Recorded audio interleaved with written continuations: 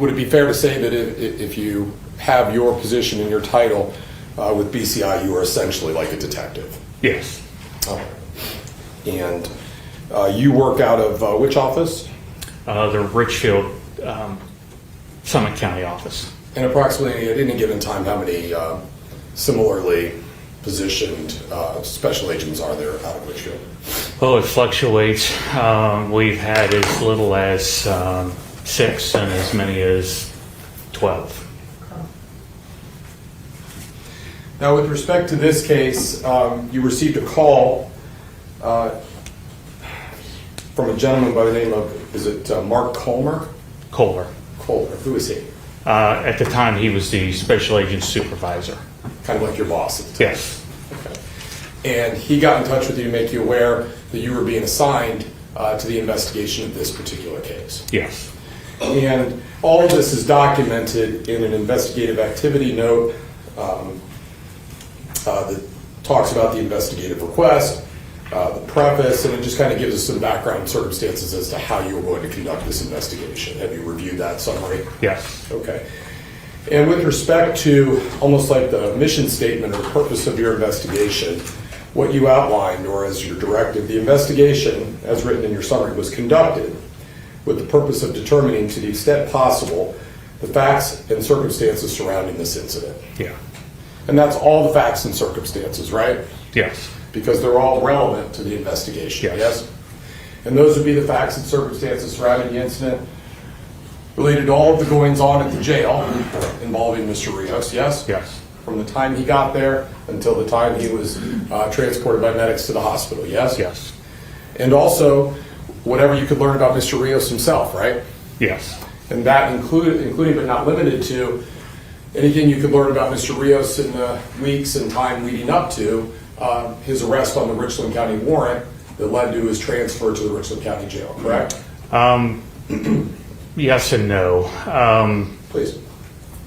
So, what led Mr. Rios in the care and custody of the Sheriff's Department, and then from his time that he left to the hospital? But in a sense, as much as we can, yes. Right, and that's why you not only sought out to investigate what happened at his time spent at the jail, but also you sought out the chief of police, I think, with the Wakeman Police Department to get a better understanding of the circumstances surrounding Mr. Rios' arrest and also the events leading up to that up there in Wakeman, correct? Yes. Okay. And that's, the idea behind that is to be thorough and put together a complete investigation. Correct? Yes. Based on your testimony and my review of your summaries, it appears that you maybe got the call on September 29th. Is that fair from your supervisor? Yes. And then you essentially opened up the file either that day or on September 30th. I believe I believe the file was opened a few days later when we got the letter of request from the prosecutor's office, but it was relatively quickly to the 30th. Yes. Okay. And it would be fair to say that we've heard some other names like Agent Rodriguez, who has a similar position with you at the BCI, correct? Correct. But this was mostly a case that you worked on your own from the investigative standpoint. Yes, for the most part. Okay. Now, from an investigative standpoint, there was almost like a handoff that occurred from one law enforcement agency to another. Am I understanding that correctly? This was a little bit different situation that we hadn't ran into really a whole lot before, due to the time frame on when the incident took place on the 20th or the 19th to the 20th, and then our involvement, which would have been 10 days later. Mm-hmm. The Sheriff's Department was well already into theirs investigation, and then so there was a number of things that they had already done before we were involved. Sure. And I guess the person who sort of have met the same description as far as lead investigator in the case prior to BCI involvement with the Sheriff's Department would have been who? I believe that was Deputy Radoshek. Okay. And he's actually a detective, right? Yeah. Okay.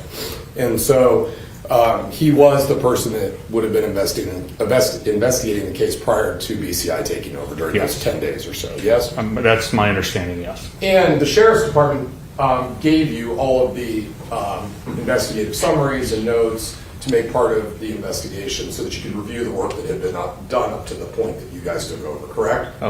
Yes, we asked for them. Okay. And they were given to you? Yes. Did you also communicate with other supervisory type people at the Sheriff's Department, even the sheriff himself? Didn't have any conversation with the sheriff, the major, and the captain. All right. Now, generally speaking, there's a lot of training that goes into being special agent with the Bureau of Criminal Investigation and Identification, yes? Yes. And a lot of that training for you has to do with how to work a case, how to investigate it, to make you more effective, right? Is there training involved? There is training involved, yes. Okay. Report writing training when you were first getting started? I don't recall report writing, no, but I do have a couple of college degrees, so that's kind of where I get my writing style from. Sure. And so generally speaking, report writing in law enforcement or detective work is an important thing, right? Yes. Because you want to make a written record of everything that you did in the case with all the details, right? You do your best, yes. And you like to make those reports as close in time to when those events that you're writing about occurred, right? Yes. Because memories fade over the course of time, right? They do. And there might be an occasion 4 years later, 4+ years later, where you have to ask questions, answer questions from a defense lawyer about the things that you did back then, right? Correct. And so it helps to have a good record and be able to go back and review for accuracy, right? Right. So it stands to reason that all of the important details will be included in these reports, yes? Yes. Another important investigative job or responsibility is interviewing witnesses, correct? Yes. Okay. And again, because memories fade, that's true of witnesses as well as anyone, right? Over Sure. time. And so part of your training involves the importance of interviewing witnesses relatively close in time to the events that you want to talk to them about, yes? Yes. Okay. Now, in this case, you did conduct some witness interviews, correct? Yes. All right. I want to talk about a couple that I'm aware of. You interviewed one of the witnesses who testified in this trial last Thursday, Dr. Lee Lehman, the chief deputy coroner at the time down in Montgomery County. Did. Okay. You interviewed him once, correct? Yes. You would agree that based on your investigation and what you know about this case, the cause of death is an issue, yes? It is. All right. Spent most of last week arguing about it, right? Right. Now, without recapping the testimony, Dr. Lehman is someone central to that two-sided argument. Fair? Fair. Okay. An important witness in this case, yes? It is. Okay. Can you tell me when it is that you first interviewed Dr. Lehman in this case? Like 2 weeks ago. 2 weeks ago. Would have been a week before, or 10 days before the trial, yes. Trial started on October 30th, 2023, correct? Yes. Last week. So I think in looking at what was turned over to us, that recording, because you did record the interview, Yes. correct? I believe that recording was made on October 20th, which is consistent with 10 days before the trial, correct? Yeah, without a calendar, that's fair. Yeah. And so what that means is, looking back, these events, we know the autopsy was September 30th, 2019, correct? Yes. So 4 years and 3 weeks later is the first time that you interviewed Dr. Lehman. Yes. Okay. How many efforts did you make to speak to Dr. Lehman that were unsuccessful? We made several attempts to make contact with the Montgomery County Sheriff's Department from the very beginning, because this was something that we have not really ran into before, as far as the manner and the cause. Sure. This is the first time in my career that I've seen that those two together in one document. We made an attempt to make contact with the Montgomery County coroner's office, those initial contacts were kind of, we weren't getting much response out of them. So then the supervision of the Bureau ended up getting involved, going back and forth to the point where we wanted to set up a meeting to discuss how all this came about. And during the course of that action, we had actually considered serving the coroner with some court service. Sure. To get that meeting together, but it Never happened? it did not happen. Because the court service that did happen was a subpoena that was issued for Dr. Lehman, right? Yes. For this trial. Yes. Right. And ultimately you reached out to Dr. Lehman, and when asked to interview, he just did that, right? He did. And you interviewed him for a period of about 30 minutes or so, correct? Yeah. And he was cooperative with you, right? Yeah. He answered all your questions to the best of his ability, it seemed like? Sure. Certainly, in your experience, an interview can be contentious, where people want to fight with you, not answer questions. This was not that, right? That's correct. In fact, when you asked him a number of questions, you thanked him for clearing different things up for you, correct? Yeah. That's correct. Right. And so we know that at some point in time you completed your investigation, you turned it over to the prosecutors so they could look over everything that was part of your investigation, right? Up to that point, yes. Yeah. We know that there was a grand jury proceeding in this because everybody's talked about that in jury selection, not the part and parcel, but we talked about grand jury, right? Yes. There's court process where people can be subpoenaed for grand jury, right? Yes. Were you ever asked to try and talk to Dr. Lehman before the grand jury or anything like that? Was I asked? Did you speak to Dr. Lehman or have an interview with him before that? No. Okay. Now, with respect to another person that testified last week, you remember Dr. Amanda Paul testifying? Yes. Who could forget, right? Right. Objection. Now, with respect to her, we heard her testify on Tuesday, first witness out of the gate, and she informed everyone that that would never have been her cause of death, the excited delirium. You remember that testimony? Yes. That she felt pressured, correct? She did. That's what she said, right? Yes. Okay. And she said she was pressured by Dr. Lehman, among others, right? Yes. Okay. Now, you asked Dr. Lehman all those types of questions, right? Yes. And then we heard his testimony, right? Correct. Okay. Now, with respect to Dr. Paul, same question. She is the coroner who actually performed the autopsy primarily under the supervision of Dr. Lehman. You know that from your investigation, correct? Yes. 4 years and 3 weeks. You never interviewed Dr. Paul, not even once, did you? No.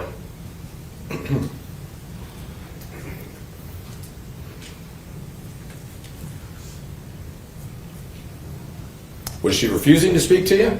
No, that was part of the, well, number one, we assumed that because of her position at the coroner's office that she was a full-time employee. Yeah. When we were having the issues back and forth with the administration in Montgomery County, and that never got resolved, it wasn't until later on we realized that she was doing the fellowship, and she wasn't even an Ohio resident. So for me, it was difficult. I had lost track of where she was at. But certainly, you're the Ohio Bureau of Criminal Investigation and Identification, right? Sure. You have resources available to you that helps you locate people. Well, right? we do have some resources, yes. Bottom line, you did not interview her at any point in time before she got up on the witness stand. No. Okay. Now, she did indicate that she had spoken to people looking over at the table. If that wasn't you, you know it was who, if you know, prior to, right before testimony. Well, it would have been the prosecution team. Okay, meaning the gentleman sitting right here. Yeah. And that's not uncommon for prosecutors or defense lawyers to speak to witnesses right before they're going to testify, right? You know that. Correct. Okay. All right. Another doctor that testified in this case so far is Dr. Burwell, yes? Yes. All right. Same question, just right to it. At any point in time, did you sit down and have an interview either in person or on the telephone during the 4 years this has been going on with Dr. Burwell? We had 2 cases going on roughly at the same time in Richland Yes. County. Okay. I recall stopping at Dr. Burwell's office, his private practice office, to make contact with him. And after that contact was made with him, I immediately received a call from Investigator Ball. Okay. So most of our contact with Dr. Burwell is always directed back to his administrative staff. Okay. But the question was, did you ever have a sit-down interview or an on-the-phone interview regarding Dr. Burwell's opinions in this case as to accident or agreeing with the cause of death for purposes of the death certificate? No. Okay. Have you created any summaries in this case which suggests that Dr. Burwell was refusing to cooperate with an interview? I don't think he was refusing. I just think with his private practice, he's a busy man, so pushing some things off to his administrative staff, but no. Okay. Now, on Friday afternoon on direct exam, you were asked by Mr. Salisbury about Dr. Roger Mitchell, who testified on Friday morning into the afternoon. And if I understood your testimony, I believe you were asked and you indicated that it was you that suggested that Dr. Mitchell should be consulted with for an opinion on this case. I'm the one that advanced Dr. Mitchell's name to the prosecution. Okay. And how is it that you were familiar with Dr. Mitchell? So I would call them sister agencies, whether it's the Tennessee Bureau of Investigation, Georgia Bureau, Minnesota Bureau. We sometimes will rely on each other depending on if there's a resource that they have that we don't. And in this case, the Georgia Bureau of Investigations, when I had made contact with them on a separate case, was discussing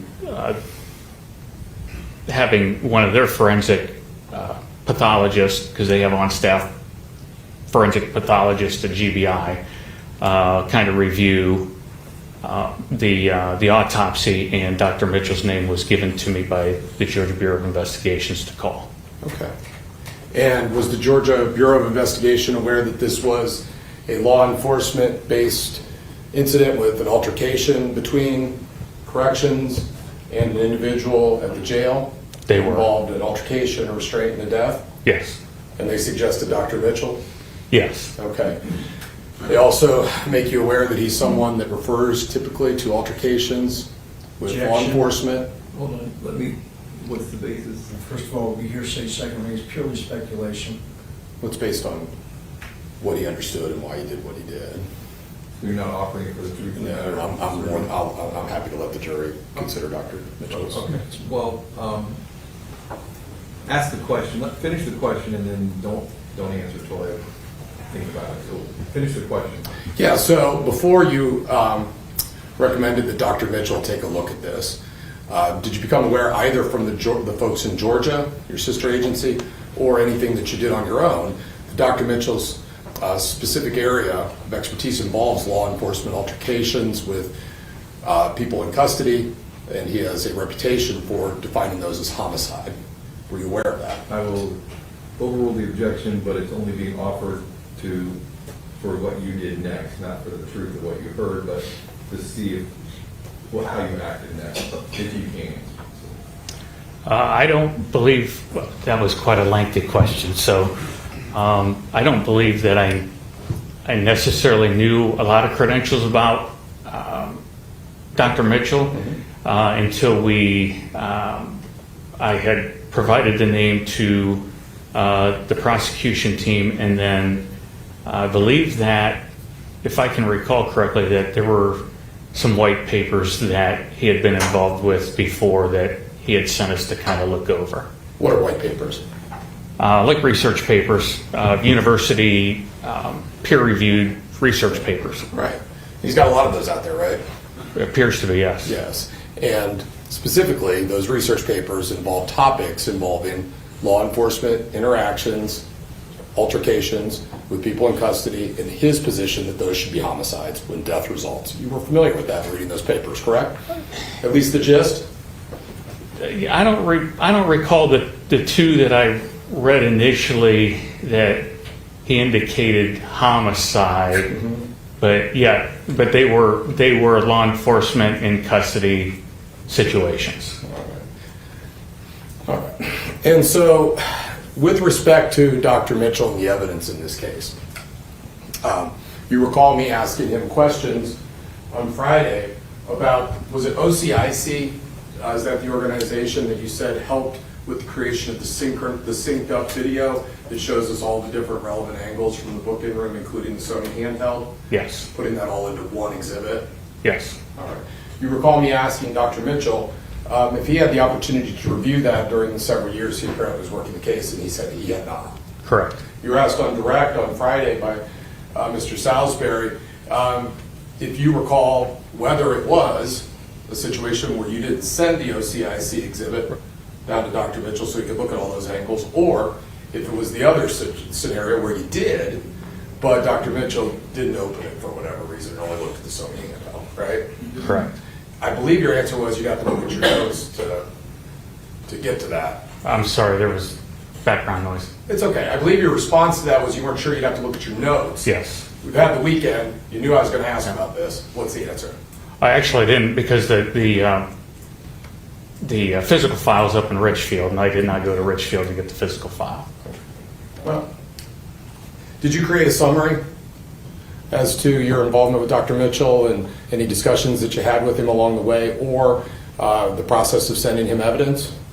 No, because the original prosecution packet was sent somewhere around February of 20, and then generally what we do is once the prosecution team has a chance to look at it, then the back and forth goes as far as what they would like us to follow up on. And Dr. Mitchell was obviously one of those, along with a couple of other things. But yeah, I didn't do a summary on that. Okay. On that particular. Certainly you would agree as a detective investigator with the Ohio Bureau of Criminal Investigation and Identification that the expert witness that you brought in to make an opinion on cause of death should have the ability to review all of the relevant camera angles, right? Sure. You thought it was important enough that this evidence exists that you got with an outside agency? Who's OCIC? They're a quasi-division of the Attorney General's office. The Attorney General actually sits on that commission, but the commission is made up of some other law enforcement and prosecutorial members of the state. Okay. And so this was important enough to create this exhibit that synced up everything in real time, right, with the audio. You sent it off to be created. They took time to make that exhibit, right? Yes. It's being shown to the jury in this case, correct? Sure. It stands to reason with your investigative background that Dr. Mitchell absolutely should have reviewed that, right? Objection. I don't know if you're asking for, if it's asking for his opinion. I can ask it different, but... Yeah, I think I sustain it as to asking for an opinion from him. You would agree that the purpose of this investigation was to determine the facts and circumstances surrounding this incident, correct? I can agree with that. And that's all the facts and circumstances, right? Sure. And in this case, what's clear is that the expert who was testified for the state of Ohio, Dr. Mitchell, did not consider at least one or two of the additional camera angles that show a portion of the restraint, correct? That's correct. Right. And as it relates to that, as you're sitting here today, I just want you to do the best you can with your recollection. I asked one time since we didn't check the notes. Do you believe that you sent that to him, multiplex video, at any point in time during the 2 to 3 years that he was on this case, or you simply did not? I believe it was all together. You believe you sent it, right? I do. Okay. To be clear, he never reached out to you, Dr. Mitchell, and asked, hey, are there any other angles of this? I mean, it's a jail. There should be fixed cameras, things like that. Was there ever a conversation where he was requesting additional camera angles? To me directly, no. Did anyone come to you and say he called them and said, hey, you need to get this to him? Did that ever happen? Not that I'm aware of. Right. Because if that had happened, you would have sent it to him, right? Sure. Right away. But Hopefully in a timely manner, yes. For sure. All right. Because time's money, right? Well, I'm an hourly employee, so it is, but yes. Right. All right. Now, when determining the facts and circumstances, all of them surrounding this incident, there's been a lot of testimony about the involvement of illegal drugs in this case, as it relates to Mr. Rios at the time of the incident, correct? Yes. You've heard all of that. And you were aware of that when you were investigating the case, correct? Yes. All right. So, your first day on the job was essentially September 30th, 2019, when the autopsy occurred, correct, on this case? Yeah, because I did pick up the piece of evidence from John, yeah. Yeah, it is. All right. And so, that evidence is up here somewhere, right? Sure. It's in this envelope? I believe so, yeah.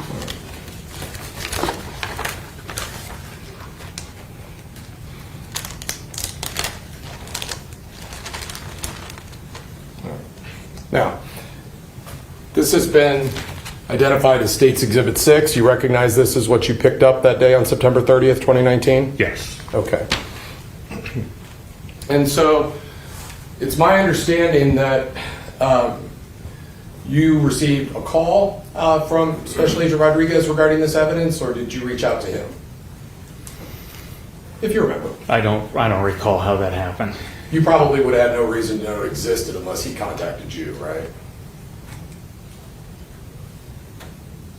I think that's fair. Okay. Bottom line, the two of you had communication, We did. and not so much for what he said, but for what you did as a result. Based on the conversation that you had, you learned that there was this evidence, right? Yes. As I understand it, Agent Rodriguez works in the southern portion of the state, right? Out of the London office. London office, and he was interested in getting this to you so that it could be preserved for evidentiary purposes, right? Yes. And so you made arrangements with him to meet him on Route 71 for the evidence transfer, the pickup, right? Yeah, at 36 and 37. Which everyone knows is the Delaware exit, right? I think it's Sunbury, but yes, it's fair to say Delaware. Okay, and so that handoff occurred, yes? It did. All right, and you start driving north with that, and your purpose at the time while driving was to take this to Richfield, I guess? The plan was to take it to Richfield, yes. And along the way, you're kind of keeping an eye on it, and you're starting to see it gas up a little bit. Yes, it was starting to bubble. Can you explain that again, what that means? Yeah, so, evidence that different types of evidence and how it's packaged will, most of the time they suggest that anything that's wet goes into a brown paper bag. Paper tends to vent better than plastic. Plastic promotes mold and more moisture. So when I had looked at it initially or relatively closely after I got it, it's actually started to bubble, which means that it's starting to gas off or it's starting to degrade. So the best course of action is to get that in the drying chamber so it can dry out and stop that degradation process. Because degradation, if I understand right, your concern is you got to get this somewhere where it can be dried out in a lab, because if there's any evidence of value, we could lose it based on this process, or at least there's that risk. There is that risk. Okay. And so to that point, you made a pit stop along the way in your old stomping grounds here in Mansfield at the Mansfield Crime Lab to pay a visit to Tony Tambasco. Yes. And it just turns out that they have a drying machine that they were willing to use to dry this out and keep the evidence safe until you decided you needed it, right? Yes. Okay. And so the Bureau of Criminal Investigation and Identification, you're the investigation part, right? Yes. The identification part speaks to the crime lab access that you all have there, right? It's historical. Oh, the identification, the identification side of that is actually pretty historical. When prior to the mid 1970s, we were responsible for keeping the identification of the state's inmates at the state prisons. Okay, and so even though that's not really a thing anymore, you kept that. They did. It's statutory. Everybody calls you BCI anyways. They though, do. right? But there are a number of crime labs that are part of BCI, correct? 3. Okay, and those are like in Bowling Green, Richfield, and London? Yeah, and then the Springfield, Springfield. there's a Springfield lab that's not ours, but we do have staff there. And then for a while, chemist Tambasco was also doing some overflow work here out of the Mansfield Crime Lab. All right. And so one of the labs there at BCI has the capability, chemistry, to perform tests for the presence of illegal drugs or any type of drug on items, correct? Yes, they have the ability to do that. Okay. And if so, then they have the ability, if there is the presence of drugs, then they can take the next step, which is to identify or confirm what type of drug that is, and then even in what amount. Sure. Okay. And so the way this process gets initiated, if I understand it correctly, is that once a piece of evidence is in the custody safely of BCI, the way that the crime lab with BCI is triggered to perform a test is the investigator can fill out a lab request sheet, correct? Yeah, there are some parameters depending, yes. Okay. Generally speaking, though, crime lab's not just going to go down to the evidence room and start collecting stuff and running tests. No. The investigator has knowledge as to what the case is about and what tests might be helpful, right? Yes. Okay. And so then so there is a form that you as an investigator can fill out, submit to the relevant crime lab, and request testing on a specific piece of evidence that would be identified by like a property number, right? Yes. Okay.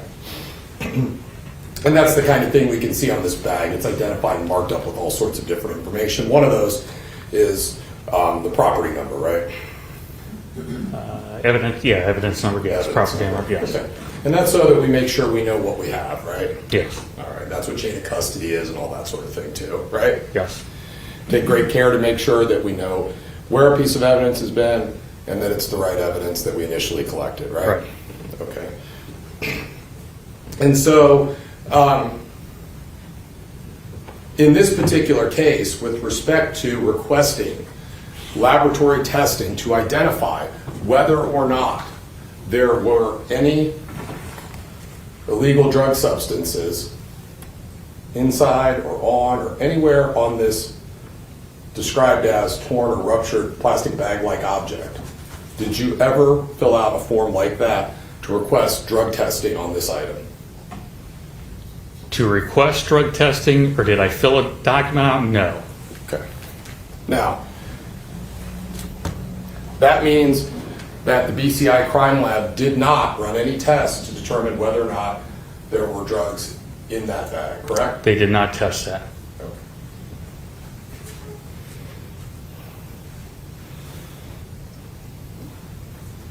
Now, on the topic of drugs, there's been a gang of testimony in this case regarding the presumptive positive for amphetamines, correct?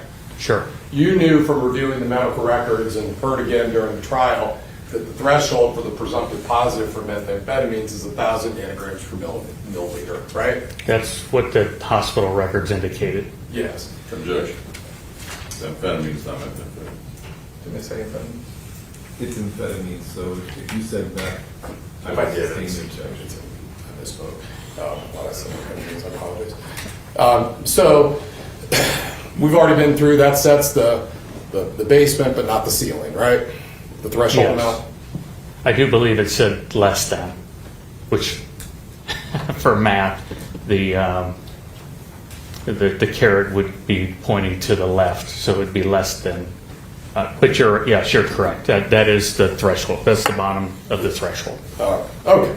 And so in this case, there's been a lot of testimony about any efforts made following the presumptive positive so that we could get some type of confirmatory laboratory test to tell us not just specifically what class of amphetamine, but also an amount that was in his system, correct? There's been testimony about any efforts made to accomplish that or lack thereof. Yes. Okay. And so one way that could have occurred is if we went to the hospital and the sample was still there, right? Correct. If that were the case, the sample could be collected, meaning the urine sample, right? In this case, yes, urine. Right. And then that urine sample could be sent off to one of these BCI crime labs. And even though it's a urine sample, they could do testing on that, yes? We don't particularly do, it's not my understanding that we normally do urine testing. Normally that is sent to a different laboratory to do that. But A different crime lab, right? yes, Like maybe the State Patrol crime lab. yeah, that would be one of them. Yeah. Because you have experience as a patrol officer, right? Yes, You know that back in your days of investigating, you probably had a number of OVI or drug driving type cases. not a lot of them, but a few. Yeah, and you know that when we're trying to determine what's in someone's system for purposes of an OVI, we can request breath, blood, or urine, right? Yes, And that if it's urine, that urine could be sent off to the state crime lab, whether like the state patrol, analyzed, and we can get levels of exactly what's in someone's urine, drugs, alcohol, and exactly how much, right? sure.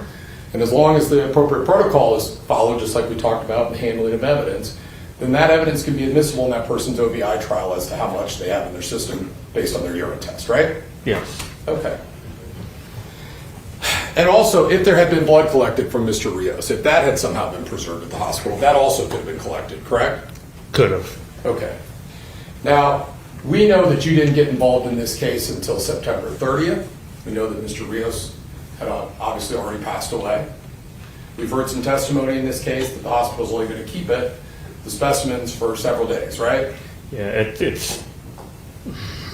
I'm not entirely, I don't recall, I remember asking the hospital, but I don't recall if it was 48 or 72 hours, but it's a relatively short period of time.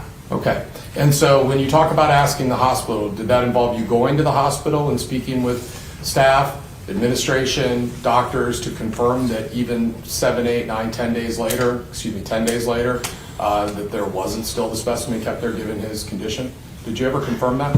I don't remember confirming that, but I know in prior cases that we've had with Ohio Health, Yeah. that's generally kind of their corporate policies And for ER. yes, and we understand policies, and those are the things that people are supposed to stick to, right? Right. But there could be exceptions made in day-to-day life, right? Sure. And in this particular case, we've done all this talking about confirmatory tests and levels and all of this sort of thing.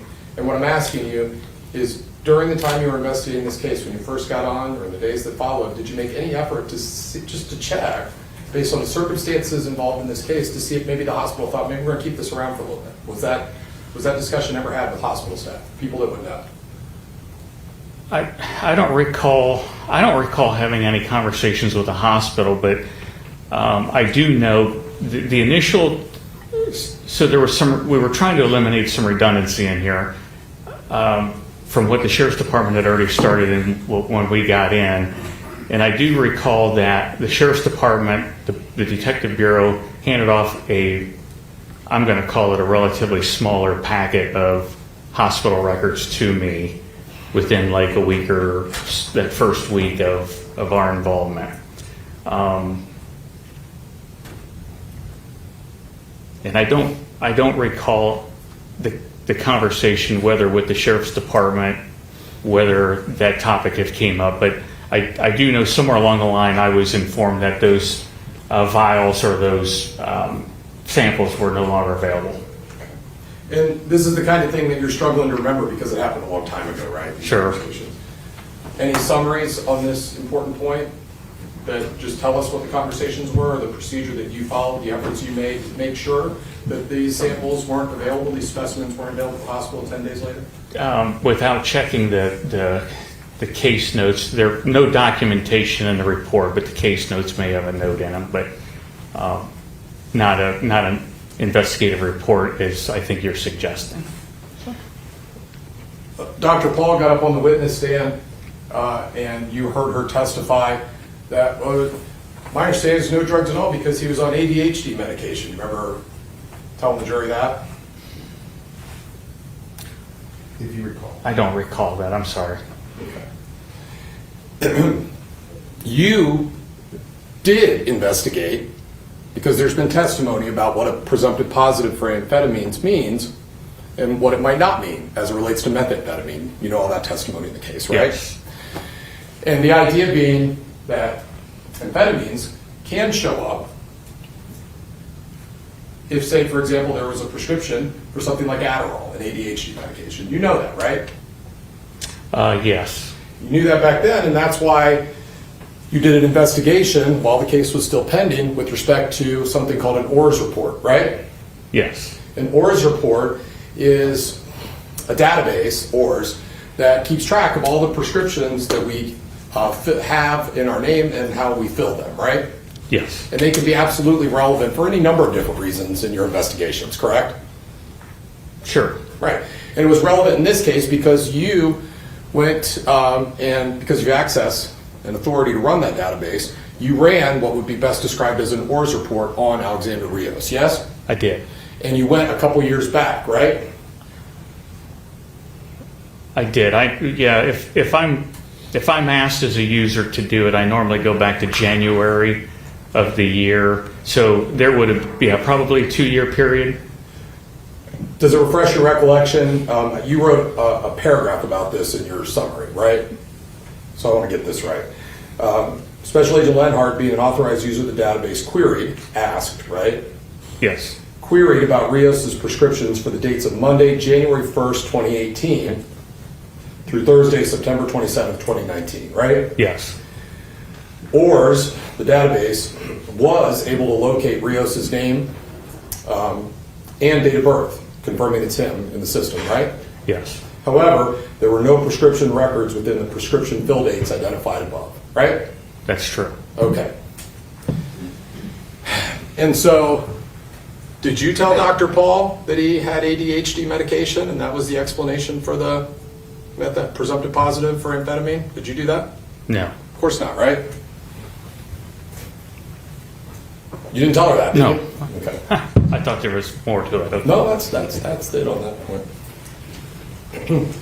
Now, during your investigation, you became aware, just by watching the video and investigating, that Alexander Rios was in a single cell booking area, and he's wearing what has been described during this trial as a suicide gown or smock, right? Yes.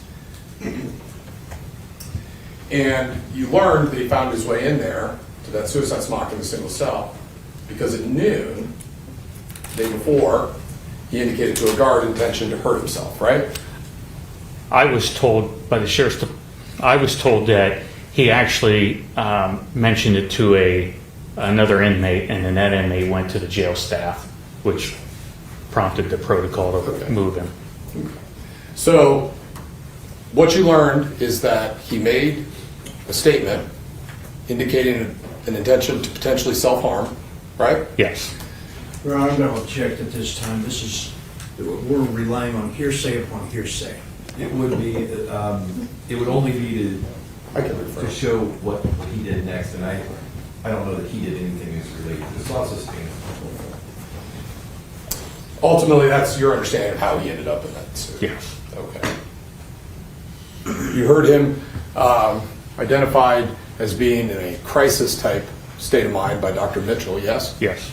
You've heard all of the other people, Dr. Lehman, et cetera, testifying as to his state of mind, as you can see on that video, right? Yes. Okay. To be clear, strike that.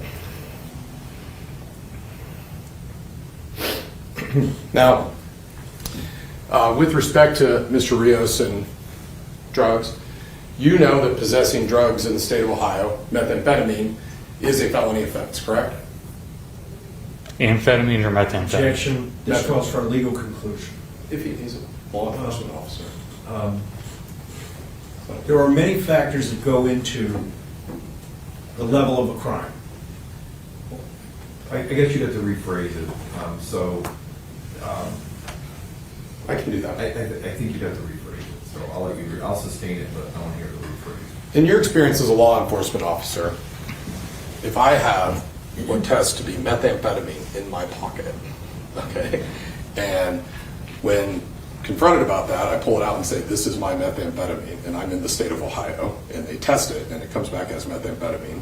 That is a felony offense in the state of Ohio, correct? Correct. And it goes up and down based on how much methamphetamine you have, right? Yes. Okay.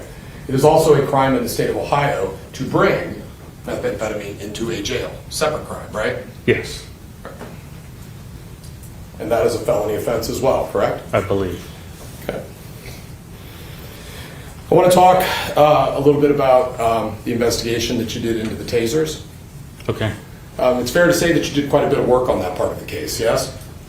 Actually, those also go down to the Ohio Organized Crime Investigations Commission, and they have the software to download it. Okay. So I work off of whatever product they send back. Okay. And so that work would not have gotten done had you not thought it was important. Yeah. Right. Because they don't know anything about it down there unless you collect the evidence and send it to them and make a request and give them information on what they're looking for, essentially, right? Correct. Okay. If you could you just tell the jury about the investigation that you did into the tasers, who had them, the deployment, and such? And I understand you're up there without a single stitch of paper. If you need it to refresh your recollection, I'm fine with that. So the tasers, when we have cases where tasers are involved, we collect those tasers. If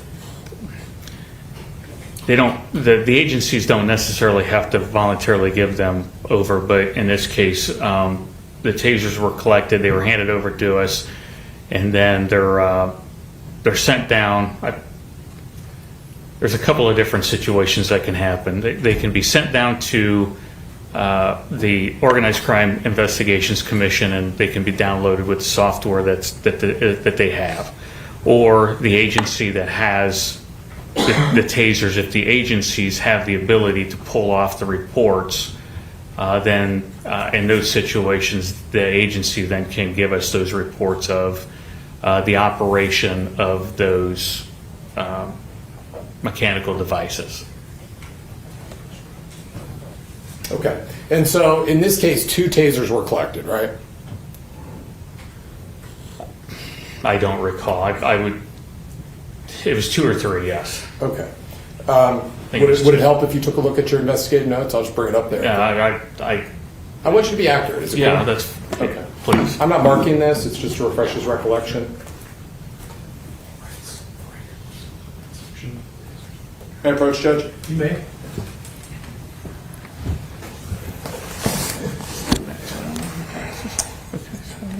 And then as much time as you need, and then of course, there's more details in there in a different section if you do that, but take your time, let me know when you can answer a few questions.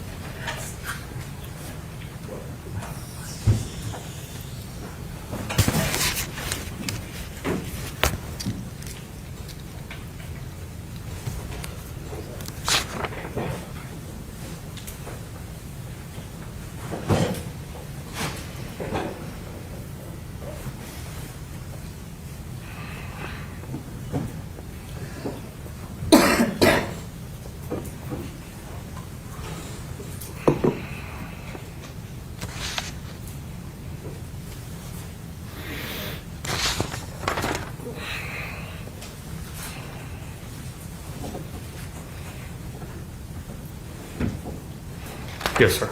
Okay. All right. If you would, does that refresh your recollection as to what was, how many tasers were collected? Yes, How many? there were 2. Okay. And ultimately, did you draw conclusions about whose tasers you had collected, CO-wise? I do know, yeah, because the jail administrator advises who they belong to. Right. And you also have reviewed the video a number of times, and you can kind of start to put that together, correct? Yes. And you've also reviewed same statements that Dr. Mitchell reviewed, right? Yes. Okay. Of the COs, right? Okay. And so let's speak first. Officer Longshore, you collected his taser, right? Yes. All right. Tell us what the results of your investigation were into the deployment of Officer Longshore's. Let's see here. Make sure I get the right. You said Longshore, correct? Yes, sir. Particular weapon was used 4 times during the altercation with Rios, according to The weapons downloaded report. 3 of the deployments were for 5 seconds, and a single one deployment was for 1 second, for a total of deployment time of 19 seconds. Deployment time of 19 seconds. What does that mean to you? Just that the device is cycling. Okay. And it's, in other words, in order for the device to cycle, what mechanically does the user have to do? Normally, you have to pull a trigger. Okay. So just like a gun, a taser is held on a handle and there's a trigger that's available for your trigger finger. Is that Yes. accurate? You aim the taser at your intended target if you're going to use the barbs and prongs deployment, right? Right. And then fire with the idea that the prongs will hit the individual and become affixed in them somehow, correct? Correct. Now there's a conducted energy that allows for the juice or the jolt to happen, right? Yes. And that juice, that jolting continues until the individual who's deploying the taser pulls off the trigger? No, Please tell. I'm not an expert with tasers. Do the best you can. It's been 18 years since I've used or had the ability to use one, I guess. They're set at 5 second. Okay. I call them cycles, but they're set at 5 second intervals. So they will, from when they're initiated with the trigger pull, they will run 5 seconds if you do not stop it. Disengage. Yes.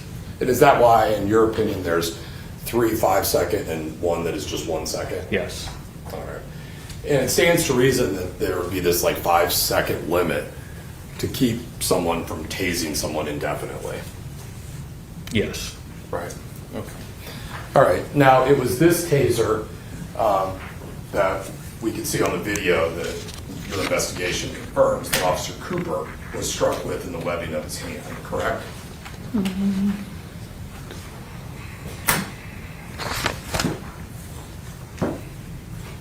Yes. Well, I would have to assume that because of the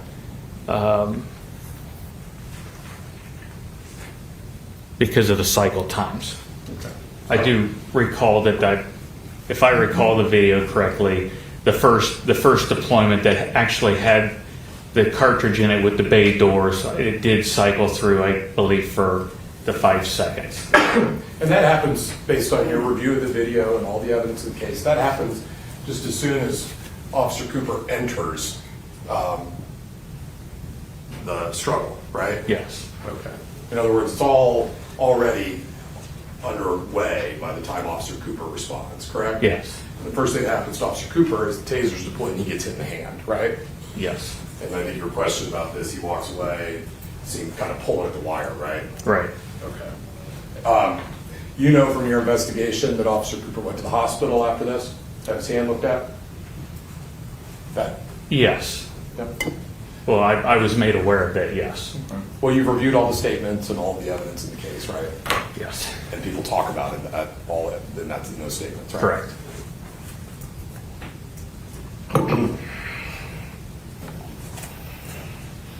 Been tased as part of your training ever? It's been a long time ago. Right. But that has happened to you? Yes. Describe it as something that is painful, Sure. something that can have some lasting effect, On your memory, yes. right? The prong itself, were you tased where the prong was stuck in you? I believe it, yeah, it was a. Or was it a right drive hand. tase? It was, drive no, stick. he had a barb in him, in his hand. What about you when you were tased? Oh, no, we used alligator, it was a makeshift alligator clips on the back of it.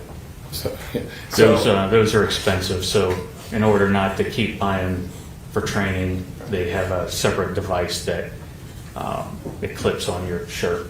Right. It also makes it so you don't have to be fishing a probe out of the person, right? Yeah. Okay. With respect to Officer Prendergast, his taser, what can you tell us about that?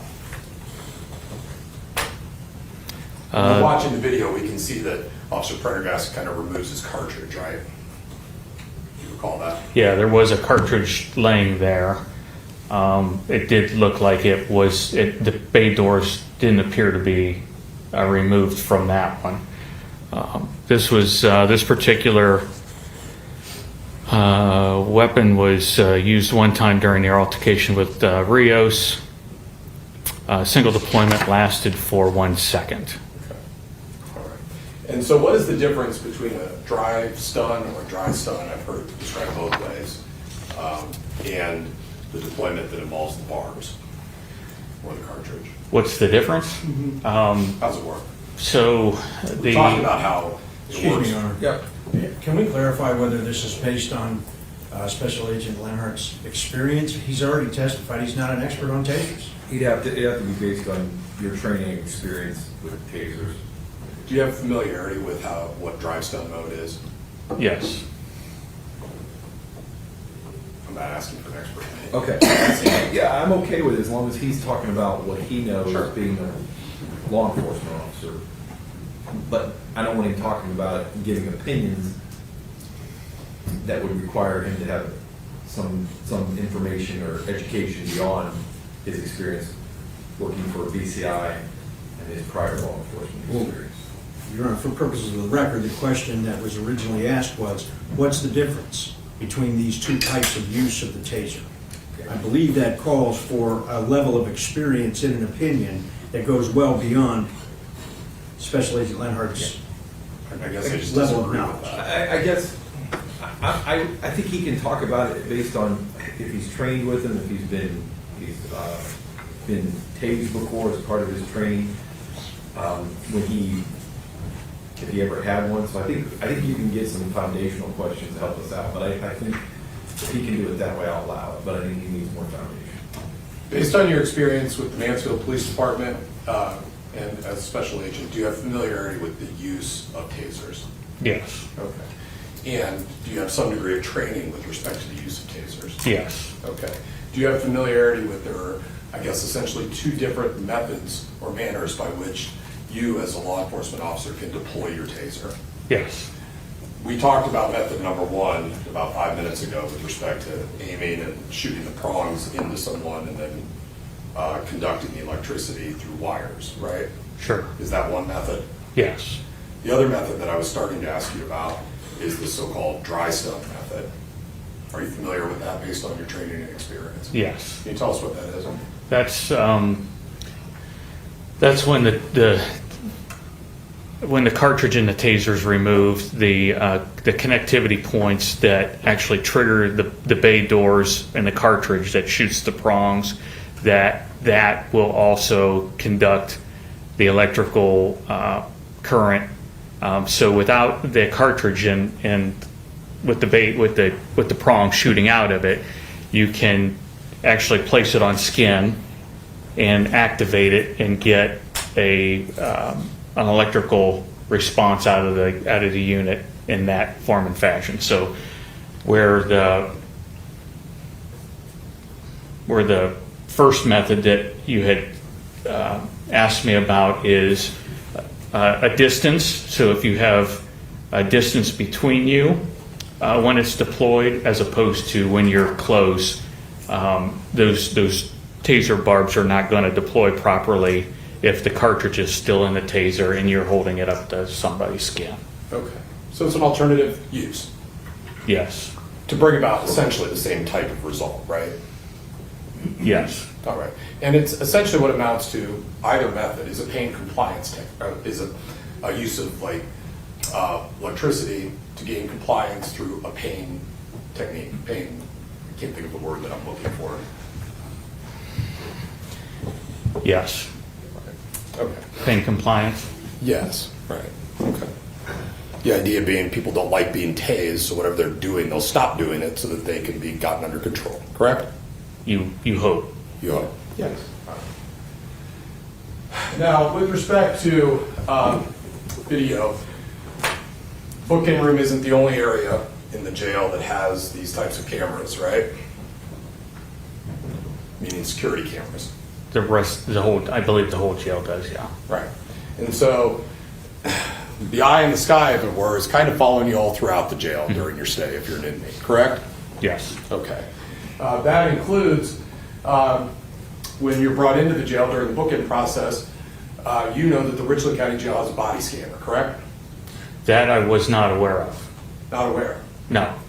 Do you know what a body scanner is generally as an investigator with the Bureau of Criminal Investigation and Identification? In the jail setting, generally speaking. In the jail setting, no. I'm not familiar with those scanners. Would it surprise you to know that they have that kind of equipment in a jail so that they can run people through it, get a look at what's inside of them, imaging? Your Honor, I'm going to object again. Now, Mr. Mayor is testifying because this witness has already said he has no familiarity with that machine. Yeah, I don't think he knows, so,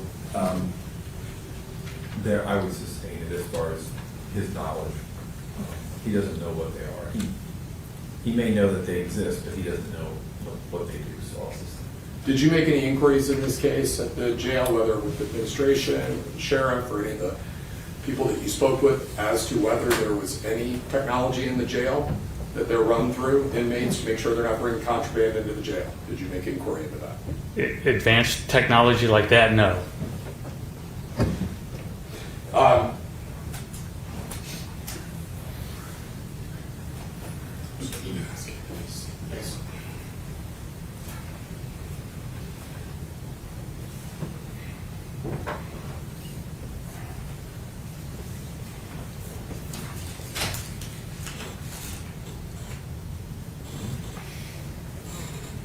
May I approach? Yes.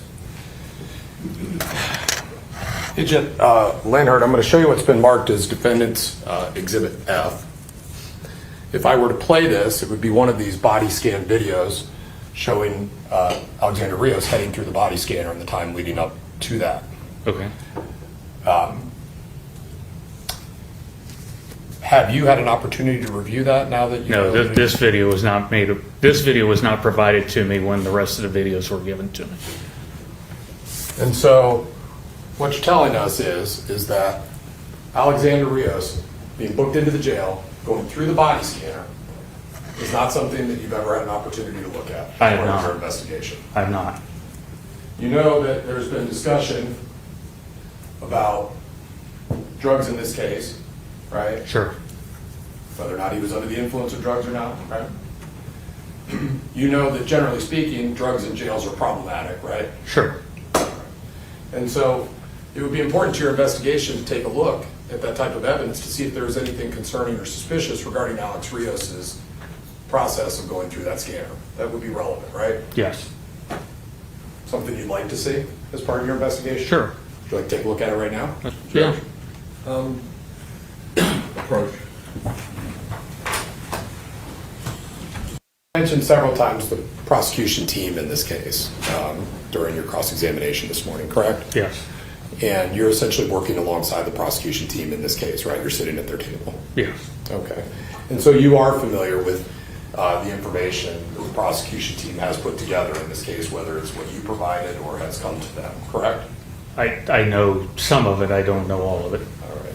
And so what you're telling us this morning is that when I approached you with the exhibit with the purpose of asking you questions about it, an exhibit that purports to be the body scan process at the jail of Alex Rios, you're indicating not only have you've never seen it, right? I've not seen that. You're also 100% unaware that it was a part of the prosecution's team evidence or what they have in their possession. I don't recall I don't recall seeing that video of his booking. I recall the written documentation of when he was brought in. There's like written reports or the checklists that COs do, but I do not recall seeing a video of any scanning devices. All right. But you would agree on the issue of drugs or not drugs in the jail, that process would be pretty important to take a look at in your investigation. If that process detects drugs in the scanner, yes. Or if there's any movements going on that would be suggestive. Again. Objection. All right, I'll move on. Okay. All right.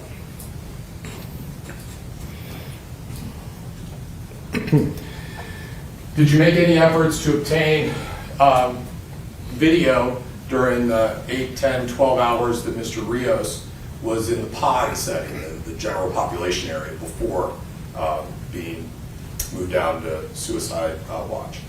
No, because once again, our involvement was, obviously 10 days later, and he was already down into the booking area at that time. So no. Okay, so I just want to be clear. What I'm asking is, you did obtain video from the booking area, obviously. Yes. And that was 10 days after the event that it came into your possession, correct? Yes. Did you make any effort to obtain video from the time that he spent in the pod prior to being transferred down to the booking area? No.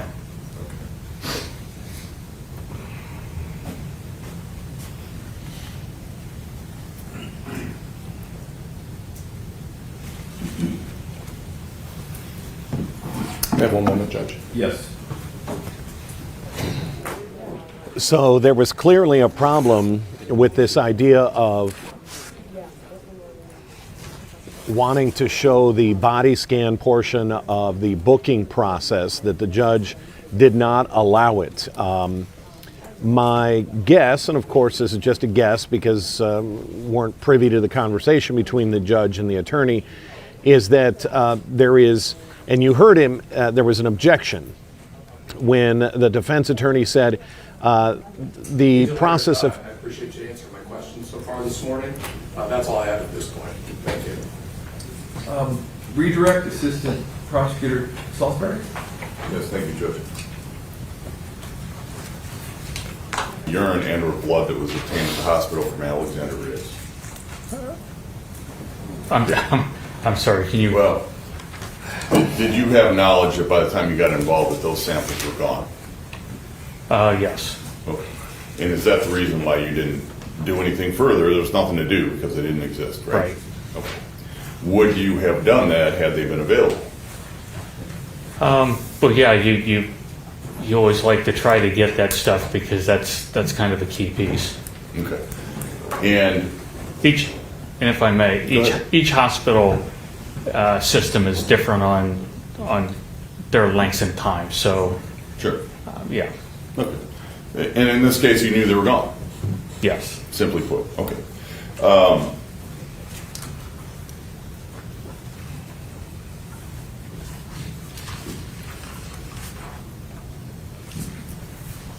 The item states exhibit number 7 or whatever it was, the thing that was removed from Mr. Rios' stomach. Tell us the reason why you didn't request that that be tested for drugs. So when Agent Rodriguez and I had met at Office 71 there in Delaware, Sunbury, he had indicated to me, and actually I believe the sticker on the outside of it also said removed from the gastric contents. Mm-hmm.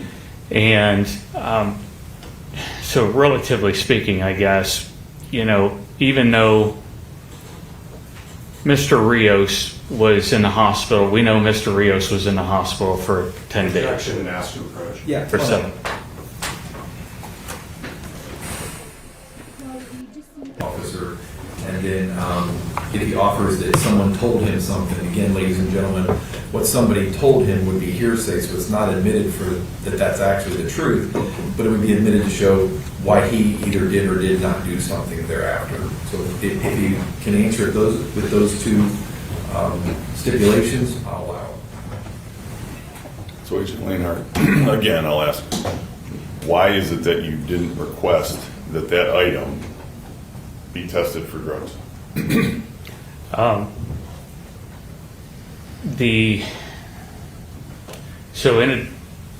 My training and experience as a law enforcement officer also allowed me the opportunity to become an advanced emergency medical technician in the state of Ohio. So I do have a little bit of knowledge about basic knowledge about human anatomy. This item sat in Mr. Rios' stomach. That's where it was taken out of. At least I have to believe that the doctor's report. And there are acids. Our stomachs are very acidic. So after getting treatment for 7 days, it's more probable than not that the acids in the stomach degrading not only potentially the item that it came out, but also any substances that were on it, would more likely than not been either inconclusive or negative. Okay. You are, well, let me ask you, are you familiar with the use of force policy at the Richland County Jail? Just from, yeah, From here in this courtroom, yeah, right? Okay. That is a policy, not the law in the state of Ohio, is that correct? I'm going to object to that. Okay. Ask to approach. Yeah. Agent Leonard, you indicated with respect to the specimen, urine, or any blood that may be available at the hospital, you testified on redirect that you knew that it would not have been there at the hospital. Do you recall that? yes, Okay. And just so we understand how it is that you reached that conclusion, what you knew was what the retention policy of the hospital was, correct? that's correct. And what you knew is that you got the case 10 days in, right? Correct. And that was past the hospital policy for retention of urine and blood specimens in a case like Mr. Rios's. Correct. Or any case, any hospital stay, right? Yes. So you were familiar with the policy for retention and that the time had passed, yes? Yes. And from that, you concluded that the specimen wouldn't still be at the hospital. Right. To be clear, you didn't confirm that by ever talking to any hospital staff, administration, doctors, nurses, or anyone who could actually check, correct? True. Okay. Now, last piece of this, you indicated in some questioning about failure to have this plastic bag-like object analyzed. Yes. You indicated that based on your experience as a law enforcement officer, the time that that bag would have spent in Mr. Rios's stomach, your belief was that would make it unlikely that anything left inside the bag would be available for testing due to stomach acids. True. You based that on your experience as a law enforcement officer, Yes. not as a medical doctor, right? Right. And not as a forensic pathologist, right? Correct. We've heard the testimony of, I think, 4 medical doctors over the course of a week in this trial. Yes. You did not hear any of them make that same statement during their testimony, correct? Correct. Okay. And so, in the end,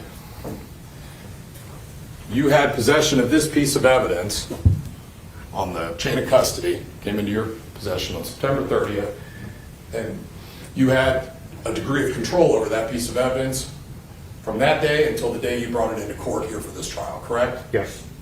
You've heard all this testifying about drugs or not drugs and that sort of thing, right? Yes. Looking back, wouldn't it have been prudent just to get a confirmatory test done so we would be having all this conversation? Objection, argumentative. Well, and maybe draws a conclusion, so I'll sustain. Bottom line is, you simply did not do that in 4+ years on the case, correct? That piece was not tested. Nothing else. Okay, do any of the jurors have a question for Special Agent Eric Langhart?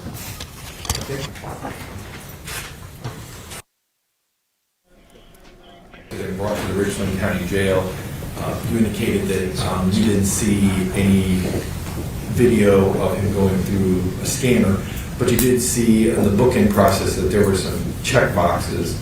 So the question I think relates to that is, was there any notation when you saw those check boxes of his behavior when he was being booked into the jail, not when he was in the booking room, what we've seen, but prior to being put into the pod, the general population pod? Was there anything that you noted that you recall about his behavior or attitude at that point, impairment, anything of those?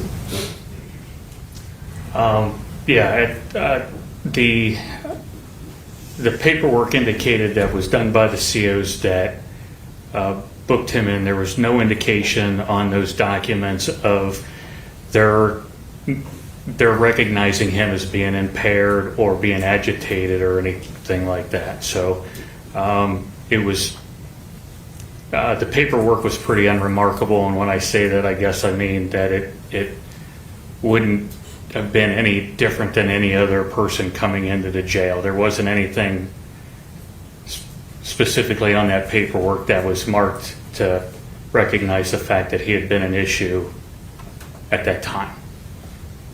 Does that bring up any additional questions from the prosecution? No, Your Honor. From the defense? No, Judge, thank you. All right, thank you, Special Agent Langhart. You can step down. Appreciate it.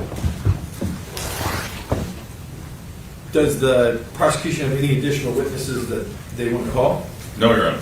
All right, so ladies and gentlemen, what's going to happen is the state's going to rest at this time, which means the prosecution at this point has called all the witnesses they want to call, what we call in their case in chief. So what I have to do now is I have to do part of my job as judge of the law that you don't need to be involved as part of the judge of the facts, which is we're going to go over exhibits and talk about exhibits outside of your presence. So I think it makes sense, we're a little bit early, but I think it makes sense to let you have a lunch break. So even though you're going to have written copies of this to review, I still have to read it to you. So what I'm going to do is I'm going to read it to you, like I said before you left, where I'm going to read part 1 and part 2.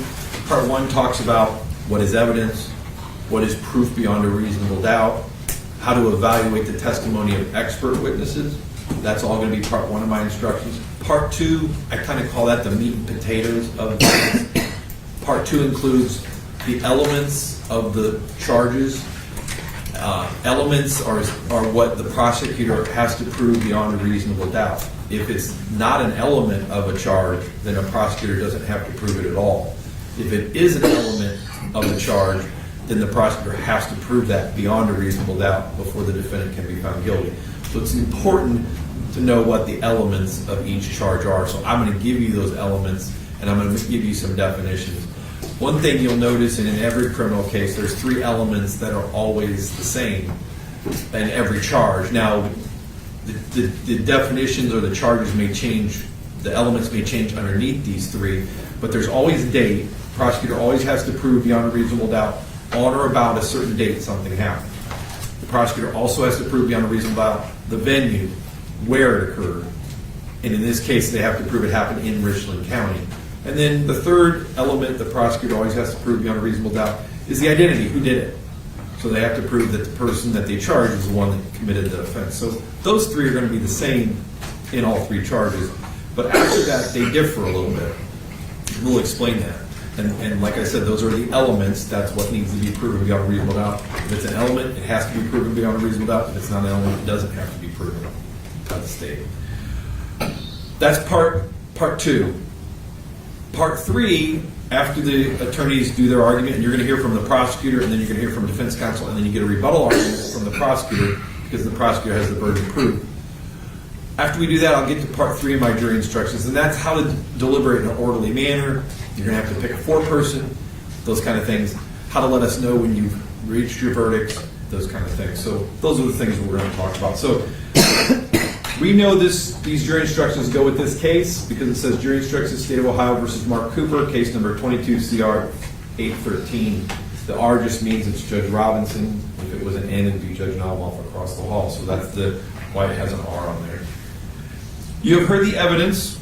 Soon you will hear the arguments of the attorneys, but there's one more thing that you're going to need to decide this case, and that's the law that applies in this case, and I'm going to tell you that law now. As we've talked about throughout the entire trial, you as jurors and I as the judge have separate but related jobs. You decide all disputed facts, and I give you the instructions of law. It is your sworn duty to accept the law as I give it to you. You are not permitted to change the law nor apply your own idea of what you think the law should be. This criminal case began with the filing of papers charging Mark Cooper with crimes.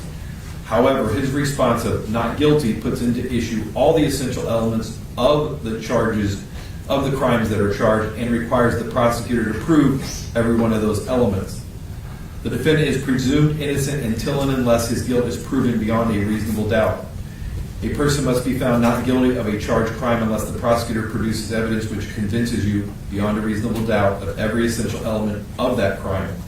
Note that the standard of proof is proof beyond a reasonable doubt, not proof beyond all possible doubt, and not proof beyond any shadow of a doubt. Reasonable doubt is present when you have carefully considered and compared all the evidence. You cannot say you are firmly convinced of the truth of the charge. Reasonable doubt is exactly what the name implies. It is a doubt that you have based on your reason and common sense. It is not mere possible doubt, because everything that relates to human affairs or depends on evidence is open to some possible or imaginary doubt. Proof beyond a reasonable doubt is proof of such character that an ordinary person would be willing to rely and act upon it in the most important of his or her own affairs. What is evidence? We've talked about this several times. Evidence is the testimony received from the witnesses. Evidence is also the exhibits admitted during trial, and we had that one exhibit that was stipulated to. So stipulations are agreements of counsel. That's what evidence is. What evidence is not. Evidence does not include the indictment, which is the charging document. Evidence does not include the statements the lawyers made during trial unless it was one admitting certain facts by way of a stipulation. The opening statement to the attorneys, which you already heard, and the closing arguments, which you are about to hear, are designed to assist you, but they are not evidence. Questions or answers to which I sustain an objection or struck or instructed you to disregard are not evidence and must be treated as though you never heard them. You should not guess as to why I sustain an objection to any question or what the answer to that question might have been. You are not to consider as evidence any assertion of fact or suggestion an attorney included in a question which was not supported by evidence in the case. Evidence may be direct or circumstantial, or both, and both are valid kinds of evidence. Direct evidence is testimony by a witness who has seen or heard the facts to which he or she testifies. Direct evidence is also the exhibits admitted during trial. Circumstantial evidence is proof of certain facts and circumstances from which you may reasonably infer either related or connected facts, which would naturally and logically follow according to the common experience of mankind. I like to use an easy example. Like I said, that direct and circumstances are both valid kinds of evidence, and we use it in our everyday lives. So direct evidence is something you saw, heard, smelled, tasted, or felt. So if you looked outside and you saw that it was snowing, you could come in and say on the witness stand, I saw it snowing. That's direct evidence of what you saw. And it could be something you heard, or something you felt, or something you tasted, or something like that. Direct evidence. Circumstantial evidence is a connected or related fact that you can infer from other facts that you find to have been proven. So, for example, if you looked outside and there was a blanket of snow on the ground, you could come in and testify there was snow on the ground, and that would be direct evidence that you saw it. Now, let's say you look outside, you see a blanket of snow on the ground, you come back an hour later, you look back out your front window, and now you see footprints in the snow. Well, you didn't see anybody walking there, but you saw footprints in the snow. The direct evidence would be, I saw footprints in the snow. The circumstantial evidence would be, well, somebody must have walked there, because that's how footprints get in the snow. So what I'm telling you is you're allowed to use those connected facts that you find from the direct evidence. You're allowed to use those related connected facts that naturally and logically follow according to the common experience of mankind. Either direct or circumstantial evidence of each and every essential element of the crime is sufficient to warrant a finding of guilty if it would satisfy you beyond a reasonable doubt. Now, you as the jurors are the sole judges of the facts and the weight of the evidence. In weighing the evidence, you must consider the credibility of the witnesses. Use the tests of truthfulness that you are accustomed to using in your daily lives. These tests include the appearance of each witness on the stand, the witness's manner of testifying, the reasonableness of that testimony, the opportunity the witness had to see, to hear, and to know the things concerning which he or she testified, the witness's accuracy of memory, frankness or lack of it, intelligence, interest, and bias, if any, together with all the facts and circumstances surrounding the testimony. Use these tests to give each witness's testimony such weight as you think is proper. Now, generally, a witness may not express an opinion. However, a person who follows a profession or special line of work may sometimes express an opinion because of that person's specialized education, knowledge, and experience. Now, in this case, we had 4 of those type of witnesses. We had Dr. Amanda Paul, Dr. Lee Lehman, Dr. Roger Mitchell, and Dr. Daniel Burwell. They were all permitted to express their opinions in their professional area of manner and cause of death. Such testimony is admitted for whatever assistance it may help you to arrive at a just verdict. You're instructed that the fact that a witness has specialized training does not mean that you are required to accept his or her opinion. Such opinions are only as reliable and are only entitled to so much trust as is merited by the witness's objectivity and by the reliability of the data and assumptions upon which those opinions were based. As with other witnesses' testimony, you alone will decide what weight to give this opinion testimony. Now, questions may have been asked in which an expert witness was asked to assume that certain facts were true and then give an opinion based on those assumptions. You must decide whether the assumed facts on which any expert witness based his or her opinions are true. If an assumed fact was not established, you will determine the effect of that failure on the value of the opinion of such expert. You are not required to believe the testimony of any witness simply because that witness was under oath. You may believe or disbelieve all or any part of the testimony of any witness. It is your duty as jurors to determine what testimony to believe and what testimony not to believe. The testimony of one witness, if believed by you, is sufficient to prove any disputed fact. In this case, Mark Cooper did not testify.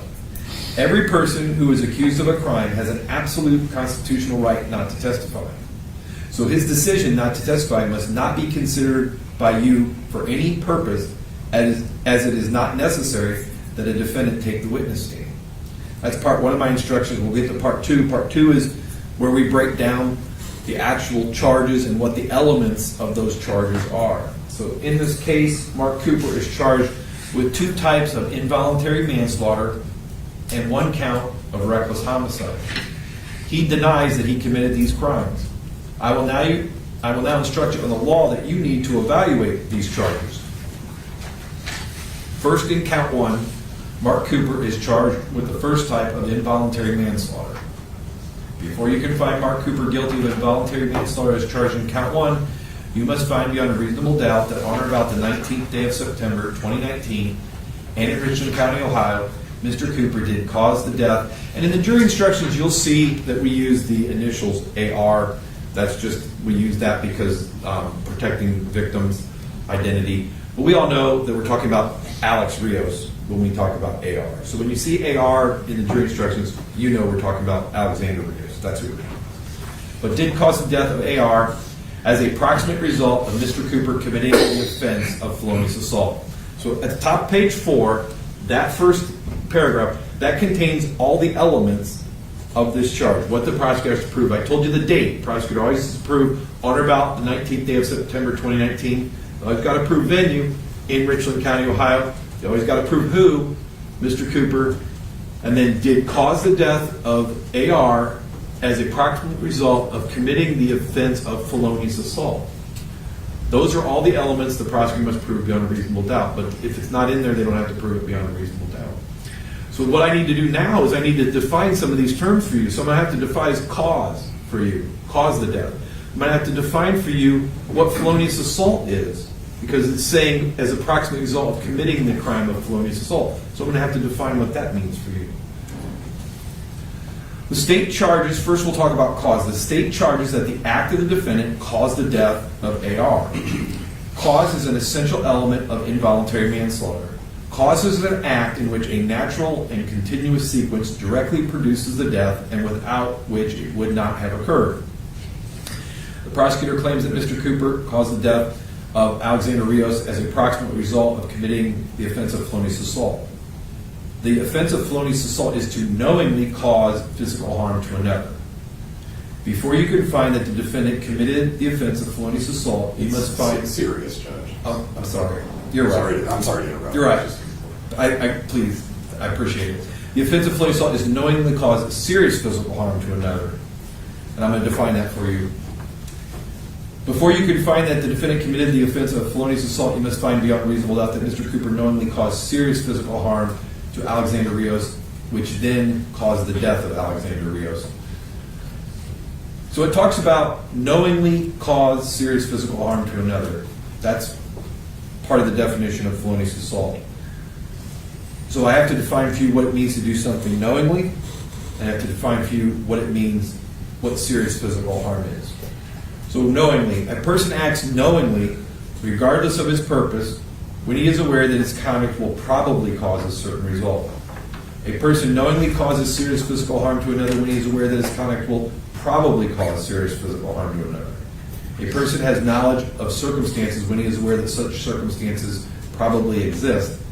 Since you cannot look into the mind of another, knowledge is determined from all the facts and circumstances and evidence.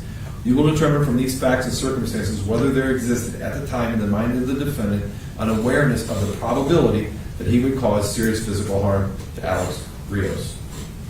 Serious physical harm to any person means any of the following: any physical harm that carries a substantial risk of death, or any physical harm that involves some permanent incapacity, whether partial or total, or that involves some temporary substantial incapacity, or any physical harm that involves some permanent disfigurement or involves some temporary serious disfigurement, or any physical harm that involves acute pain of such duration as to result in substantial suffering, or that involves any degree of prolonged or intractable pain.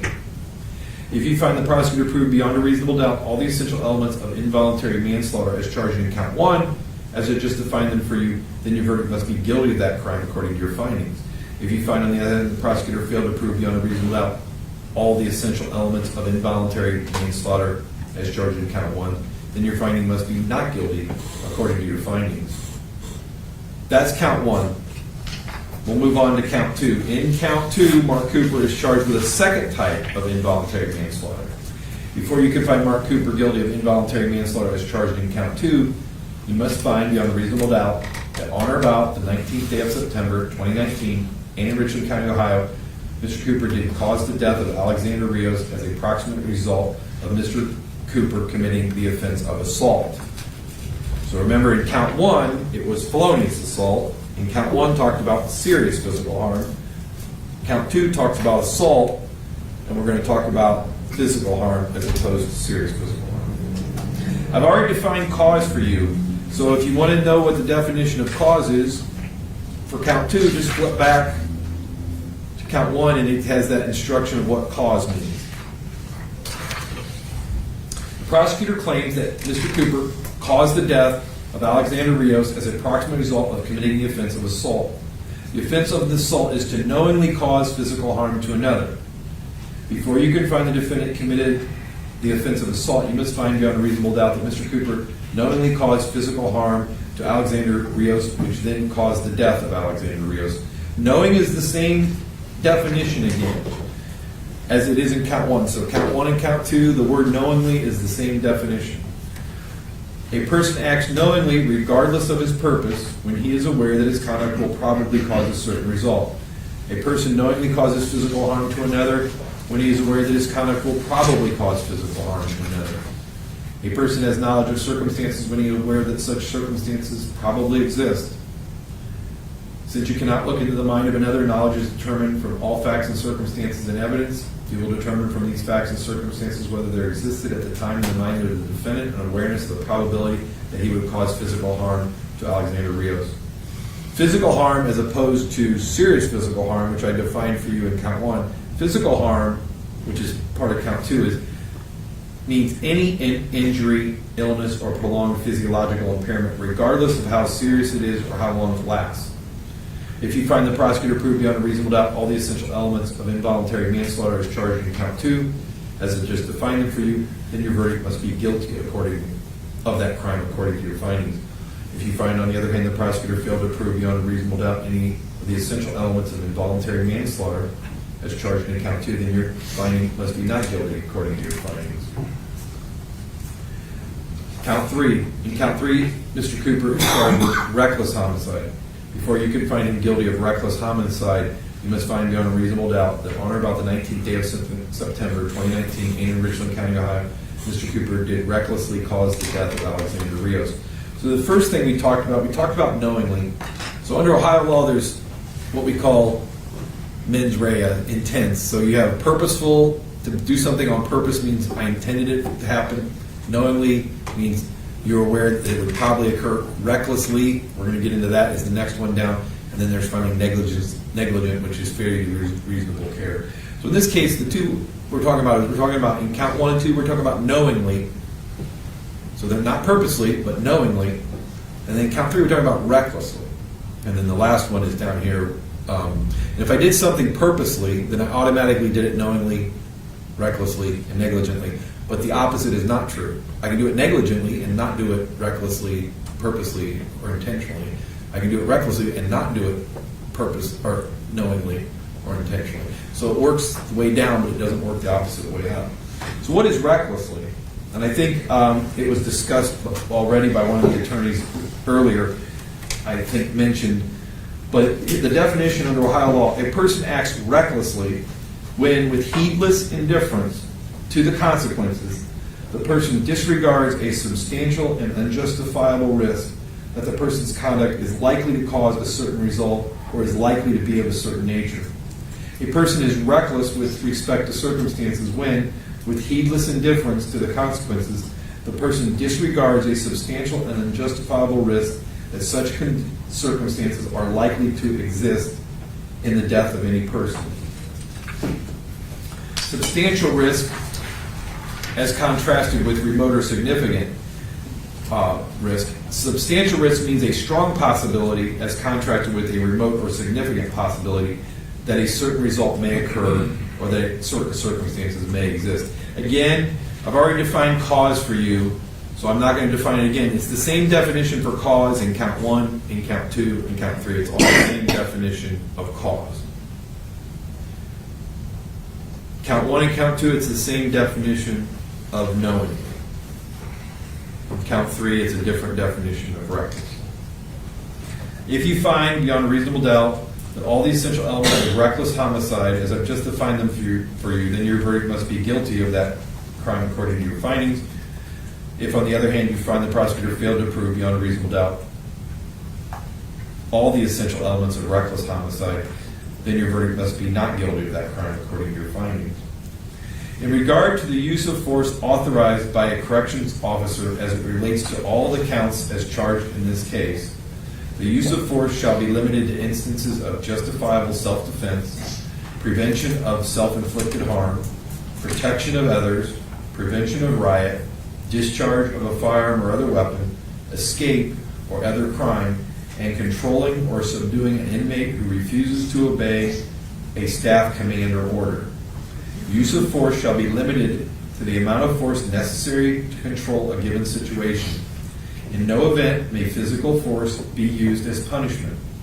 The kind and degree of force an officer may use in executing his duties is limited by what a reasonable officer in the same situation would believe is reasonably necessary in the same circumstances. To determine if the actions of the officer were reasonable, you must look at those facts which a reasonable officer in the same situation would have known at the moment the officer acted with force, and in light of the totality of the facts and circumstances confronting the officer at the time. Mr. Cooper is not guilty of a crime if he was authorized to use force and if the amount of force used was reasonable under the facts and circumstances in this case. It is not necessary that the state prove that the offenses were committed on the exact day as charged in the indictment. It is sufficient to prove that the offenses took place on a date reasonably near the date claimed. Each of the offenses in this case constitutes a separate and distinct matter. You must consider each charge and the evidence that applies to each charge separately, and you must state your findings as to each charge uninfluenced by your verdict as to the other charges. The defendant may be found guilty or not guilty of any one or more of the charges of the crimes that he's been charged with. What I'm going to do next, ladies and gentlemen, is come down there and go over the verdict forms with you.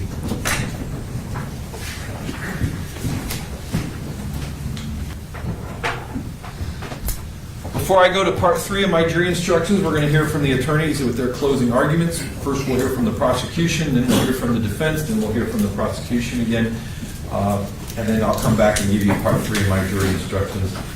From the prosecution? Thank you. Yep.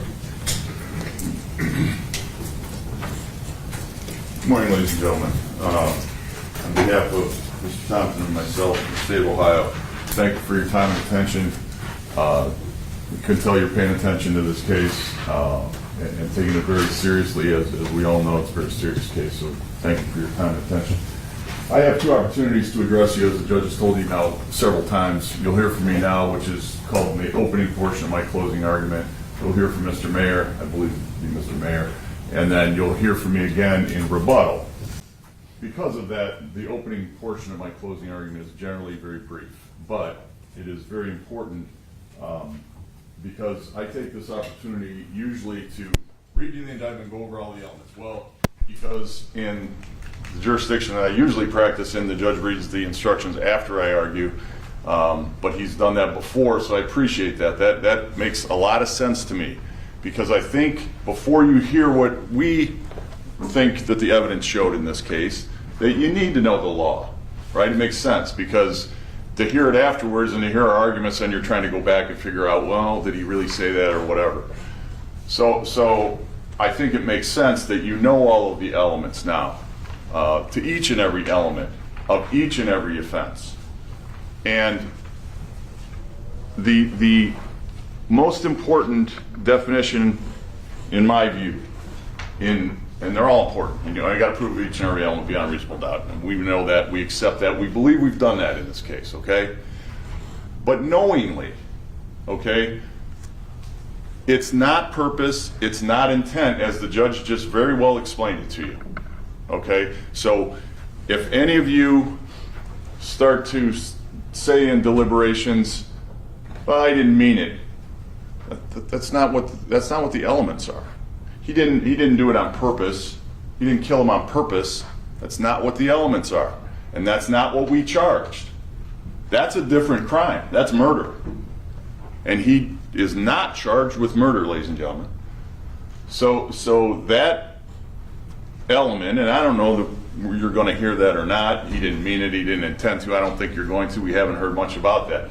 But it's important because the discussions are easily had later on when you start talking about the facts of this case. Well, he didn't mean it. He didn't do it on purpose.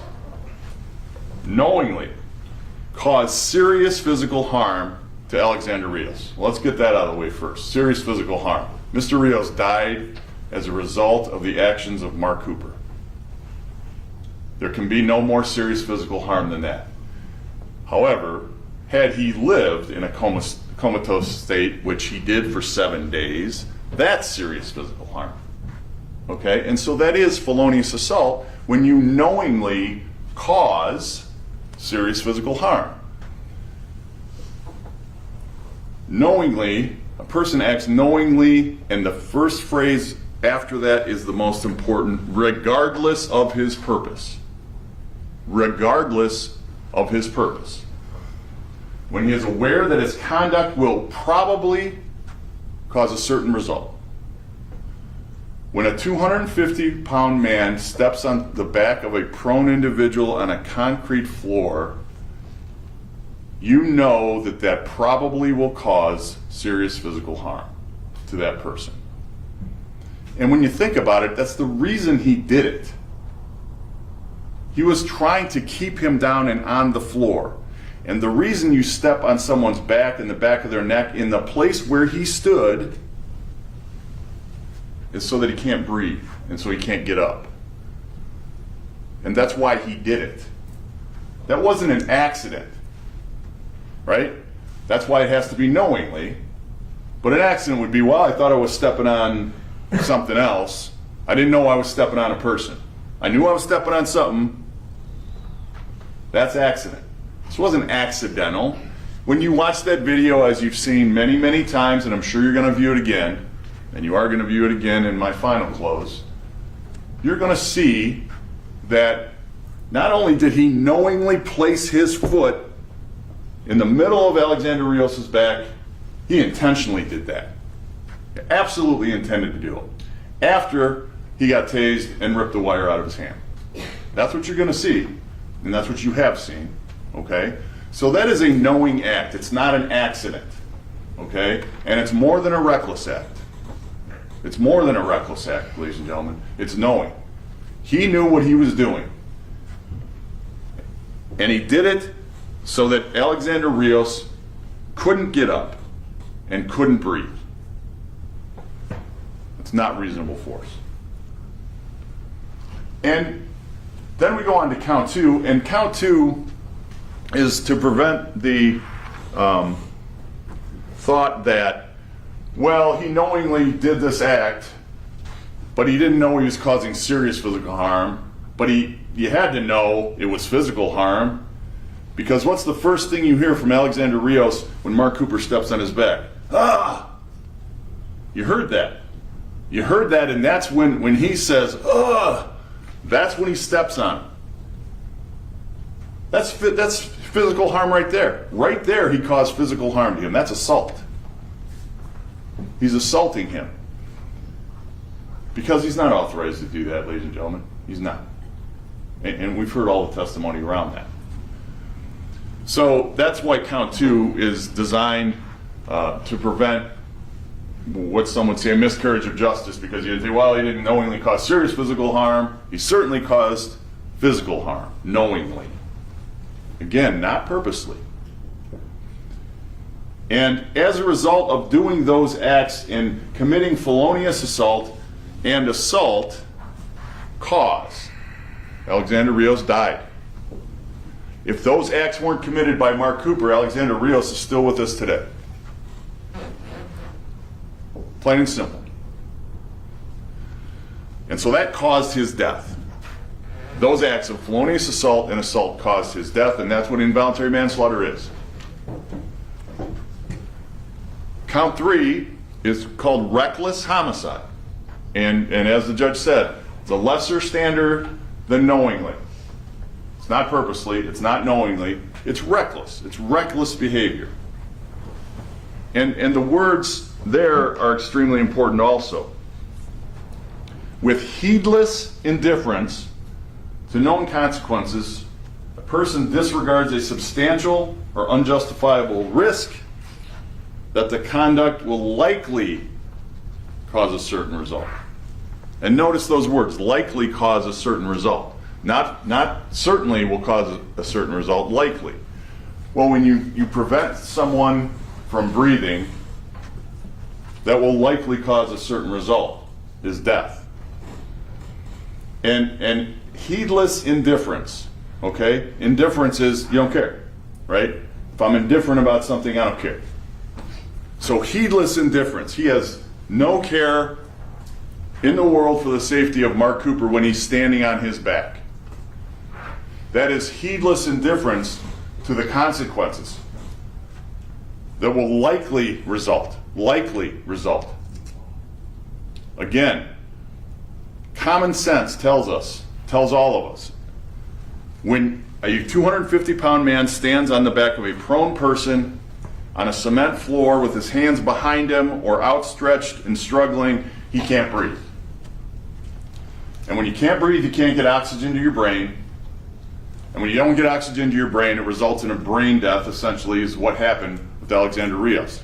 And when that happens, you can't breathe on your own, and you end up in the hospital on a ventilator for 7 days, as we know from the testimony. That's the cause, and that's the medicine. And how did we prove each and every one of those elements? Well, the video shows the knowing acts of Mark Cooper. The video shows that. And you heard some testimony about it from Mr. Odell, but Mr. Odell talked more about his own actions than he did about Mark Cooper's. But we've heard everyone talk about, because almost every witness, I think every witness, has seen the video. So the video is the evidence. The video is the crime, ladies and gentlemen. It's a very unusual opportunity that you as a jury, because usually we have to recreate the crime for you by witness testimony in every trial. We have people come in and testify what happened next, and you're trying to get a picture in your mind. You saw it. You saw the crime, and you'll see it again.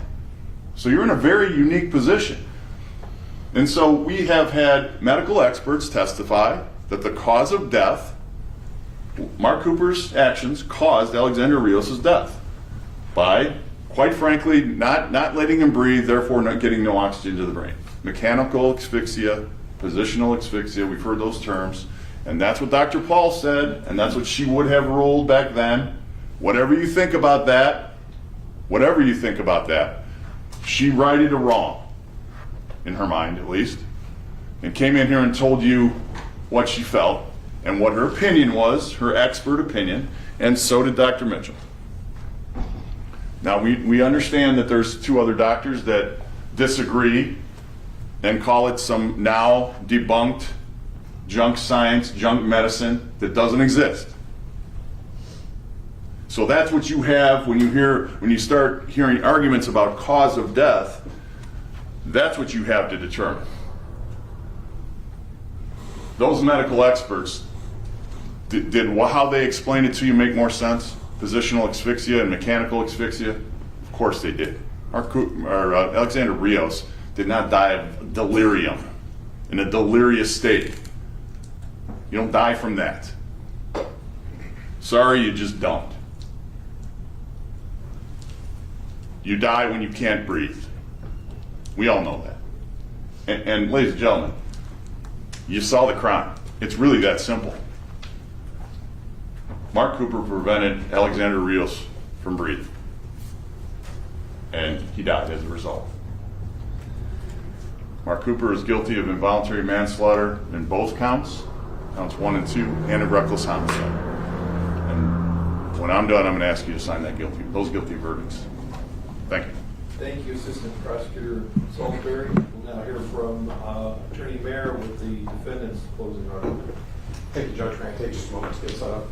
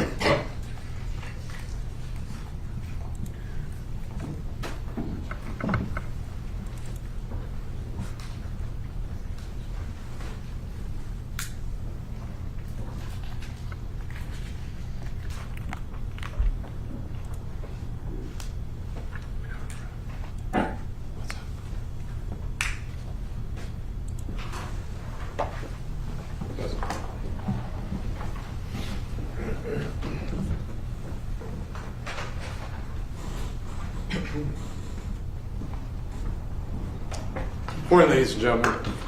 Just like the prosecutor, on behalf of the defense, we want to thank you for your attention in this case and commitment to listening to all the evidence. We have reached the point in the case that when we went through the voir dire process that we spoke so much about. And as we were narrowing the large group down to the small group that we have in front of us, the group that will ultimately make up 12 that will decide this case, we talked about the qualities of a good juror. You all talked about possessing those qualities in your mind. The ability to keep an open mind. The ability to follow the law. The ability to hold the state to their burden of proof. Proof beyond a reasonable doubt as to each and every essential element. The ability not to pre-decide the case until you've heard everything. We're counting on you to have done that. We are confident, now that we're at the portion where we can make these arguments to you, that you will return a verdict that is based on reason and common sense. A verdict of not guilty as to all 3 counts. And I'm going to talk in as much detail as I can during the time that I have with you this morning. I'm going to go through all the evidence that I think is relevant. I'll break down the video evidence, some of what we just saw in our case, and also, of course, the relevant evidence with respect to the camera video evidence that captures the entirety of the altercation between the corrections officers and Alexander Rios. We talked in voir dire about the work of a police officer, a corrections officer, law enforcement in today's world. And we all were able to agree during that discussion that this is incredibly tough work. It is difficult work. It is dangerous work. Okay? These things are all relevant to this case because what you heard the judge talk about with respect to the concept of use of force is that Mark Cooper was authorized to use force as part of his job. And we'll talk about all the circumstances that allow for that, and the training, and the guidelines as to levels of force. And they all turn on the degree of resistance or threat that the individual inmate poses at the particular time. And so we'll talk about all of those things, but make no mistake, after listening to all this evidence, you have to be convinced the job in a jail is a difficult one for a corrections officer. And we can all accept that a jail is a place of rules. We heard about so many of them. And you're going to have defendants exhibit B, 1, 2, and 3. All of the relevant policies that were in effect at that time. The use of force policy, the use of the restraint chair policy, and the use of electronic stun devices, tasers, which we've heard a lot of testimony about. You're just going to have all of those. You heard the testimony, you're all paying attention, you're all taking notes. None of it's going to be surprising to you when you see it in black and white because you were focused and you were listening. The law that you've heard from the judge on reasonable use of force and also the policies and training that you have in front of you will lead you to that conclusion that the use of force by the corrections staff on September 19th, 2019 was reasonable. All of the corrections officers, and most notably in this case, the only case as it relates to this incident, Mark Cooper. Now, without rules in the jail, I think we can all agree that there's chaos. And when there's chaos, there is danger. And so, what we know from the training, the use of force continuum, when faced with these situations, officers like Mark Cooper, a thought process with respect to the use of force requires split-second decision-making under very trying and stressful conditions. You heard the testimony of Mr. Odell. He indicated in the 20-plus years that he was a corrections officer and ultimately a supervisor, this was the most challenging situation and most difficult restraint that he could recall being a part of. That is powerful testimony when you consider how long he had been doing that job and the supervisory capacity that he found himself in that day. We go on to note that these circumstances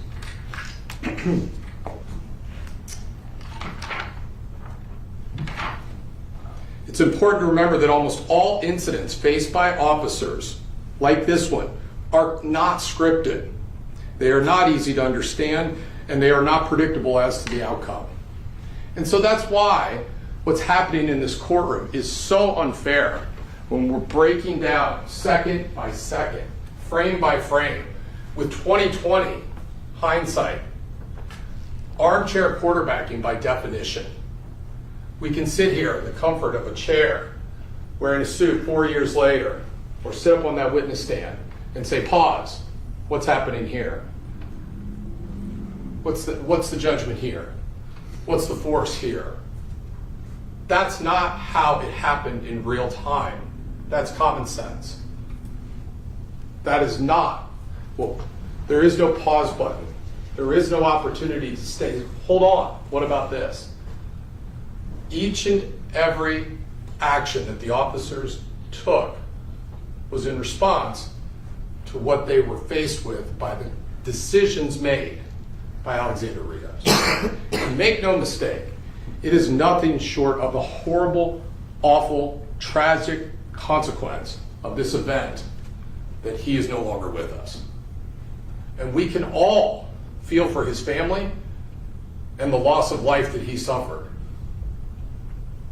But we cannot look at the outcome alone and go back to fit the prosecutor's theory in order to punish the outcome. That's what we can't do. We all agree that sympathy cannot come into play when you are making a decision, in this case with respect to your verdict, or any decision that you're making in this case. Both sides took great care to discuss that, and the judge talked about that too. We want the case to be decided on the evidence, not the very difficult testimony from people like Alex's mother when she talks about the good in him and all of the good memories that she has. That's awful. She lost her son. But what relevance does that have to the use of force in this case? What relevance does that have as to the cause of death? If the prosecutor would like to tell you that in second close, I'd be happy to hear it. The answer is 0.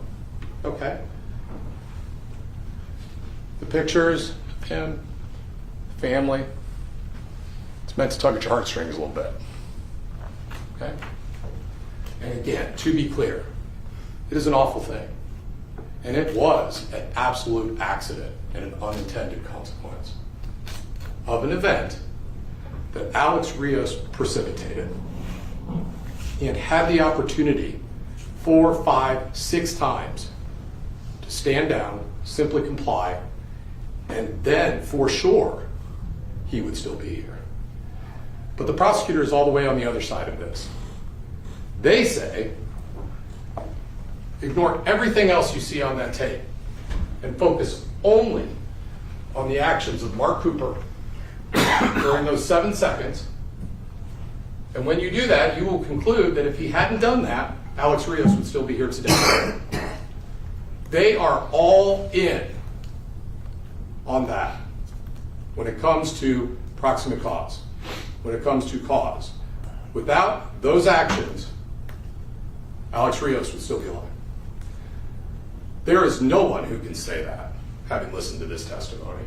Specifically, Dr. Lehman came in and testified at length, and we're going to talk about that in great detail, but the bottom line is he indicated there is no way, in my mind, that those 7 seconds would have caused that death. Reasonable doubt on cause of death, right there. And we'll get to more on that. Now, this is not a case where the corrections officers had choice. Okay?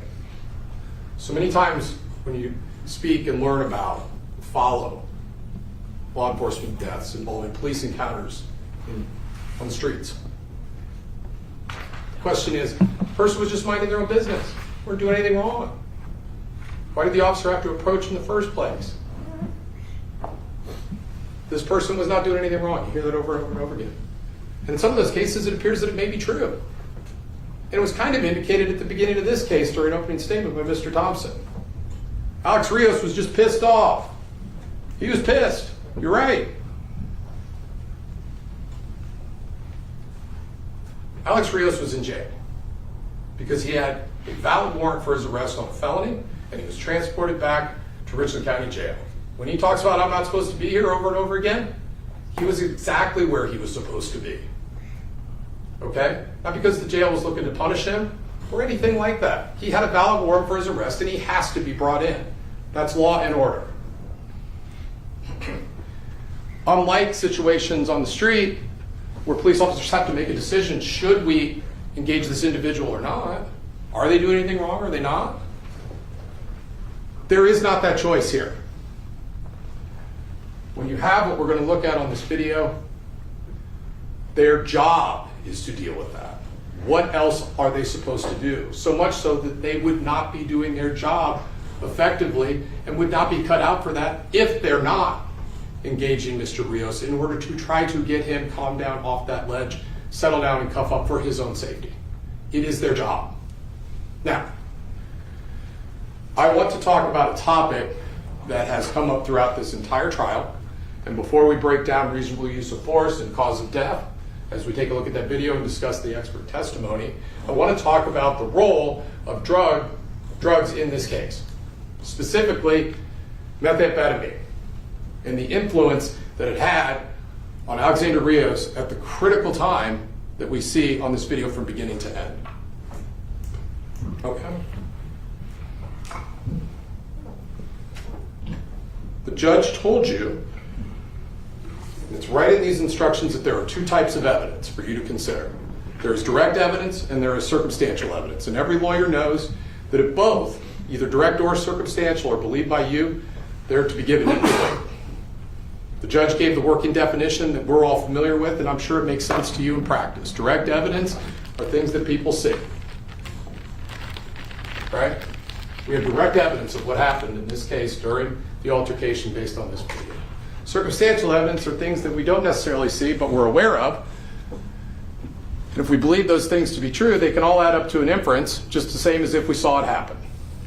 Make sense? Okay? In the example of, if I see it snowing, I can say it snowed.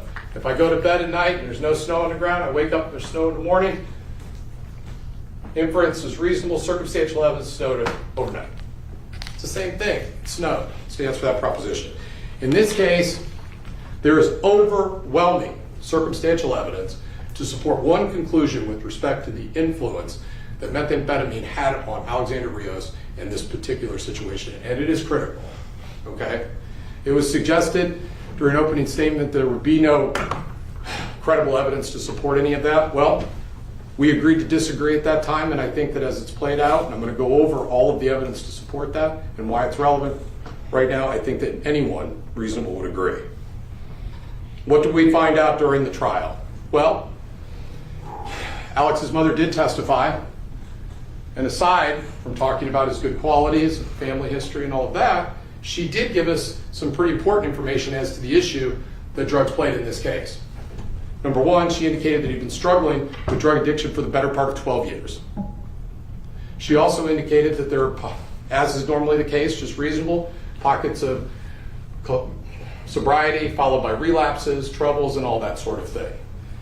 But most notably, she indicated that the most recent period of sobriety ended with a relapse 3 to 4 weeks prior to the events that occurred on September the 19th. And not just a relapse on any type of drug, methamphetamine. Okay? So this is not a situation we were suggesting to you because he's got a presumptive positive for amphetamines that it must be meth without any history that this individual actually has used meth in the past. To the contrary, he's a meth abuser leading right up use straight from his own mother right to the time of his apprehension on September the 19th. He also had a previous heroin overdose, which indicates... Objection. I think it's argument, I think that came out in the case, so overruled. That's the heroin, Judge. I don't think heroin overdose came out. It did. It's in the medical records. This is a good point to make. It's how you remember the evidence. The attorneys are arguing to you, but in the end, it's what you recall that matters. And there's 12 of you to recall. 12 memories are better than one. So if any attorney misstates it, they're not doing it, in my opinion, on purpose.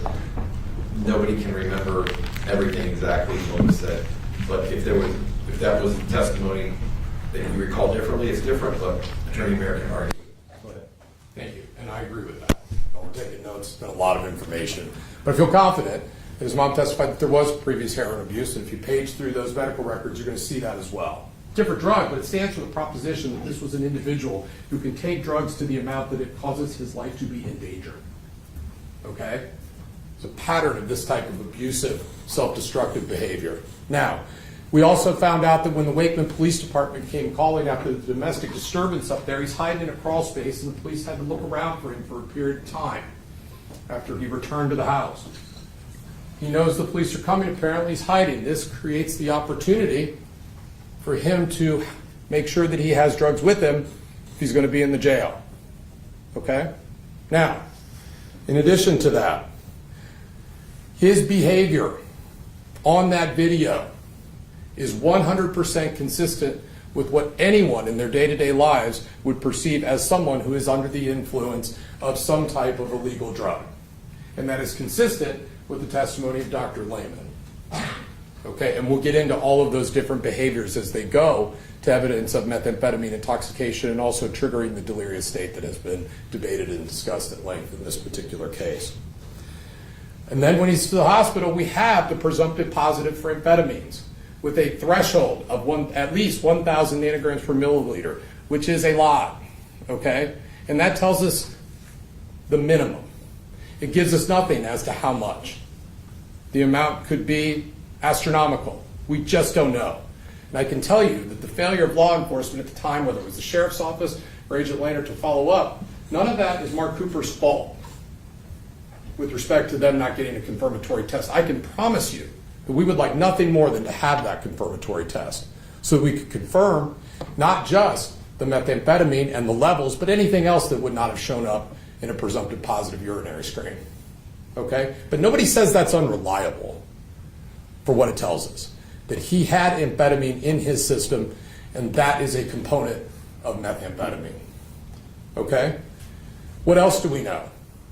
Well, on September 30th, 2019, when the autopsy occurs, he has a ruptured, torn plastic bag-like object in his stomach. This was incredibly relevant to the medical doctors at the scene, whether it was Amanda Paul at the time, okay, or Dr. Lehman and everyone else that they consulted with, because it stood for a very obvious conclusion, and coupled with all else they had was the presumptive positive and the behavior. Just on those alone, notwithstanding the other pieces of evidence to support methamphetamine intoxication I've already been through with you, and that was central to their conclusion that methamphetamine intoxication was the triggering event that led to the delirium and ultimately his demise, byproduct of anoxic encephalopathy. Okay? So they are giving an explanation in that report as to how he ended up with the lack of oxygen to the brain. Okay? And there's a clear pathway to that Dr. Lehman laid out. Reasonable experts can disagree, well-credentialed, well-qualified. It's for you to make determinations as to which perhaps to give more credit to. But no matter what, when they disagree, and they have to prove beyond a reasonable doubt, by definition, we're looking at that on cause. Now, in addition to that, follow-up investigation done by Agent Lehner on this issue. We heard some testimony from Dr. Paul. Well, I later found out that it probably wasn't methamphetamine at all because he was on ADHD medication. You all remember that? She wrote that, probably wrote some of that down. How would she have learned that? Well, she spoke to the prosecutors, we heard, 3 or 4 days before the trial. Agent Lehner here never interviewed her. But that just wasn't true.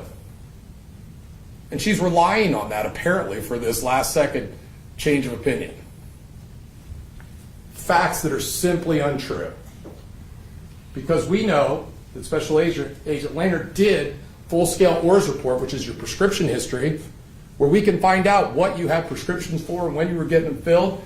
And he ran it all the way back to January 1st of 2018. And on that witness stand, he got up there and told us exactly what it showed.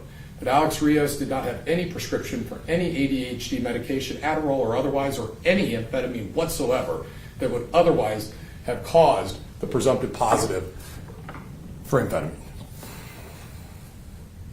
It all leads to one conclusion. But the connective tissue that brings it all together is the exhibit that we offer.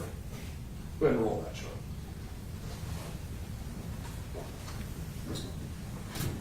Question that his mom wondered, well, how did he get the meth in jail? Was it given to him? Bring it in? How did that happen? Hours and hours of video. Agent Lehner indicates he never took a look at this, never pulled it.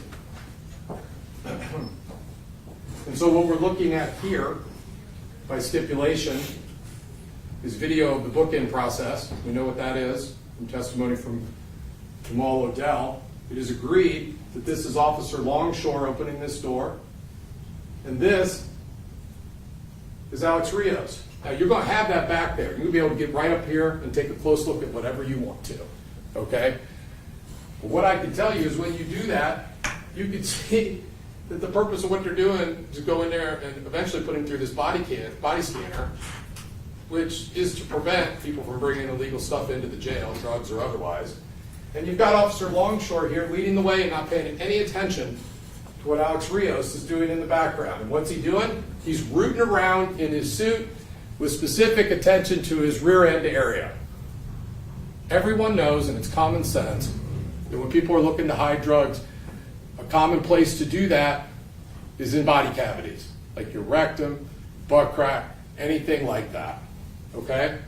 And so when you watch this video, take a look at what he's up to. There's a term that we use in these courtrooms called furtive movements, and I'm sure some of you have heard of that. If you have, use your own working definition of that. But furtive movements are what you think they are. It's when you're making movements that suggest that you're doing something to otherwise hide or keep contraband from people that would otherwise be looking to find you with it, right? It's suspicious movements. So let's take a look now at this body scan process.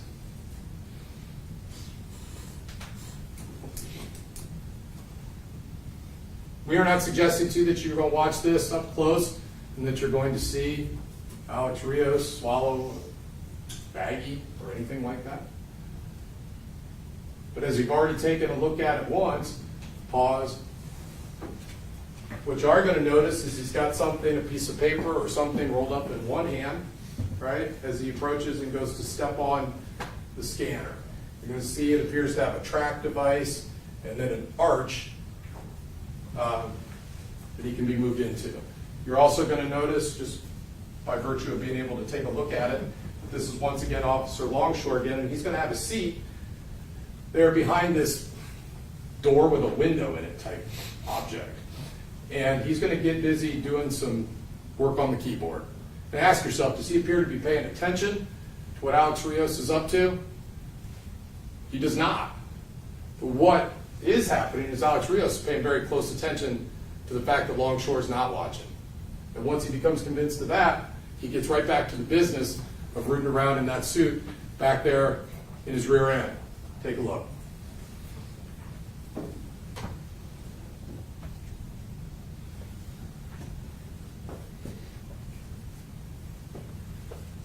Checking him. Put the paper out. And here we go. For the life of me, why Longshore isn't paying attention to this or noticing and saying, what are you doing with your hand down your pants? Is beyond me. But the fact is, he's not. He's still looking down, pecking away at the keyboard, and Alex Rios rooting around. Stop right now. Alex Rios's left hand has emerged from being in his suit for what amounts to, I don't know, 30, 45 seconds. Comes out now, he has looking directly down at what he has. He already had that paper. There's no need to look at that paper anymore. He already knows what that is. He's looking at what he pulled out of that suit, brings the paper up, and continue.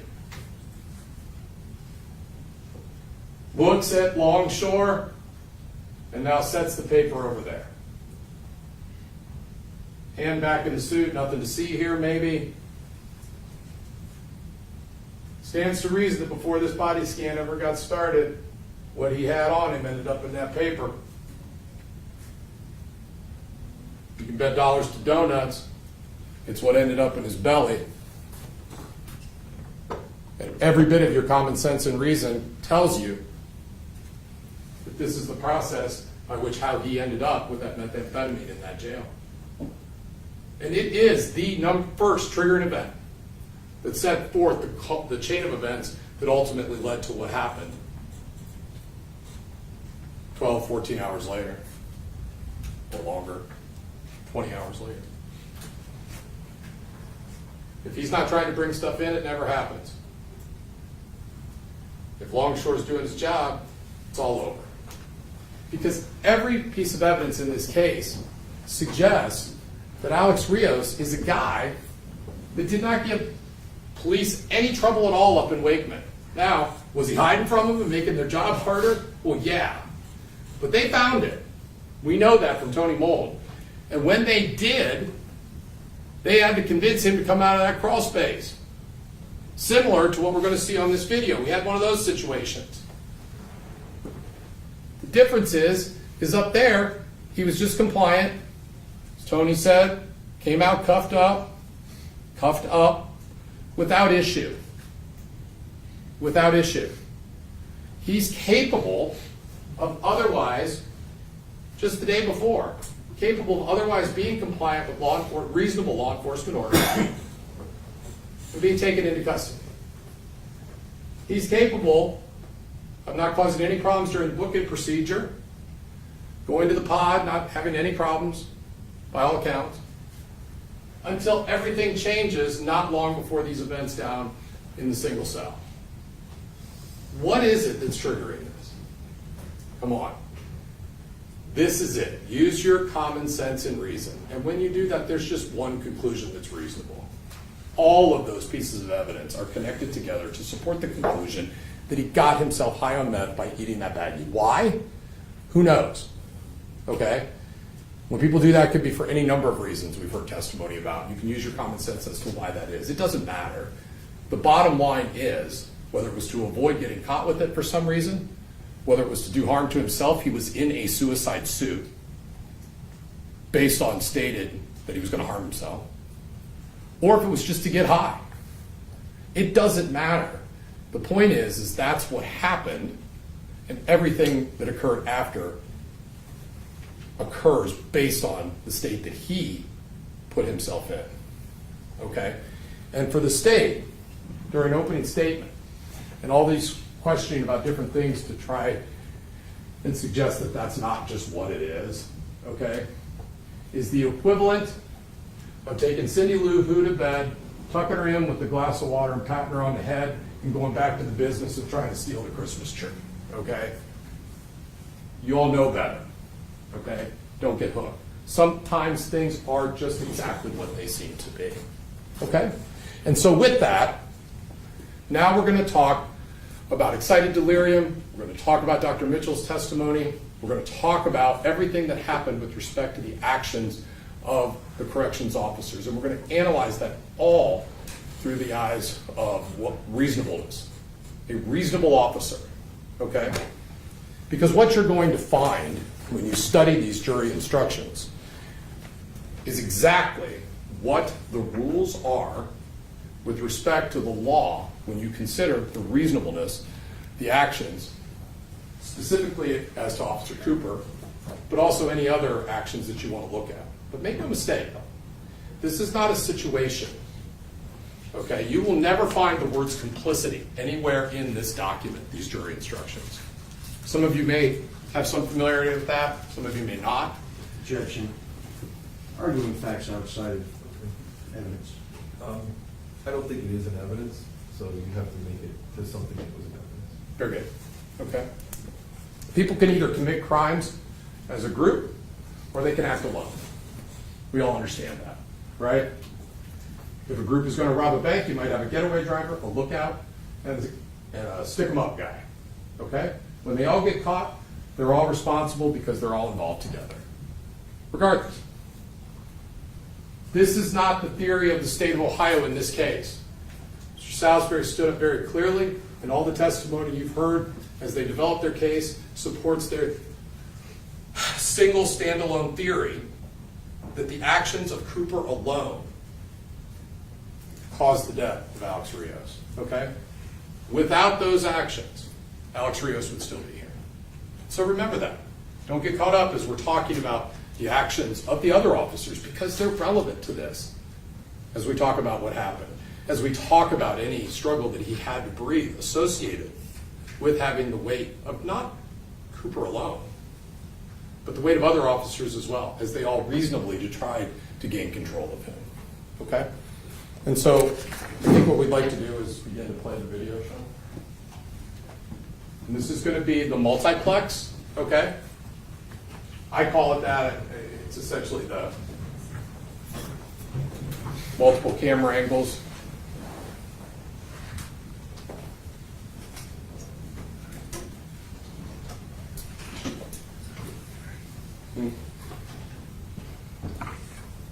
Here we go. Rios, I need you to come down so we can. Okay. All right. All right. I'm not going to call anybody unless you come down from down here. Okay, this is the last time I'm going to ask you. I've asked you for like 5 minutes. I'm not going to do it anymore. Okay? We're going to put you in a restraint chair for your safety. Do not listening and be uninvited, causing a risk to harm yourself. We don't have time to continue that all night. Okay? All right. This is the last time I'm asking, and we're going to go on. We're going to go ahead and put you in the chair. Why didn't you just open the door? Right here. All right. Come on down. No. Handcuff. Is that a yes or no? I'm supposed to. Go ahead and turn around, put your hands behind your back, and cuff up for me. If not, we're gonna come get you. All right. You guys are wrong, man. Okay, we're coming to get you. Okay. So this is the moments right before the buzzer's going to be hit and the door will be open, and we all know what happens next. Okay. I want to talk about this first portion of this. Okay. Now, there's been discussion about excited delirium, obviously. Okay. And the first thing to become aware of as we argue about excited delirium, or the delirious state as it becomes in 2023, supported by all of these different factors. This is not the trial of excited delirium, okay? And the state can make every effort they want to make it that, but it is not, okay? Is excited delirium relevant to this? Of course it is, okay? And we don't run from any of that. And we're going to talk about where excited delirium was in 2019 and where it is now, and the impact that that had on layman's opinion here in court compared to layman's opinion back then. But this is the trial of Mark Cooper. Okay? Mark Cooper doesn't have anything to do with it being determined that excited delirium is controversial, as Dr. Lehman described it, and that changes in thoughts and things of that nature have made it so. Yes, many different medical associations, notably the National Association of Medical Examiners, no longer endorses the use of excited delirium as a standalone cause of death. But in that same statement, as you know, as it has been read to you, okay, and you can make things say what you want them to say. You can call it debunked junk science if you're the state, or you can just call it what the National Association of Medical Examiners says. We do not endorse it as a standalone cause of death. Instead, tell us in your cause of death what the triggering pattern is and the behaviors which would otherwise support the delirious state. And then continue to talk about the other circumstances and give your opinion for the cause of death in that manner. Okay? There is nowhere where the National Association of Medical Examiners in that policy statement or anywhere else call it junk science or debunked or any of that. The term essentially has been canceled. Okay? But the underlying basis as a cause of death remains. We just have to give more detail and explain and show our work for how we arrived there. Okay? And so, with excited delirium, as it existed in 2019, and as it exists now, the delirious state, it has a pattern, okay? It is a group of findings. And Dr. Mitchell, for his part, agrees with every piece of that with respect to what it is and how people who use it as a cause of death must make those findings. And so we all agree on the criteria, okay? And so for refreshing purposes, it's been testified by anyone with background, but with best detail by Dr. Lehman, that the pattern is a syndrome which begins with an acute confusional state. Person goes from relatively normal to disoriented, okay? It's an acute onset. They are combative, often with law enforcement. They display agitation. They also exhibit increased strength, and that makes them difficult to restrain. But it has to be triggered by something.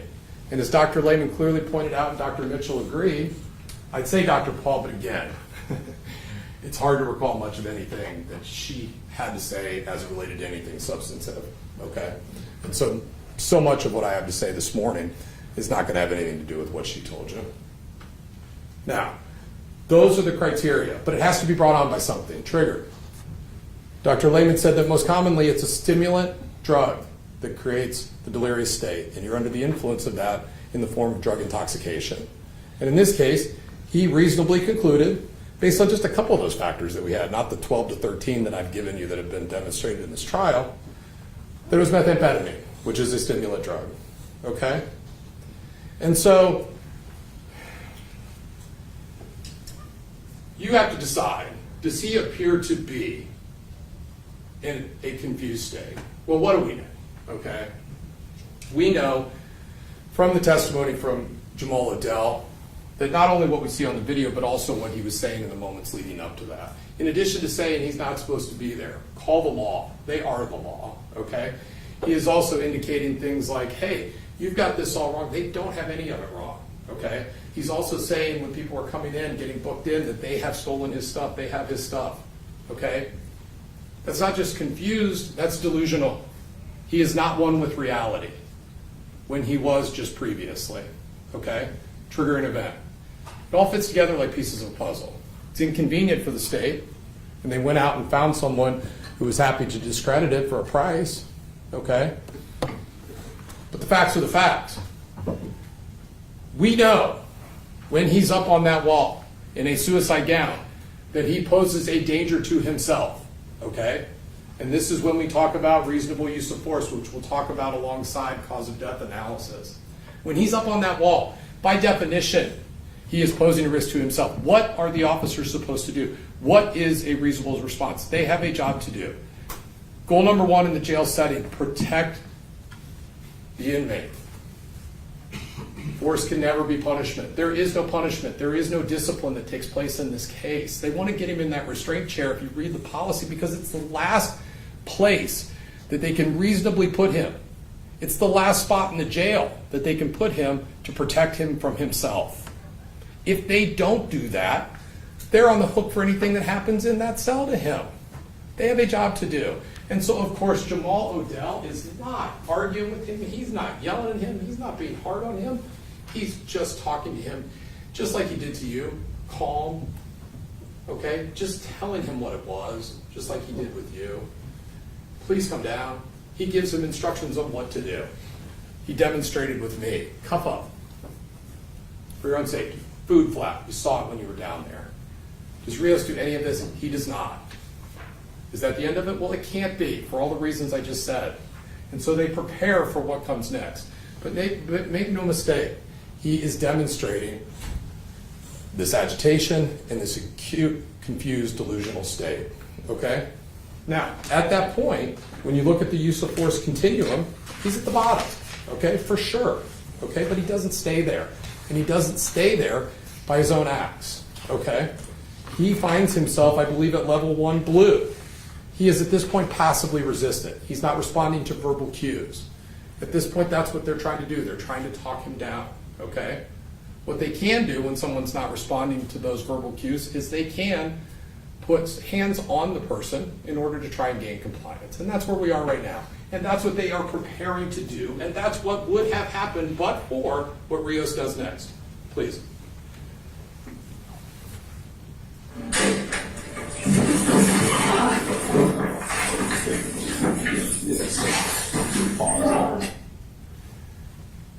It is less than 1 second from the moment that door's buzzed that Alex Rios is out of that cell as if he has been shot out of a cannon. He goes through those 5 correction officers. None of them are Mark Cooper, by the way. 5 corrections officers as if they are not even there, like a knife through butter. And now he has escaped his cell. He has broken detention, okay? This has relevance with respect to use of force, okay? And we will talk about that later. But there is no other way to define this. Whether you think that this escape attempt was going to result in him making his way onto Park Avenue and heading for the hills successfully is irrelevant. What is relevant is that's what he has done. This is an escape. And these officers have an absolute obligation and job and a responsibility to get him back into custody. And it is not over based on their training. Not when he's wrestled to the ground. It is not over until he has been restrained. And as Jamal Odell indicated to you, that means cuffed and shackled and returned to his cell, or in this circumstance, the restraint chair, which was the plan. That's when this is over. That's when there is no more force to be used. Nothing about anything that's happening here is punishment or discipline.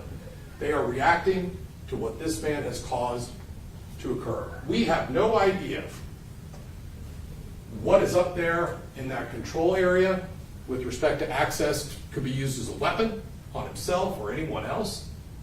We have no idea what his intentions are with respect to the officers, but they have a job to do, and that's to get him back under control. Now, it was mentioned that it only took one officer to take him down. Take a close look now that we have this extra video and see what happens next. Throws that officer off, and Officer Prendergast is able to get him to the ground. Stop. When he breaks that detention, he is actively resisting once he busts out of that door, all right? Actively resisting is defined for you. Active resistance, a subject actively resists when they take affirmative action to defeat an officer's ability to take custody or control. That is by definition what he's doing. That puts the officers in their reasonable response with force into a level 2 green scenario. And that's before he ever throws Officer 1 off of him and is taken to the ground by Officer Prendergast. With respect to level 2, as testified by Odell and what you'll have back there, policy and training for these officers indicates that when this is the case, actively resistant, stunning, striking muscle groups, balance displacement, take to the ground, takedown techniques, okay? Read them all. These techniques may include the use of restraints, forced movement, forcing an inmate's limbs behind his back, because that's the protocol for cuffing, okay? And that's what gets us to this prone position here once they're able to gain control of him, even enough to do that. Use of rough physical force, okay? That's what the training calls for. And the last line on level 2, the last line, which is so powerful, once inmates are perceived as actively resistant, officers should not relax care until the subject is fully secured and in an isolated cell, which is what I just told you. Fully secured means cuffed and shackled, okay? And so when we later get to the portion where they are still trying to get him to let go of the cuff, it's because they still can't get him cuffed. This is long after my client is on his back for those 7 seconds. Now, please continue. You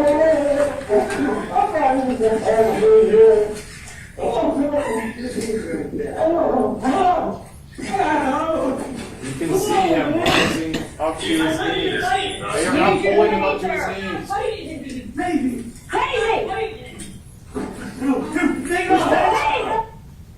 All right. The fact that he's saying I'm not fighting is of absolutely zero consequence. We can all say whatever we want, but it's our actions that matter. Even Dr. Mitchell says, yeah, I don't know, there's really nothing I can make of that. I mean, he's saying that. But what he's doing is what it is. And he is doing everything he can to work against the efforts of these 5 officers. Odell tells you that he initially had that camera, and he did. It took him a matter of seconds to realize and testify that he was concerned that the other officers could not gain control of Rios. So much so that he handed the camera to the female officer and immediately joined the fray. All right? All of this is happening, all right? All before Mark Cooper enters the scene. Jogging, we can see, about 1:35 into this, before he's done anything. Now, what we do have is about to be prone restraint, okay? We had testimony that irrespective of drug use, this is an adrenaline-inducing event for Alex Rios. Dr. Mitchell confirmed that, Dr. Lehman. We've all been under the influence of adrenaline, pumped up. Clearly that's what's going on. Add the drug use to that. He is clearly combative. He is clearly fighting the restraint. All pieces to the criteria that help meet the definition of excited delirium. He is exerting himself. He is gassing himself. Imagine working and struggling to fight restraint and to fight being cuffed against 5 officers, up to 6, all working together to try to accomplish that one goal. Okay? We've watched fighting sometimes, boxing, as Dr. Mitchell talked about, any type of wrestling, any type of MMA fighting, just one guy wrestling with another guy for a period of 30 seconds, or boxing. wears them out, and these are elite athletes in fantastic condition. All right? This is a 28-year-old who's in pretty good shape, by all accounts, but he is gassing himself exponentially as this event continues, right? This is the effect of the delirious state is having on his body. As I understand this from the testimony, excited delirium works to make it so that your strength is increased, your attitude is combative, you are resistant to restraint. Everything you're doing is making it more difficult for the officers to get you under control and get you cuffed, including the increased strength, which all those officers talked about, according to Dr. Mitchell, when he read those reports of theirs and listened to their statements. They all independently talk about it, and you can just see it. But because of that, it is making it so the officers have to work harder and reasonably elevate the degree of force in order to gain the compliance. And that's what's happening outwardly with Rios. It's causing this reasonable use of force to elevate, to meet the level of resistance. But at the same time, on the inside of his body, it's taken its toll on him. And it becomes too much for him to bear, okay? Whether it's the effect of the drugs, the exertion, the struggle, the waiting that occurs on him, not just from Cooper, by the way, okay? We're gonna talk about that in detail. But all of it, the entirety of the event. And it's why Dr. Lehman says, I can't tell you ultimately what caused his death with respect to the actions. There's too much. You can't tell, okay? But what he does know is that it meets all the criteria for excited delirium. And so he lays out what triggered the delirious state, all of the evidence supporting the delirious state, and reaches the reasonable conclusion that it led to his lack of oxygen in his brain and the cardiac arrest. And oh, by the way, when you read the medical records, as Dr. Mitchell was directed to, the discharge diagnosis talks about cardiac arrest secondary to drug abuse. Everyone knows that taking drugs that are made in a bathtub without regulation is incredibly bad for you, and the risk is through the roof, okay? It is hard on your body. We're not calling this an overdose. We don't know how much it was that he had. We can't. But I will not minimize the potential effects that the drugs were having on him. They talk about you can't tell what that bag is. You can't tell that bag, all right? This is an unregulated business. When you buy drugs, methamphetamine, they don't give you some type of bag that says meth. You know, here's the suggested usage. These are back street deals, unregulated, and you get them in items that look just like that. Tie-offs, baggy, obvious. Continue.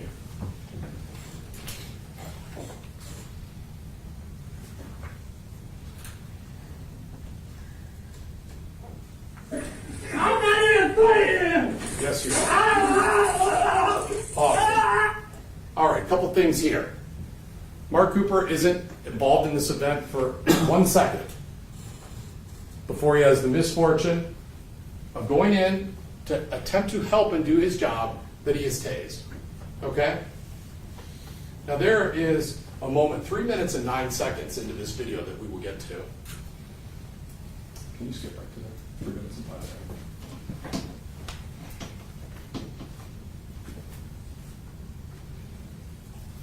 Play it.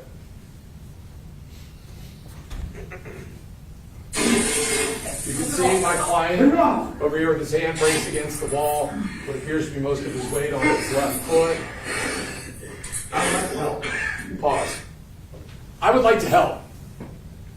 As he gestures with his hand. That is Mark Cooper saying, I would like to help. Not, I want to hurt Rios.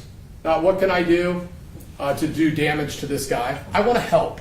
I want to help do my job and help my teammates accomplish what they are having such a hard time accomplishing, which is to gain compliance and get him restrained and handcuffed. Now, if we go back to where we were, this informs his behavior when he gets there. It tells us that's what he was looking to do. Just help. And they want to say, you can't get up, you can't put your weight on someone's back, okay? You can't put your foot on them, you can't put your feet on them, okay? Cooper just wants to help. He just wants to do his job. Where does he get tased? He gets tased in the right hand. How does that happen? because when he's going in to offer help with the restraint, he goes in with his hands. Why? Because he has use of them. How long does that last? About 1 second. We know it hurts because he walks away from it immediately. He's in pain and he's pulling that wire out so that the tasing stops. But that barb, that hook, is so deep in there that he can't get it out ultimately without medical attention. It has been described as painful, and that's just common sense. Who wants to sign up to have a taser dart shot into your web of your hand and your bone? Nobody. Not going to make it so your right hand ain't very useful to you. His intention was to help, and it was to help with his hands. But he wasn't able to do that because of the chaos of the situation. It's so chaotic that Longshore can't even get still enough to accurately shoot the taser in a direction that doesn't land on one of his colleagues. Keep going. There he goes. Pause. Upper left. Fighting for the taser. Okay? It has been suggested by the state, well, you can't tell. Maybe he just doesn't want to get tased, so he's trying to stop that. Okay?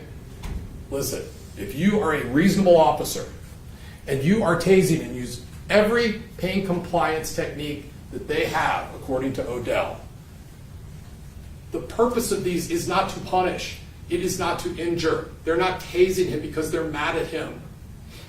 They're not attempting joint manipulations and wrist locks, any of these things for the purpose of punishment.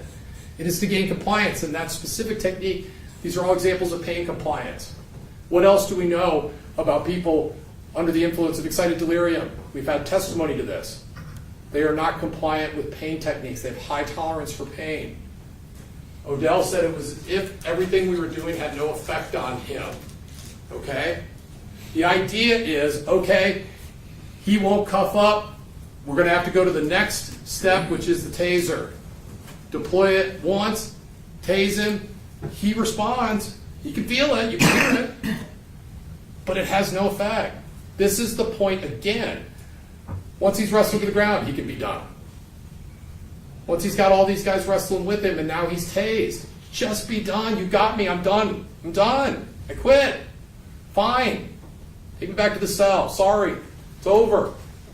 Every opportunity that he has to comply with all of the reasonable force, he doubles down and says, I'm going to keep right on going. What are they supposed to do? They have a job to get him back into control. So, it is reasonable for Officer Cooper, who is watching this, okay, to conclude that now Rios has his hands on the taser. He's trying to get control of it. These things escape. Attempting to disarm an officer are in black and white in that use of force continuum that immediately elevates this to a level red use of force, which justifies deadly force.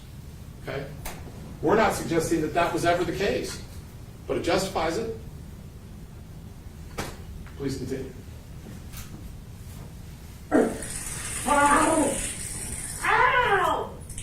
Ow! All right! Ow! Ow! Can someone... Try tasing! Can you explain to me? Pause. Even then, you saw Mark Cooper was looking for an area and was struggling to find anywhere that he could get involved that didn't already have an officer making effort. Okay? Dr. Mitchell was on this case for the better part of 2, maybe 3 years based on his testimony. Familiarity with jails, he knows that they've got cameras in addition to just this Sony handheld. And either he got it and just never bothered to look at it, or didn't get it and didn't call to follow up and ask why he didn't have it. The bottom line is that it is beyond negligent to come in and offer an opinion as to the cumulative effect that these officers had with respect to this restraint on this man's death, which is what he's up there trying to do. And the first time that he would have been given an opportunity to look at this video was live in court. That's not how it works. I'm not going to have 3 years to slow it down and do a play-by-play and then give him an opportunity to make an expert opinion from 20 feet away when he's looking at a little coin. We already know how that's going to go. It's an advocate position with an agenda. It stands for the proposition that his opinion is incomplete and not based on all of the most important evidence. And what I can tell you is, you get this back there or out here, wherever you're watching it, once Mr. Rios finds himself within the view of this camera, which is for most of the prone restraint, I believe, you will never see the green of his smock. Never see it. Why? Well, it's not because my client is obscuring it. It's because there is not one moment when this officer right here, who the state has never even bothered to identify for you during this trial, okay? Because this officer right here, this one here, and this one here, and at times this one, are all on that man's torso, meaning Alex Rios, crawling around and exerting their body weight on him, and that is continuous throughout this. Now, I'm not saying any of that's unreasonable, but if you want to talk about he couldn't breathe, something that, by the way, when he's communicating throughout the duration of this, he never says. We all know that people who find themselves in these life or death restraints, to a man, will say, I can't breathe. That is never a phrase or anything remotely resembling trouble breathing that this man ever says. Watch closely. You will never see a moment that the weight of these individuals that are not Cooper are not obscuring his back in that green smoke. And that's just nowhere in the Mitchell calculus. He just wants to point in court at Cooper, despite what he writes in his report about the actions of all the officers collectively. Please continue. Now here's the dumbass. I didn't say you were her. Oh, fucking took out on himself. Pause. Pressure, weight. The only time that anyone can come into this courtroom, whether it's Dr. Mitchell, Dr. Lehman, or anyone else for that matter, and tell you anything about how much weight my client is applying to Alex Rios is during those 7 seconds. That's it. Even Dr. Mitchell conceded. And this is just common sense, which I'm sure all of you at different points in time have done. You stand on a scale, that's what you weigh when both feet are on there. Obviously. As soon as one foot comes off that scale, weight drops exponentially. And it goes up and down based on how force is being applied. We have no idea how much weight my client, Mark Cooper, is bringing to bear when he is in this position here, which is just simply the position he's in for almost the entire time that he's involved with this. It's just these 7 seconds, to the exclusion of everything else in this case, that they want you to go back and convict him for. Objection. It's argument, so you can respond. Now, we can continue.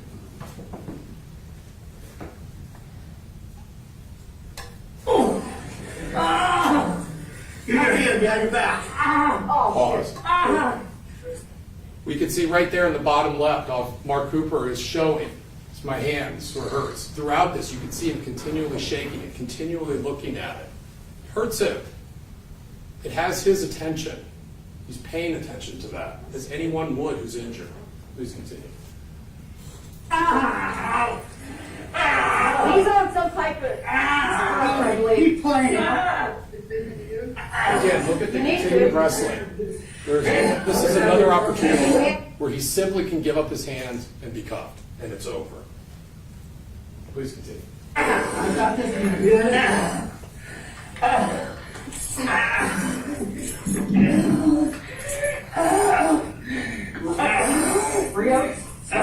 Pause. A careful review of this video will confirm that this is Officer Prendergast down here in the corner, as who was identified struggling with the taser earlier in this video. You will see that this is the officer on the left side that is working to get that first cuff on the left side. of Alexander Rios. You can see that action going on right now.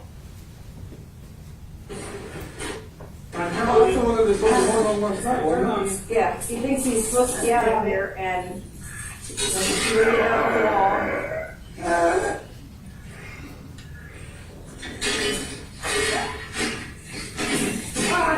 We're done. Pause. 7 seconds. That's what they say this case comes down to. Objection. And it can be responded to in argument. That's what I heard Dr. Mitchell say. Not 9 minutes and 29 seconds. We heard Dr. Paul get up there and say, oh, this is just like George Floyd. No, it's not. It's offensive. George Floyd was handcuffed behind his back and not resisting an inch for 9 minutes and 29 seconds, restrained the entire time. That officer's knee was on his neck the entire time. Not a stitch of resistance. Compare that to what we see here. While that man said, I can't breathe, over and over. While individuals are watching 5 feet away saying, he can't breathe. These two are watching 2 feet away, running tape. Not one person has talked about Officer Mahon in this case. And again, hindsight's 20/20, but everybody can play that game if we want to. She is in the best position to see what is happening in real time. She is not involved in any of the efforts to bring him under control. There is never a point in time where she suggests that anything should not be happening that is happening. There is never a point in time that she recognizes prior to the other officers that there has been a change in color with respect to his face, that he is, quote, turning blue. In fact, she's the last to mention that, I believe. Please continue.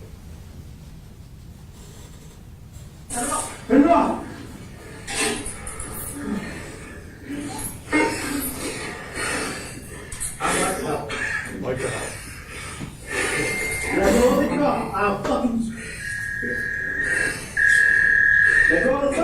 Twice.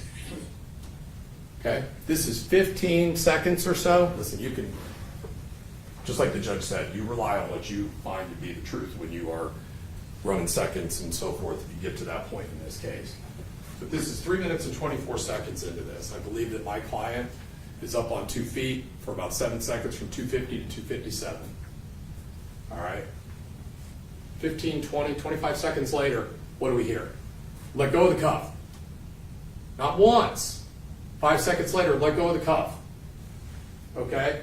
What we know is down here, that's where Prender is trying to get a hold of that cuff and get him cuffed. If Dr. Mitchell has his way, it's all over as soon as Mark Cooper gets on his back. But the evidence doesn't support that. Alex Rios still has freedom of movement, and he is still, even 3 minutes and 25 seconds into this encounter, not arguably non-compliant, as Dr. Mitchell wrote in his report. Had to get called out for that, because it's just obvious. Not arguably, he is still non-compliant. And this cannot, based on the training and the job that they have to do, this restraint is not over until he is cuffed. And he's still holding on to that cuff. Please continue. Get her on the wall.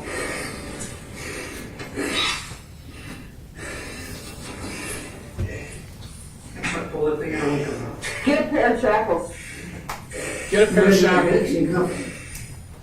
Where's the other hand? Where's the other hand? Still working to get him cuffed. Mark Cooper looking at his hand again. Pain. All these guys are exhausted. You want a pair of shackles? We're going to sit here. Pause. We're going to sit here 4 years later and break it down play by play and say what they should have did. I'd like to see any of these people in that same situation. Please continue. All right, Yeah. Shackles. Prender has slid down, and Mark Cooper has taken his place. Shackle him down He there. has placed his knee down into the, I guess, lower. Objection. Video speaks for itself. Okay, I think he can point out what he sees, and then it's the, whatever the jurors see is. You can see his knee there in the mid-back area, okay? And he supports his weight with his hand on his shoulder area, okay? Dr. Mitchell writes in his history regarding this event, as he opens his report. He's a 28-year-old man who was in a physical altercation with corrections. He was restrained by multiple officers in a prone position. He's writing the things that are important in his report. And he talks about multiple officers in a prone position. He testified, as did Lehman, that in a prone position puts someone in a vulnerable spot. Dr. Mitchell testified as to when it was that Mr. Rios first became in danger of death, okay? And what he testified to, ultimately, I believe on direct and cross, is that once he found himself in that prone position, before Mark Cooper ever was involved in this, he was in danger, okay? This is a critical moment, all right? Mr. Thompson said, well, if that was just brief, that position, then it wouldn't have been an issue. Mr. said, well, if it was brief, okay? But what's clear is this was not going to be brief. And if you remove Mark Cooper from it, it only stands to reason that this would have gone on longer. Period.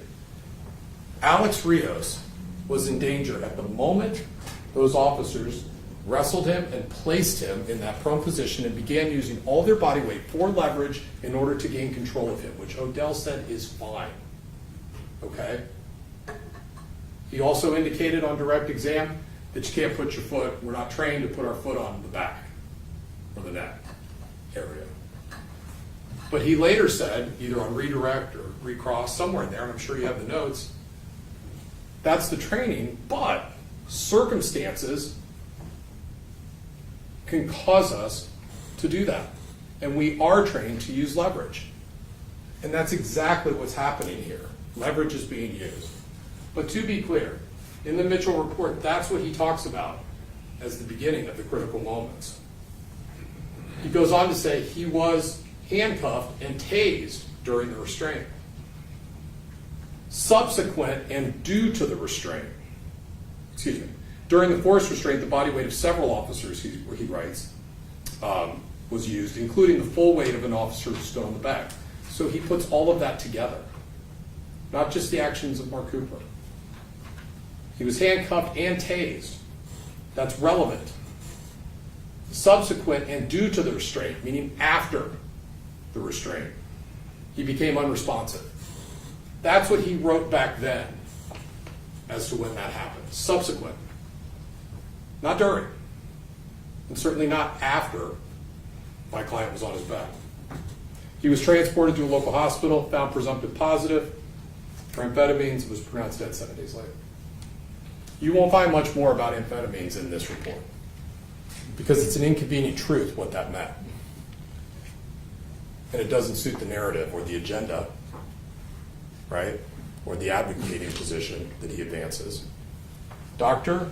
Mitchell makes $500 an hour, worked 27 hours on this report, 7 hours in addition to that, was paid $35 after the report, and $3,500 to show up and testify. Doing the math, that's $20,500 to offer an opinion that he could have given within 5 minutes of watching this video because it's just what he believes. And that's fine. He's an advocate, and he has an agenda. And it is driven from experiences very early on in his life as a medical student with respect to an officer-involved shooting of an unarmed person where he was alarmed that that person did not, that officer spent no time in jail, okay, or prison. It was a game changer for him, as he said on his podcast. And it influences every aspect of testimony that he offers in cases just like this one all over this country. And it's opinion that he's paid handsomely for. He is polished, he's a professional witness, and he is a hired gun. And it makes him dangerous.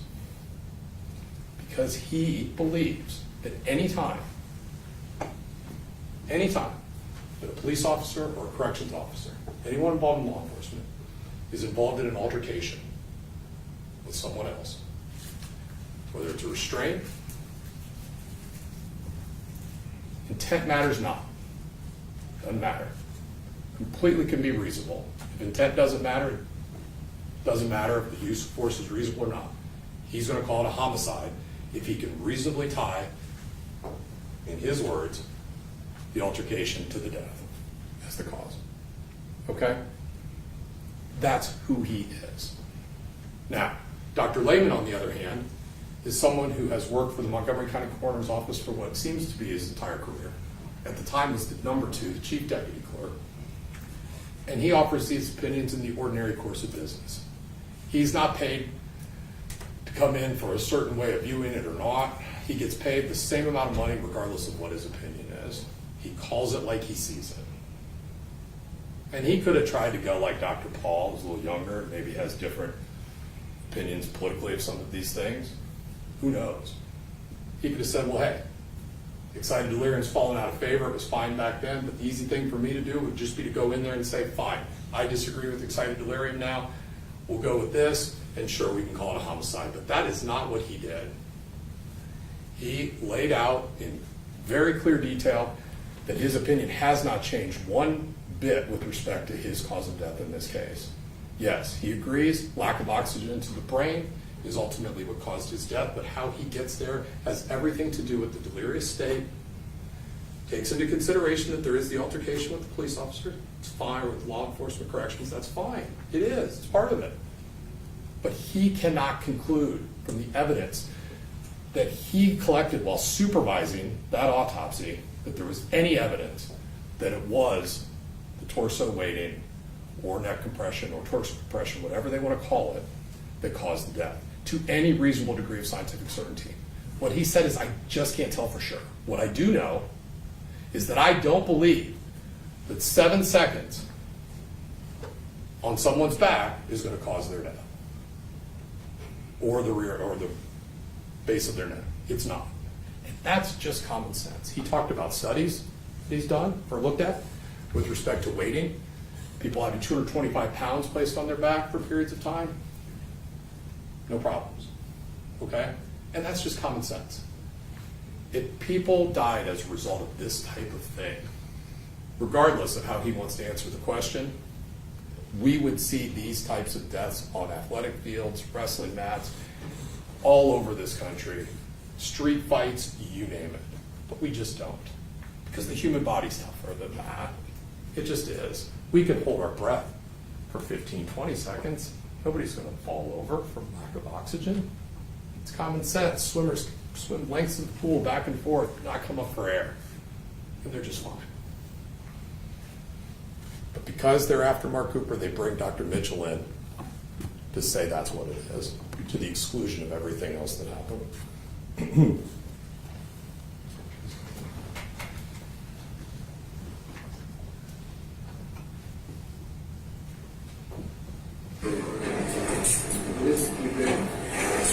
Was there too big? You know, where's the rate? Is that somebody too big? Let's slide this foot out there. Still, we have continued efforts to get the shackles on. We've got Officer Mahon in position there looking dead at this. Nothing from her. You won't find anything in the Mitchell report that talks about the positioning of my client's knee on his mid-back. You won't. Please continue. Straight up into the chair. All right. Cooper, I'm behind you. Behind you. You can hear the team working together for the purpose of trying to get him into the chair, which would conclude with that. These are all just reasonable actions. Good. You two ready? He's turning. Straight up. Pause. Now, with respect to intent, what happens next?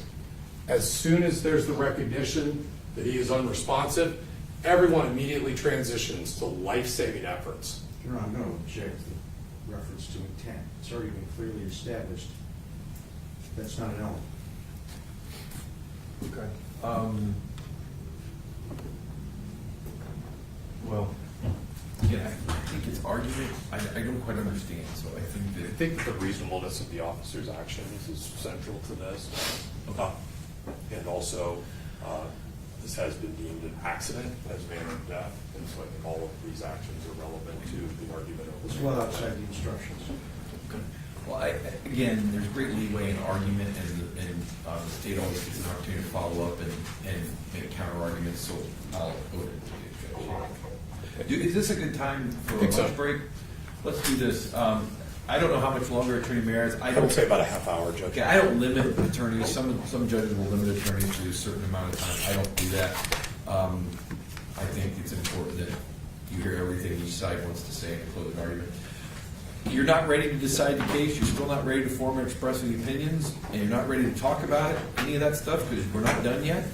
Take your hour lunch, come back, we'll finish up with the arguments and the instructions, then we're going to turn it over to you to decide. See everybody. Welcome back.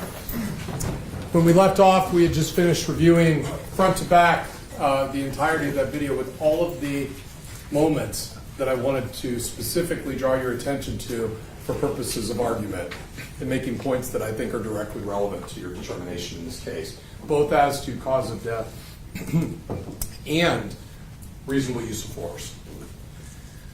As to cause of death, state would have you believe that what we witnessed in the different video compilations of this event constitute an excessive use of force.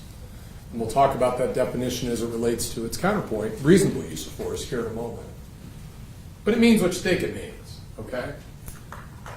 They described this in opening statement as an abuse of force, as violent, all of these awful, terrible things.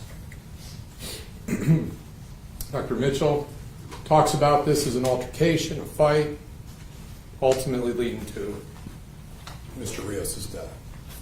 But then we look at the autopsy findings. Remember, Dr. Mitchell was never in a position, obviously, through no fault of his own, to conduct the autopsy.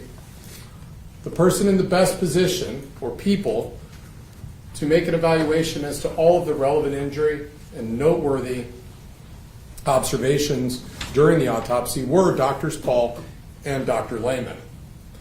And those findings are contained within this coroner report that you will have.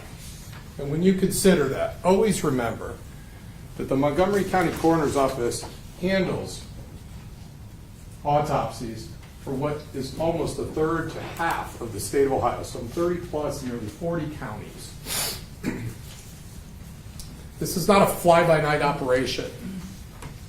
This is not an operation, as Dr. Mitchell wondered or asked the question in his book that I asked him about, are coroners and medical examiners complicit in an effort to shield law enforcement, corrections, police officers from prosecution based on their determinations? Are they subject to pressure from outside agencies like police departments to make certain findings? And so all these questions were asked of Dr. Lehman. And it was just clear that there was never any time where anyone from Richland County, whether it was the Sheriff's Department, this Bob Ball who's come up a number of times in this case, not a soul ever approached Dr. Lehman or anyone else in this case from the Montgomery County Coroner's Office and made any effort to cause them to render an opinion as to cause of death in this case. And Dr. Lehman, who is a pretty calm guy, I think that's about the only time that he kind of sat up and was a bit offended at even the suggestion of such a thing. And he indicated to me that if anything like that had ever happened, Richland County wouldn't be represented in blue on that map anymore, because they have a job to do which is separate and apart from anyone else. And that's what they did in this case. Now, if what they're describing to you is this example of violent abuse of force, wouldn't you expect that when the body is examined both externally and internally, that we would see evidence of some form of injury, anything on the body of Alexander Rios to support that? He quite literally barely has a scratch on him. I believe he has a total of 4 what can only be described as abrasions on different areas of his body that no one is associating as anything that was relevant as to the cause of death in this case. Notably, they want you to understand, in this case, with their theory, the actions of my client, Mark Cooper, with respect to any effect that him placing his body weight, either partial or in total, during those 7 seconds, as being the cause of death. And so, of course, in the head-to-toe examination, we want to see what evidence of injury is there anywhere on the base of the neck, which is an area of concern in this case, all right, on the neck, base of the neck for a short period of time, but all over the back itself. An external investigation revealed not a single sign of a bruise and no injury. The neck, unremarkable, no evidence of bruising. As to an internal examination of the neck, all of the structures are in place and unremarkable. We also want to take a look for anything like petechiae. There's been testimony about petechiae in this case, and Dr. Lehman indicated that in an asphyxiation case, it is not uncommon at all. That's why we look for those. The petechiae are the busted capillaries that appear in the whites of the eyes. May or may not have resolved itself during that time, but we can also look at the hospital records. You're going to see evidence of petechiae at the hospital. So they check. Evidence of petechiae in the mouth, busted capillaries, evidence of asphyxiation. In the internal neck structure, 0, no petechiae. It doesn't mean that there isn't some asphyxiation, but it's the type of thing that you would point at if it existed to confirm or support your opinion, and it does not exist. In fact, there are no injuries whatsoever on Mr. Rios' body that can be identified as having anything to do with this altercation with law enforcement, and specifically the actions of my client, Mark Cooper. Now, the other thing that happened, the conclusion of that autopsy, is this item was turned over to law enforcement, to Special Agent Rodriguez. This item that was described in the autopsy report as a torn, ruptured plastic bag-like object in the stomach. That's just how it's described by the people whose job it was to collect it and offer an opinion about it. Turned over to law enforcement because it's important. Rodriguez doesn't just take it home for the night and say, we'll deal with it tomorrow. He contacts the lead investigator on the case, Special Agent Lehner, who apparently thinks it's important enough to change whatever he was doing in order to meet Officer Rodriguez halfway between their destinations at the Delaware exit, Sunbury, for the purpose of, I want that evidence. He's going to take it up to Ridgefield to be preserved. But in the process of doing that, he became concerned that it was degrading, it was gassing up. Well, that's no good, because that means we might not be able to test it later. And so what's he do? He makes a pit stop at his old stomping grounds in Mansfield and uses our crime lab for the purpose of getting it all dried out and preserve it. And so it sits, and it sits, and it sits, and it sits.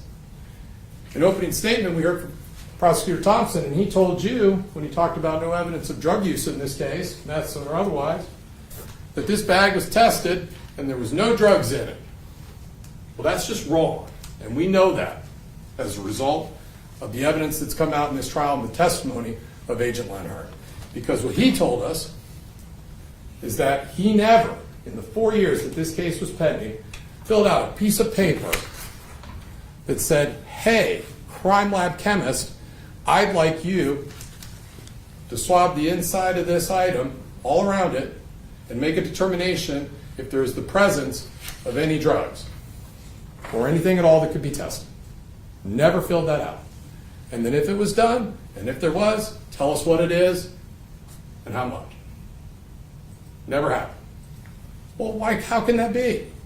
Why'd you take all those steps to preserve the item? Well, my experience as a law enforcement officer, I decided that the stomach acids probably ate it all away and there wasn't going to be anything in there to test anyways. Oh, okay. Not in your experience as a medical professional or a medical doctor, because we had 4 of those people testify in the state's case. And not a single one of them was asked that question by the prosecutor so as to actually confirm what is a hunch that he has. We're in the business of proving things beyond a reasonable doubt. We're looking for all the evidence, whether it's good or bad for our side. That's what they should be doing. And in 4 years, with the opportunity, there isn't much that he did on the investigation, and that's fine. Sometimes there isn't a lot to do. Who knows? But one thing that has to happen when they go pulling this item out of this man's stomach, coupled with everything else that we know about the case, have it tested. Let's find out. This is the proof beyond a reasonable doubt business. This is the highest burden in the law, and it's theirs. They have the responsibility of eliminating doubt, right? Ignoring having this tested is a big deal. Also, over and over and over again, we've heard, well, there's no confirmatory testing on the presumptive positive, and that's fine, there isn't. But we have the presumptive positive. And what Special Agent Later said is, well, I just know that that evidence wasn't available. And then on cross, it's like, well, what you know is the retention policy. 10 days in, you found out that the retention policy is sometime less than a week or so, or 3-4 days, whatever, for urine and or blood, because both of those were probably there. He finds that policy out, okay? And from that, he concludes, well, it's 10 days later, so it's not there. Why not ask the question? In the time that he's figuring that out, he could be on the phone, he could drive over to the hospital and say, hey, I'm investigating a serious matter. You had Mr. Rios here for 7 days. Of course they recall that. It's only 10 days later. Can you double check to see if any of the urine or the blood's still available? Didn't do it. This is bare minimum stuff. This is not CSI. This is not Law and Order. This is just what you would reasonably expect if you or anyone you cared about was on trial. It's not too much to ask. It's inconvenient. Doesn't fit the theory, so we're not going to investigate it. Instead, we're going to go looking to find out if baby's on ADHD medication, so we can rule it out. Where's the objectivity? And then we're going to go find an expert like Dr. Mitchell, and we know what his agenda is. Okay, now, I want to talk about cause. All right, prosecutor's right. Judge gave it to you, heard it several hours ago. Cause is an act in which in a natural and continuous sequence directly produces the death, and without which it would not have occurred. The acts in this case that they claim caused the death of Alexander Rios are the actions of my client. That's their theory, okay? It sounded a lot to me throughout the trial that they're pinning all of that on the 7 seconds, okay? Sounds as though, based on the objection, they intend to come up here and talk to you about the time when maybe some of his weight's on his shoulder and back area. It's fine. Neither one of those things, if you take them out of this case, could lead anyone to believe that the outcome would have been any different. Not reasonably. It's but for. Take this out, and is Mr. Rios still here today or not? We have experts on both sides of that. That's reasonable doubt on that issue. To be clear, there are two major topics to consider in this case that I've been talking about for the better part of the whole morning now into the afternoon. Cause of death, all right? It is our position that the state has failed to prove beyond a reasonable doubt that Alex Rios died based on our client's actions. That's cause of death, okay? Instead, we have competing theories and opinions on cause of death. Dr. Lehman takes into consideration everything and says, I just can't get to specifically which of those actions caused, okay?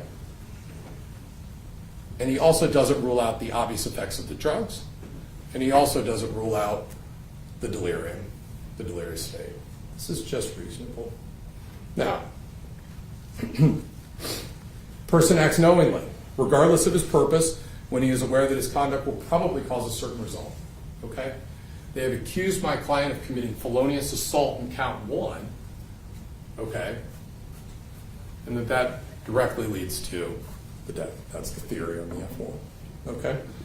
So when you unpack that, a person acting knowingly, there is no one that believes that the act of putting weight on someone's back, shoulder, or base of neck area for the short duration that we see on this video is the type of act that makes you aware that your conduct will probably result in serious physical harm. If so, where is evidence of any of that with respect to the force or the pressure or anything that he brought to bear on Mr. Rios during that short period of time? Doesn't exist. He's not acting knowingly. Goes for harm as well. The other theory in this case is recklessness. Okay? Now, that is defined for you as well. The judge also told you about the standard of care below that, which is negligence. Told you about what's above it with respect to knowingly and purpose. These are all accurate statements of the law. Suffice to say, as the judge indicated, we act negligently when we owe someone a duty of care. And our conduct falls below that. And harm or injury happens as a result. That's negligence. Okay? That is a step below recklessness. Okay? Because as the judge indicated, it works down the ladder. The greater can absorb the lesser with respect to these intent levels. But the lessers do not absorb the greater. Make sense? You have to work your way up. Okay, so negligence is the floor, okay, if you're considering conduct. All right? That's not what we're talking about here. Okay? If you think that anything that was done that day was negligent, has no bearing on recklessness, you very must be not guilty.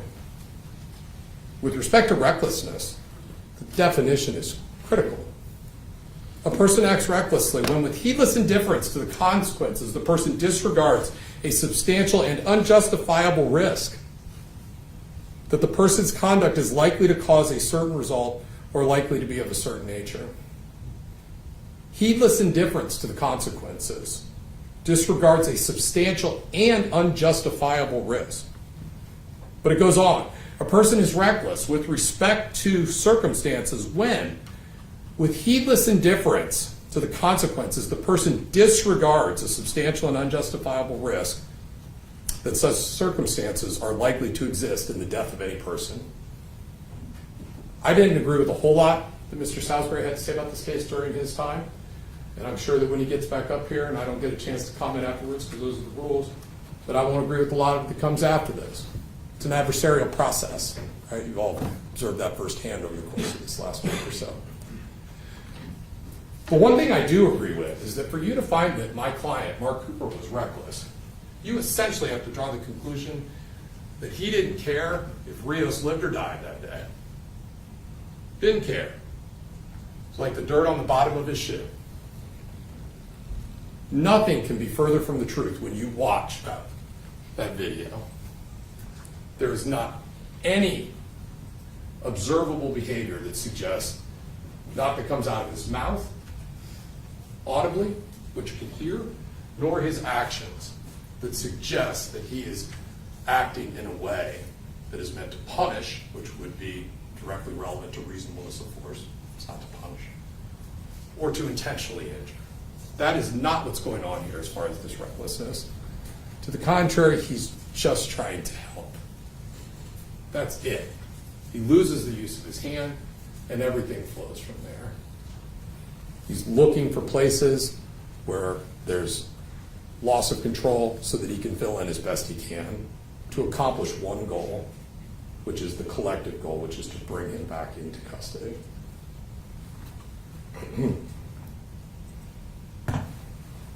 Back to this, the use of force continuum. Once the wrestling match got going on the ground, and all of the officers are involved in trying to gain compliance without much success prior to Mark Cooper's arrival, we looked at the progression from level 1 to level 2. And we talked about level 2, right, as he broke the tension and as they're working to try and get him to the ground. Level 3, right, is wrestling with the officer, pushing the officer. The inmate is perceived by the officer to be assaultive and a threat to bodily harm.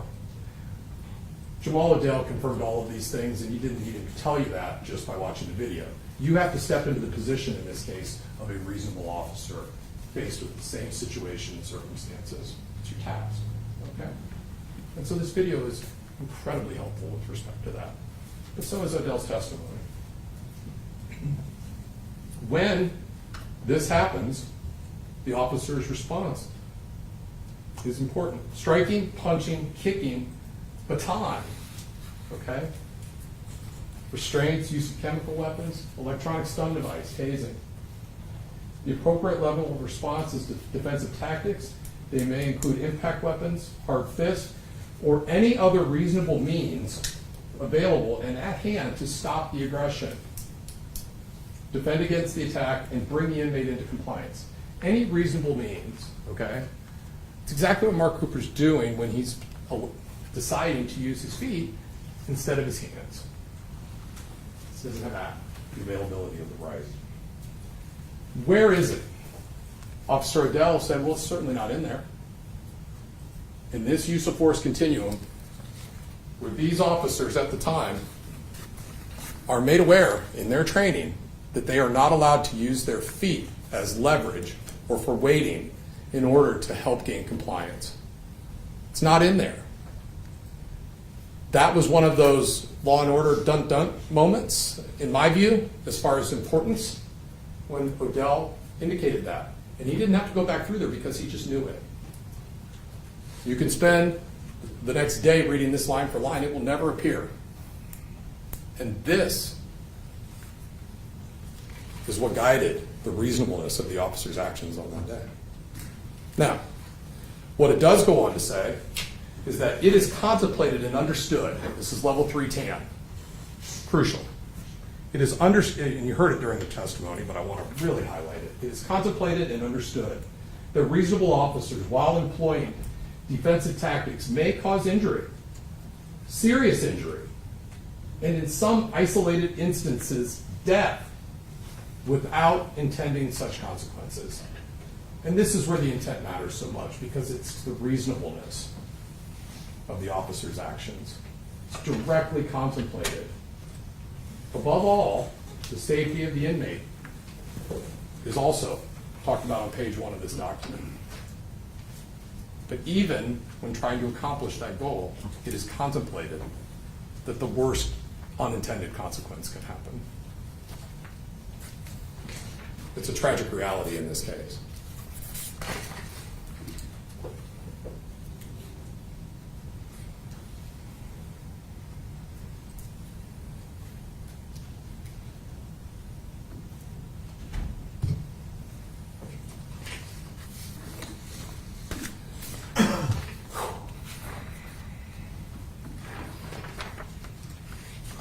Substantial risk is defined for you as it goes to recklessness, okay, as to the actions of what you are risking, whether substantially or otherwise. It has to be a substantial risk that you are indifferent to. A substantial risk, okay, means a strong possibility as contrasted with remote or even significant that a certain result may occur or that certain circumstances may exist, okay? Both Dr. Lehman and even Dr. Mitchell testified that cause of death, 6 million ways to die, is a really difficult task for the forensic pathologist to nail or pinpoint in every case. But there are a specific type of cases that Dr. Mitchell specifically wrote about in his book and confirmed here in court that are a cut above when it comes to identifying cause of death. And that are deaths that occur in this category, in custody deaths, deaths in a jail, okay? Because you have so many different competing factors and causes. I would submit that Dr. Mitchell has streamlined that and made that relatively easy. But I think that the larger proposition is true. These are incredibly difficult cases. And to label them homicide, make sure to understand this. When we talk, we're not talking about cause of death, okay? Manner of death. That's something that a coroner or medical examiner does, all right? But regardless of that label, we can argue about the role of intent and all of that with them, okay? Because what we're trying to avoid on both sides is weaponizing these findings so that they can be held up and say, well, look here, it says homicide, facilitating prosecutions, okay? And it goes for the other side, accident, okay, right? Those are the concerns. And so much so that even Dr. Mitchell will come in here and say, because he has to, because he's being honest about this, that determination, that labeling as to manner of death, the fact that he and I could still be talking, and there ain't never going to be a point in time where he's going to change his mind about that, and that's fine, okay? I'm sure that is the whole rabbit season, duck season bit, right? He ain't never going to change his mind. But what he tells you about that agreement for us to disagree, and more importantly, that agreement that is across his profession, okay? It's a split with respect to are these types of things accidents or whatever, okay? That labeling, manner of death, homicide, has no bearing on the job that you all have to do.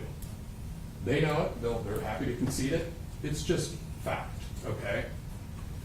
The legal construct of these three charges is your job, and Mitchell coming in and calling it a homicide is no evidence of that, none, okay? And so don't be hooked by that. Now, the last thing I want to talk to you about substantively is this discussion of use of force, reasonable use of force. And so, to be sure, you will be looking at that all over the words that are printed on page 7, okay? So much of what we do in this business, I think, makes for a difficult task for people that don't have the misfortune of having to sit around thinking about these things all the time, these legal concepts. But I don't think that coming in here and learning, before you heard this today, that a corrections officer or a police officer is authorized by job responsibility to use force, okay? That is in the job description, day one, when you sign on to be a corrections officer. It just is, which is what I was getting at when I'm saying this isn't a use of force reasonable yes or no. They don't have choices. They have to react. They have to make these decisions in split seconds. They don't get the benefit of hindsight 20/20 or armchair quarterbacking. These events are unpredictable and they are stressful, and the outcome is unknown. And armed with all of that, they have to act. There's no choice in that. And so when you read these instructions, that all just sort of stands to reason. And what they say is that in regard, and these apply to all three. I think you heard that, I think you know that, but man, I've done a lot of talking, I don't want you to forget what the judge told you. So these use of force standards, okay, these apply to all three of the charges, of the crimes charged against my client, okay? And so ultimately, you get to decide how you want to, how you conduct your deliberations is of no one's business but your own, okay? But I think that the task, we can give you some suggestions.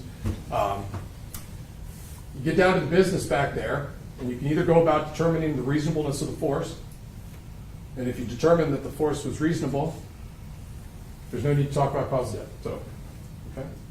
If you go the other direction, you can talk about cause of death first.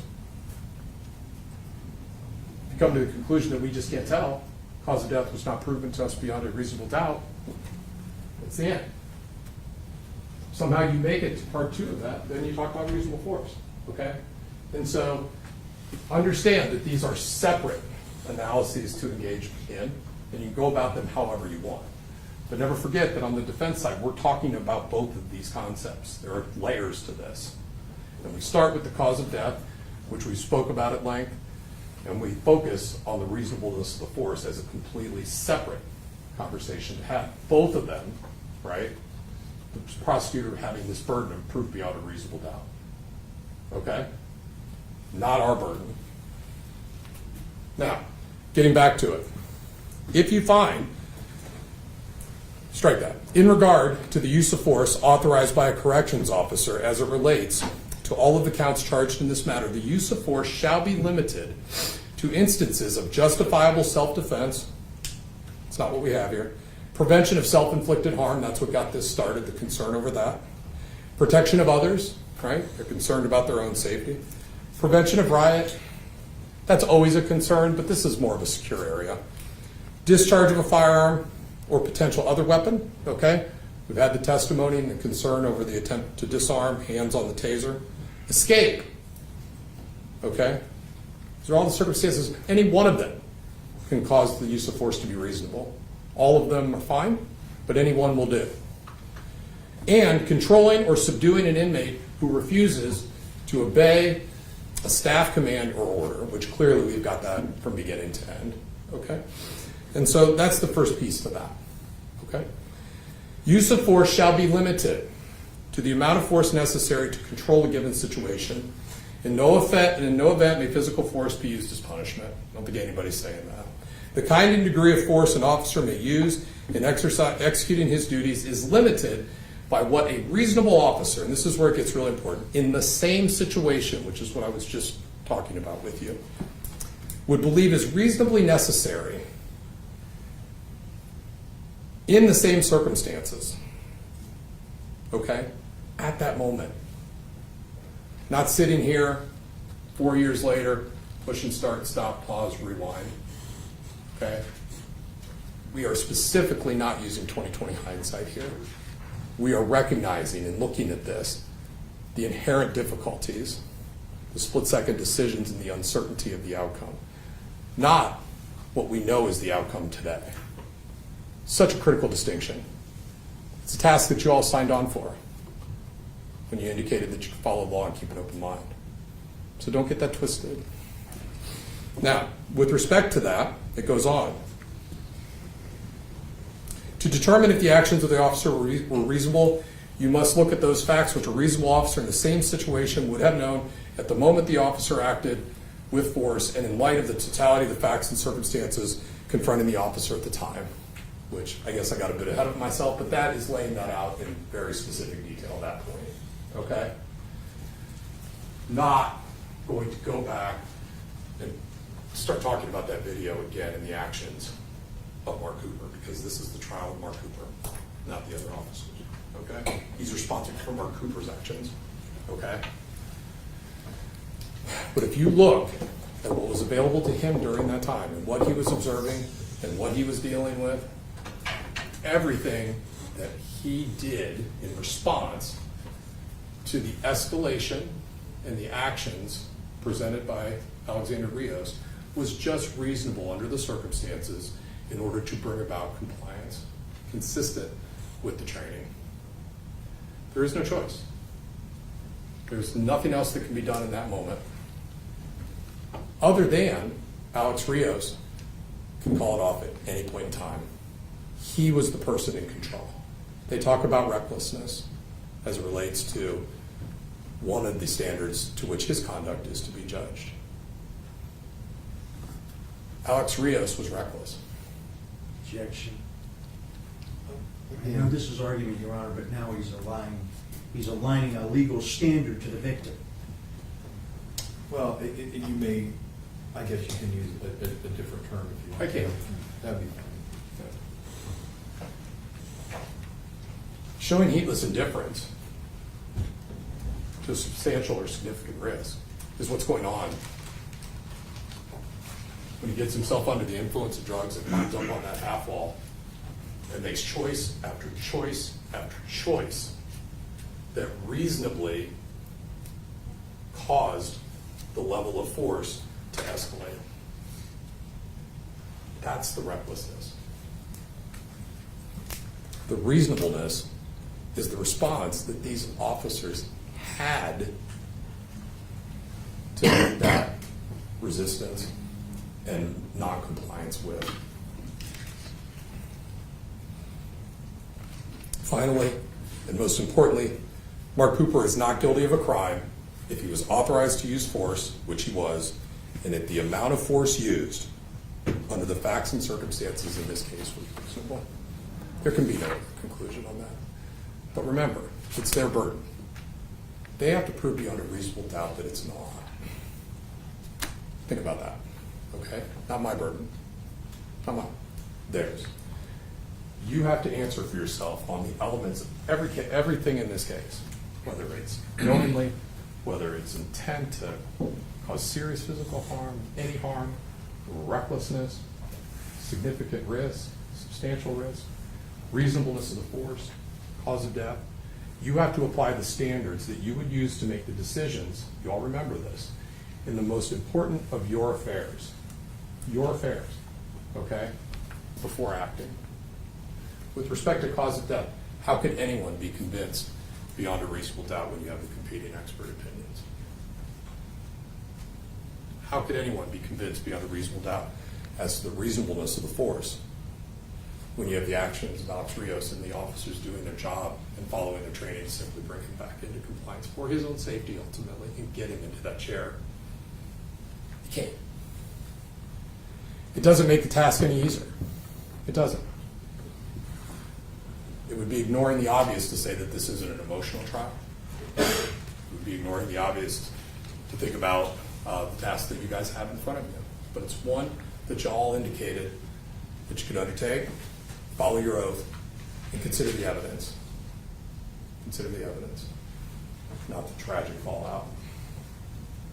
When you do that, we, on the defense side, Mark Cooper, we are confident in this process, and we are confident in the jury system.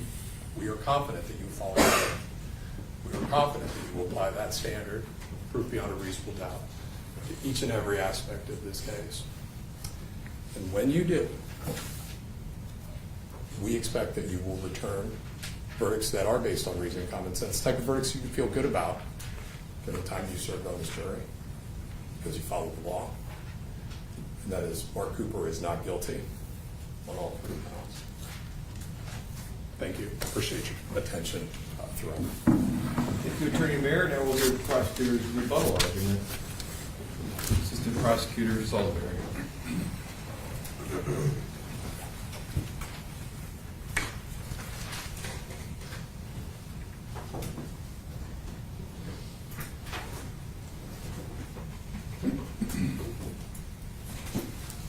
Well, ladies and gentlemen, we started this case last week.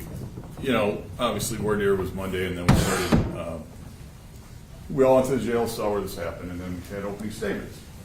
And the first thing you hear from the defense after Mr. Thompson's opening statement is telling you that this case is about how Alexander Rios died. And the defense gets up in their opening, and you remember the first words out of his mouth. I couldn't disagree with that statement more. Remember when he said that? I couldn't disagree with that statement more. And then for the next week and a half, we've heard nothing but them arguing and refuting the cause of death that our expert witnesses told you how Alexander Rios died. And now they want you to latch on, when they said they hadn't, to latch on to Dr. Lehman and excited delirium. They have to. They have to have that, because if they don't, then you know how he died and how he actually died. Excited delirium. That's not even recognized anymore. But how many times did you hear that phrase from Mr. Mayor?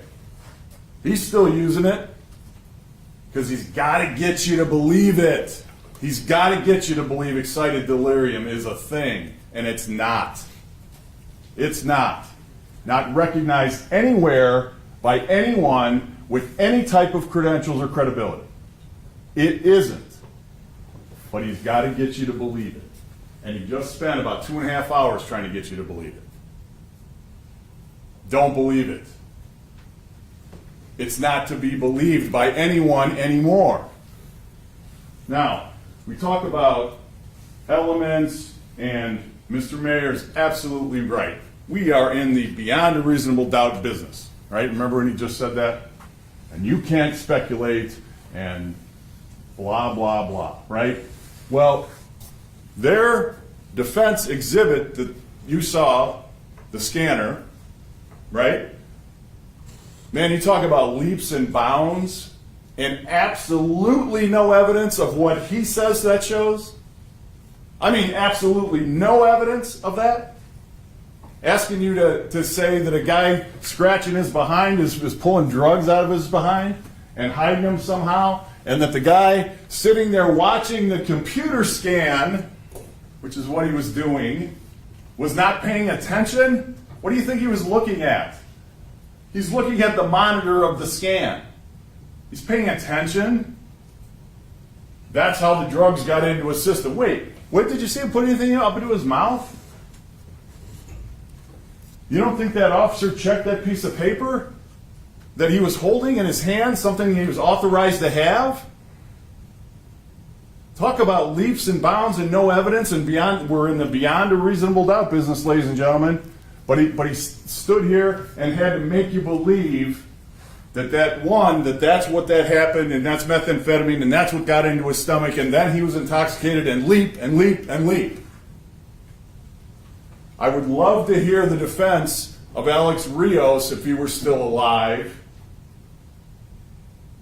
If we'd have charged him with possession of methamphetamine, and Mr. Mayor had to represent Alexander Rios.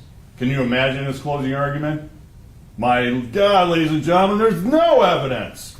There's no evidence of methamphetamine. There's no evidence how it got there. There's no evidence that that's a bag. There's no, right? You would hear all that. And look at, ladies and gentlemen, I've never said it wasn't a baggie. I don't know. We don't know what it is. Everybody in this courtroom agreed to that. We don't know what it was in his stomach. Okay? That's a fact. That's the fact. And it wasn't tested for drugs. And to sit here and say that it was a baggie of methamphetamine is just not proof. It just isn't. But I'll tell you this. It doesn't matter. Because is what he's saying is if Alexander Rios was high, he deserved to die? Offensive? He talks about offensive? What in the world does methamphetamine have to do with him dying? Nobody has said this is an OD case. He said it wasn't. Alexander Rios didn't OD. Everybody knows what an OD looks like. You froth at the mouth, you go out, your eyes roll back in your head, right? We've all seen it. Hopefully no one's experienced it personally or with a loved one, but we all know what it is. That's not what happened. And that's not how he died. And he didn't deserve to die. People take methamphetamine all the time, all day long, and they don't die. It had nothing to do with his death. But he stood here and had to talk about it for an hour because you have to believe that because you got to trash the victim, right? Alexander Rios wasn't worth living. Isn't worth it. He's a drug addict. He relapsed. What does any of that have to do with it? That was the second line out of the defense opening. Alexander Rios was a drug addict. He'd been addicted to drugs and he just relapsed 2 or 3 weeks prior. Okay. Make sure they had to tell you it was a felony warrant. It was a felony warrant. And in quotes almost, right? Why do they have to say felony warrant? I wonder. Talk about irrelevant to this case. Why can't they just say warrant? He had a valid warrant for his arrest. Okay. No, but they said every time the word warrant came out of their mouth, it was felony warrant. Remember that? And that's just to dirty up the victim. That's all they've done this entire case. Besides argue with the experts that they can't argue with. Mr. Mayor said it's unfair. He started out his closing argument by saying it's unfair. It's so unfair that we can go back and go frame by frame and watch what happened frame by frame. And it's so unfair that that's exactly what he did for you. It's exactly what he did for you. You mean unfair? That's evidence. That's evidence. And by the way, I think what he meant was it's unfair to judge after the fact when you're in that situation. Ladies and gentlemen, that's exactly the reason why you get trained. And exactly why, when I asked Mr. Odell, you don't want people in those situations that aren't trained. What is training for? That's exactly why you're trained. To make those split decisions. In crisis situations, in tough situations, in violent situations, Do we want untrained police officers? Do we want untrained corrections officers? Do we want untrained doctors operating? You have to know what to do when you're in a profession. And that's what this is. And that's why they're trained. So to say, well, it's unfair for us to sit back here and make split decisions when they're in a place, that's what they're trained to do. That's their job. And to just get up and say, oh, it's a tough job and he died, that's ridiculous. It's ridiculous. They're charged with keeping inmates safe. They're charged with that. We should expect that in this country. That when you go to jail, you're not going to die or get seriously injured. I don't care if you're high or you're not. Couldn't care less. Doesn't matter. You deserve to walk out of there alive, at the very least.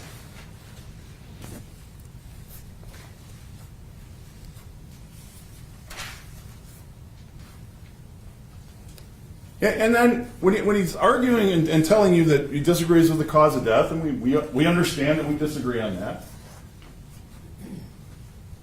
In opening, they called it I want to get it right. A use of force incident that went horribly wrong. Those were not my words. Those were the defense words. Horribly wrong. Yeah. Horribly wrong. That's what went horribly wrong. And Mr. Mayor also says, tragic consequences of this event. That sounds to me like a concession of cause of death. The consequences of this event, that's what we're saying. The consequences of that event, of him standing on his back, is death. That's cause. That's cause of death. So it seems to be an inconsistent argument to say those two things went wholly wrong, tragically wrong, whatever that quote I just said was, and they said in their opening, and the tragic consequences of this event. That's cause of death.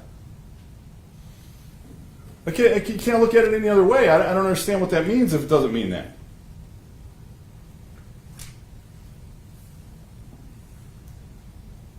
He wants to, and he didn't mention anything about Dr. Paul and what she said.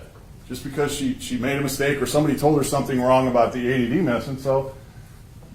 But what she said was, and why he doesn't want to talk about it is because she tells you what the cause of death was, and she tells you what the manner of death was. And she disagreed with the cause of death that she signed, and again, I said it in my other close, and I'll say it again, whatever you think of that, she shouldn't have signed it. Say it plain. She should not have signed that. She didn't agree with it. She signed it.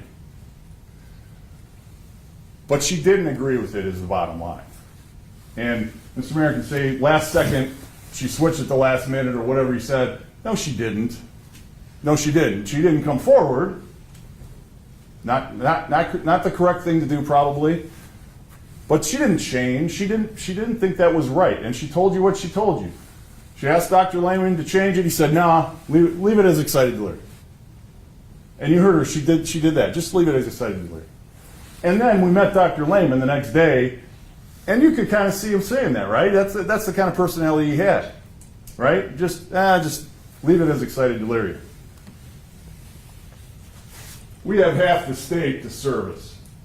We're under contract with half the state. We're pretty busy. Leave it as excited delirium.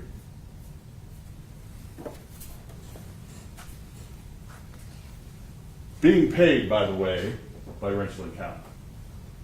Make no mistake about that. They're under contract with Richland County.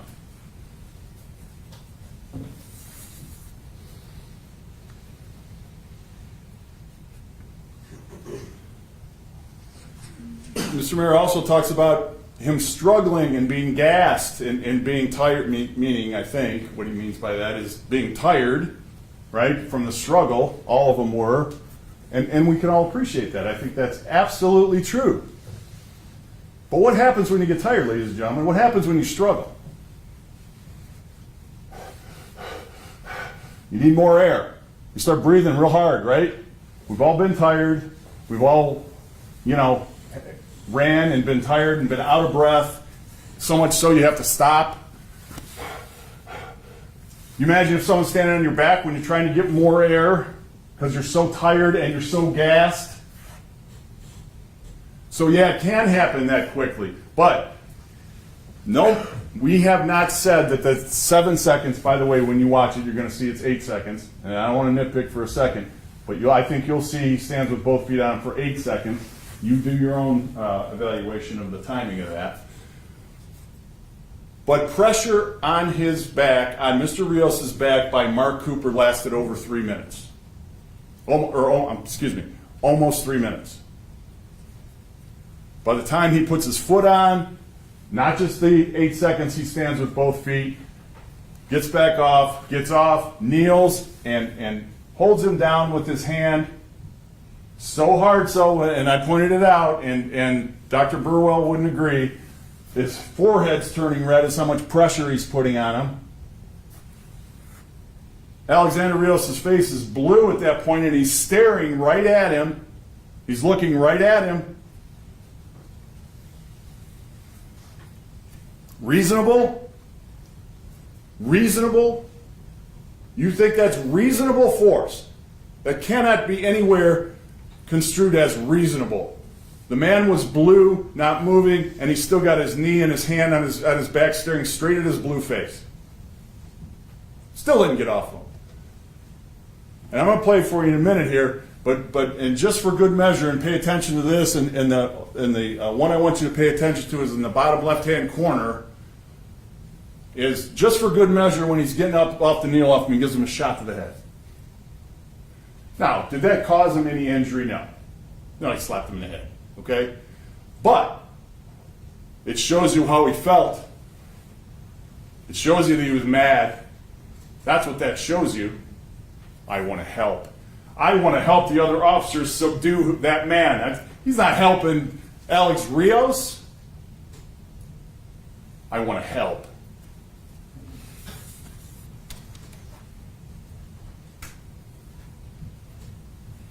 And then, a window into the defense, I guess, is, Mr.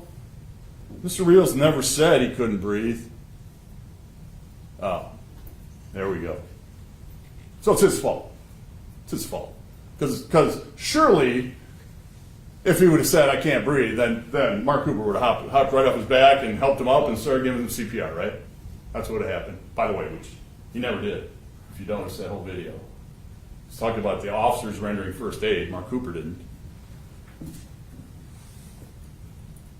But he didn't say it. Never heard him during that entire 5-minute struggle. Did you hear the words, I can't breathe?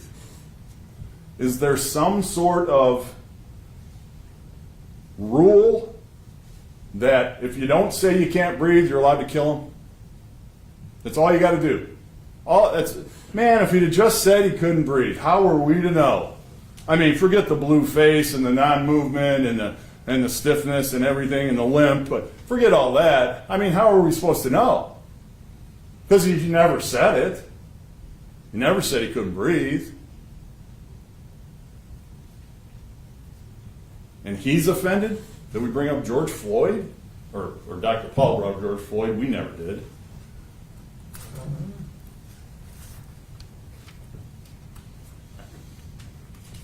He wants to point to let go of the cuff twice after Alexander Rios is clearly unconscious. Well, ladies and gentlemen, I think we can all understand what happened there, that the cuff was trapped underneath the body with a bunch of people on top. They were trying to gain control over him. And they couldn't pull his hand out from underneath his own body. And they're saying, let go of the cuff, let go of the cuff. That doesn't mean he's still breathing or still actively holding it, or maybe he was holding it before he went unconscious and they couldn't unclasp his hand, is a reasonable explanation to that. Them saying let go of the cuff is no indication that he's breathing. None. But I'll tell you what it does. It gives you an insight into the whole attitude and temperature in the room, if you will. You have Mahan, who is the female you hear screaming, "Tase him, tase him! Dry tase him!" Right? We hear that. We hear that. She's not happy. He calls somebody, Alexander Rios, in one of his last words, "You're a dumbass." And Mahan, "No, you're the dumbass. Let go of the cuff. Let go of the cuff, Ralph." I'd love to hear the finish of that sentence that got cut off. Those officers were angry. They're angry. And I'm not saying they have a reason to be. You're struggling, it's adrenaline, all that.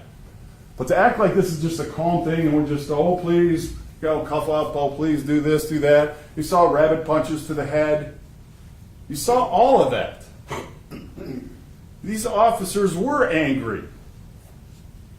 And on top of all that that's going on, he gets tased. Now look, that's a bad thing, especially when you're not expecting it. And I guarantee you, Mark Cooper was not expecting to get tased. So I get it.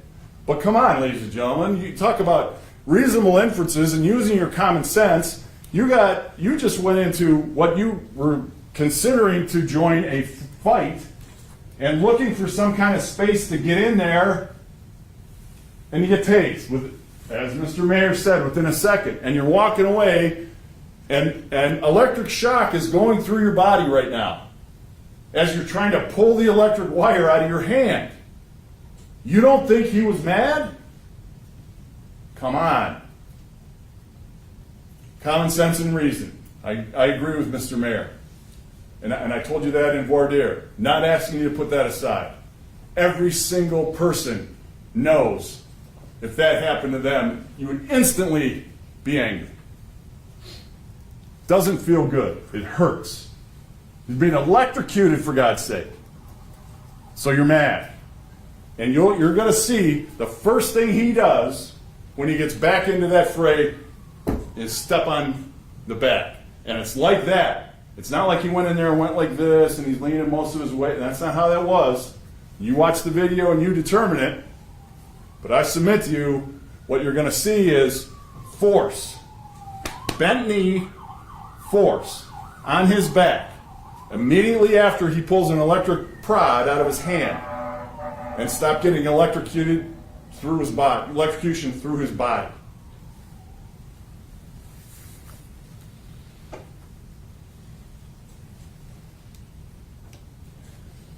Mr. Mayor also made what seems to me to be a concession. He said to you in closing argument, if Cooper wasn't involved, this would have gone on longer. Yeah, because he would have still been living. I mean, again, I think that goes to cause of death. He's admitting that Cooper's actions caused him to stop breathing, therefore stop struggling. That's cause of death.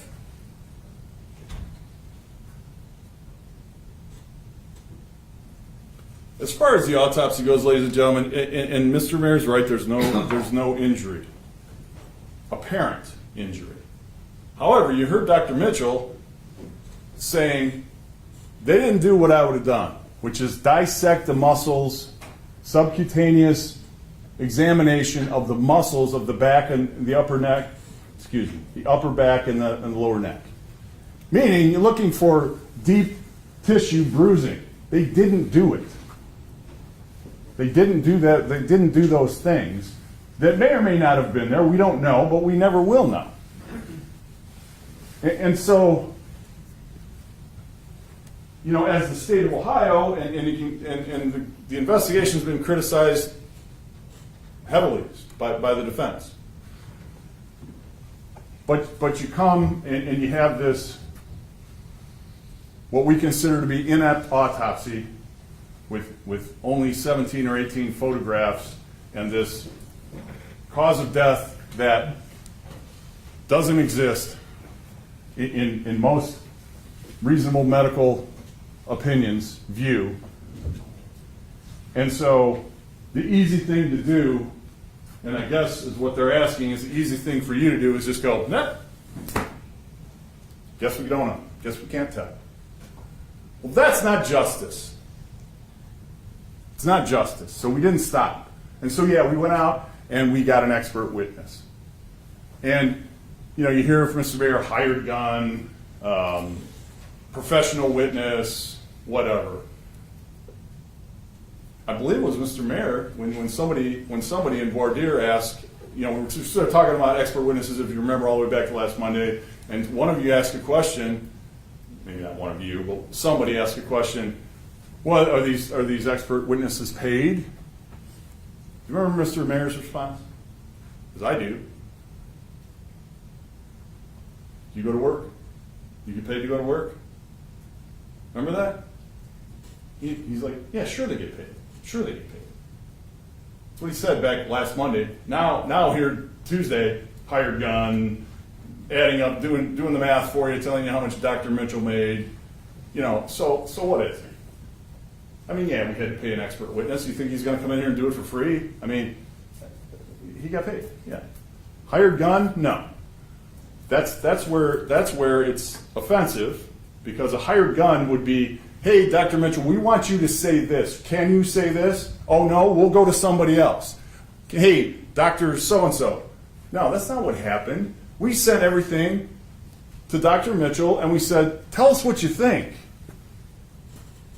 Tell us what you think.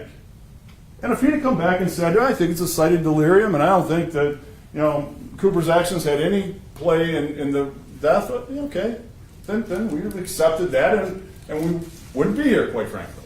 We just wouldn't. But that's not what happened. We sent the materials to one witness, one person. We didn't shop. And he came back with an opinion. And that's what happened. And that's how it works. I mean, that's how it works. And again, of course he's going to get paid. Just like Mr. Mayor's getting paid, just like I'm getting paid to be here, okay? So let's get that out of the way. That doesn't have, if you think that Dr. Mitchell's opinion was bought, well, then find him not guilty. It wasn't bought. He's an advocate, and he's got an agenda.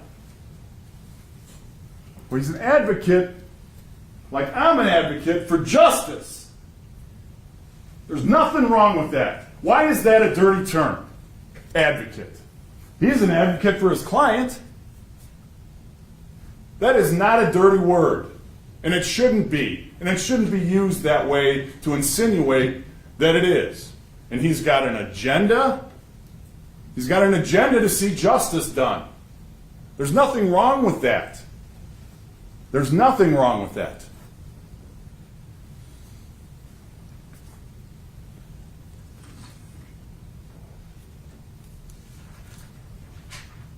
So here's the thing, when Mr. Mayor tries to put it too simply, or very simply, you got competing interests as the cause of death, and that's reasonable doubt.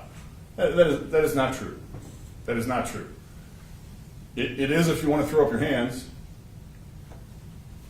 but it's your job, and you took an oath to decide what it is, what the cause of death is. And then, I agree with Mr. Mayor, if you decide that the cause of death was Mark Cooper's actions, then you got to go on to see if his force was reasonable. Okay? We'll get to that in a second. But think of it this way. Okay, we have Dr. Paul saying it's mechanical and positional asphyxia, and she wished she would have said it back then. Okay? And we have Dr. Mitchell saying mechanical asphyxia, positional asphyxia, causes brain anoxia. We all, encephalitis, we all know that. Died from lack of oxygen to the brain. But then you have Dr. Lehman coming in here, who, by the way, did not, and keep this in mind, did not perform the autopsy, okay? Supervised it, but did not perform it. And said, when I finally asked him, well, excited delirium, well, I couldn't call it that today, because it's no longer a thing, and it probably never was. I said, well then, doctor, what killed Alexander Rios? Well, I don't know. I think you use your collective recollections. I believe he threw up both of his hands, literally, on the witness stand when I asked him. Well, I don't know.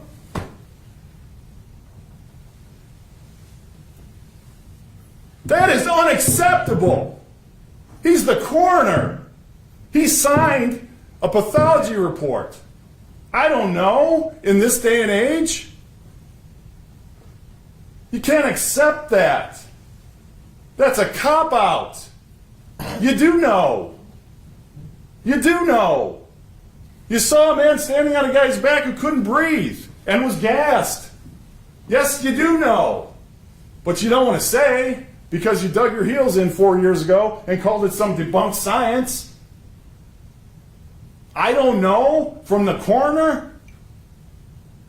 I'm guessing he probably swallowed a bag of methamphetamine, I'm guessing. What? Really? And then you got Dr. Burwell sitting there telling you that the guy's as blue as my suit, saying that he can't tell what color Alexander Rios is. As he's laying there blue on the ground with Cooper kneeling on his back staring right at his face. Couldn't even concede that. Wouldn't concede that. And here's something else to consider about Dr. Burwell and his testimony. He claims that he never saw that handheld video. Remember? He said, I didn't see that one, I saw a different one. But Bob Ball, my investigator, took it straight down to the Montgomery coroner's office. Remember him saying that? Well, how is it that Dr. Paul and Dr. Lehman said the only video they ever saw was the handheld video? Think about that. Remember when the autopsy was, ladies and gentlemen, from the evidence? It was Monday morning at 9 a.m. in Dayton, Montgomery County. I don't know if it's Dayton or not. That's probably a two and a half hour ride. When did he see the video? When did he see the video? You think he went into his office on a Sunday afternoon and reviewed that with Bob Ball? Or 5 o'clock in the morning? Because Bob Ball made it on time to the autopsy. He was there at 9 a.m. Means he had to leave here sometime before 7 o'clock in the morning.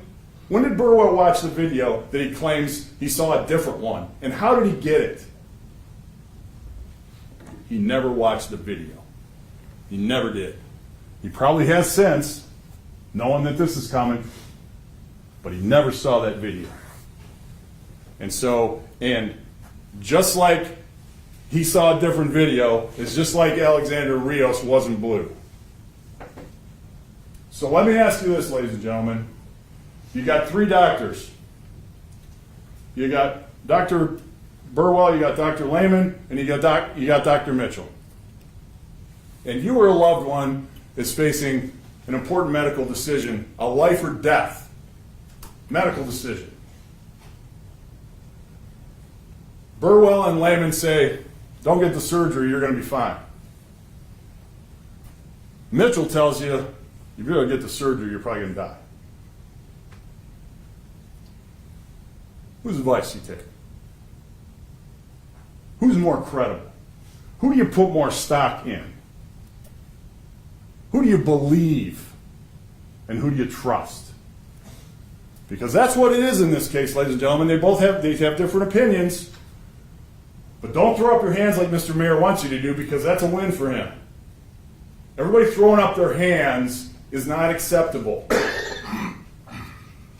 We're here to do justice. And remember what I told you in voir dire, that nobody ever said it was going to be easy. Nobody ever said that. In fact, just the opposite. It's going to be hard.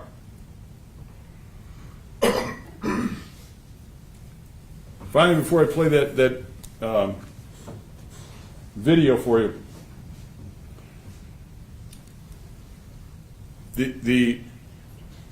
these 8 seconds are very important when you see, and I want you to pay attention to this because I don't want to stop it, and I'm not going to play it all the way through, but just to the important part. When Mr. Cooper lifts his foot off the ground and then eventually puts it on Alexander Rios' shoulder and back, I want you to listen carefully, because you're going to hear the air leave his body with a ghastly grunt. That's him. That's Rios. He goes, you're going to hear that. And then maybe struggles and maybe has that whistling sound one more time. But he didn't stop.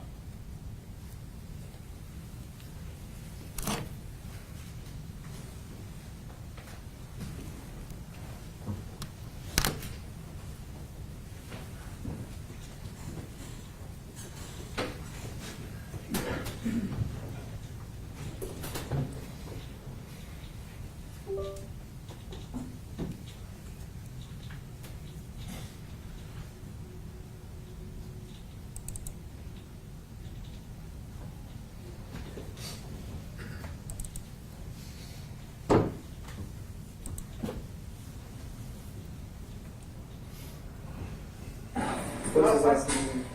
Rios. Rios, I need you to come down so we can. Okay.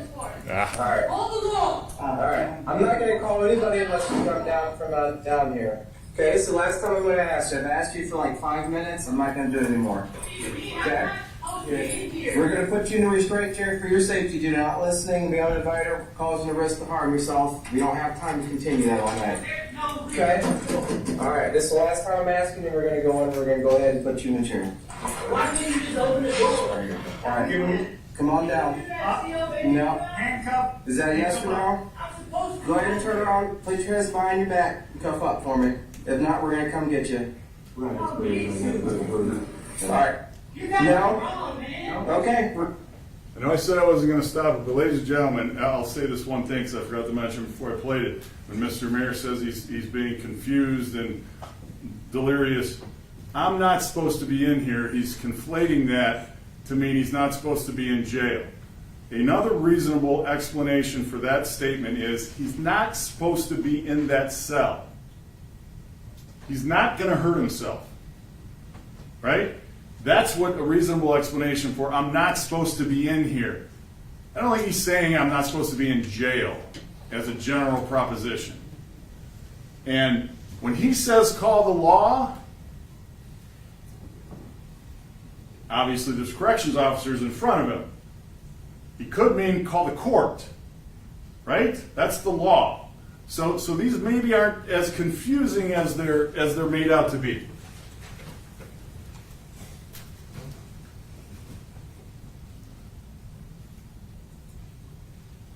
Ready? Let's go. Jump to the left-hand corner, please.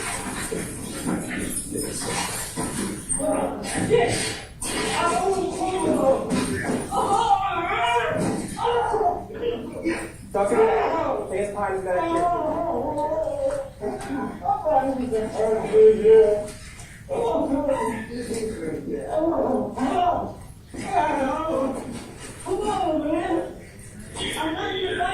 Use your taser. Crazy. Take off. Taser. I'm not even fighting him.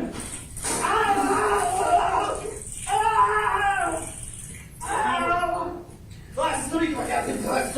Taser. Ow. All right. Can someone Can you explain to me? Because you're a dumbass. Now you're the dumbass. I didn't say you were her. Fucking took off on himself. Really? Yeah, he's like. Oh! Give me your hand behind your back. Oh shit. Somebody take it. He's on some type of. Keep playing. You need to. Do we have anybody else available?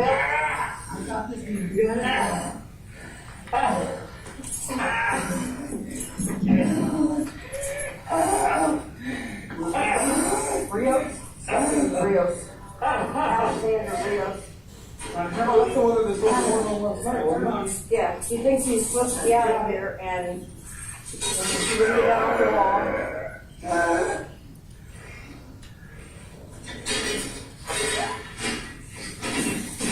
Take me.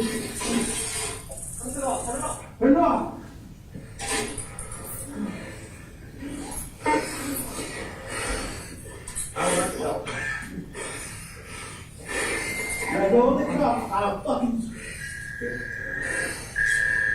Let go of the car. Right up there on the wall.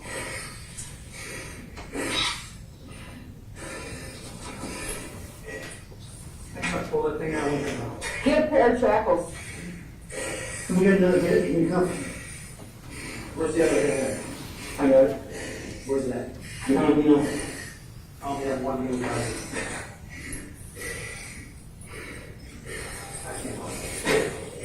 You want a pair of shackles? So I I can't get beside me. He's got it. Get up, all right. Grab some, oh, he's got it. He got shackles. Ready? All right, Yeah. shackles. Give me the other hand. Bring it towards me, guys. You got it? Shackling down there. This cuff.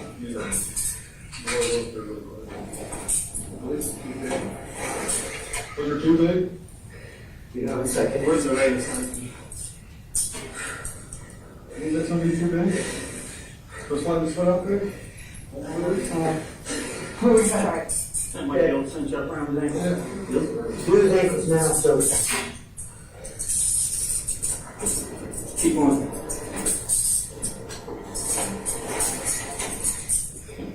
Hey, Gardner, let's come on the other side of the lawn.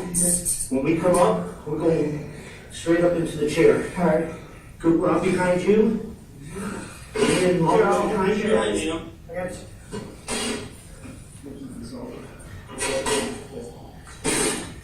All right, I got the chair so it doesn't lose. Okay. You two ready? Just turn him. Straight up. Hear me? Get off. He's turning blue. Call squad. Master Control, call the squad.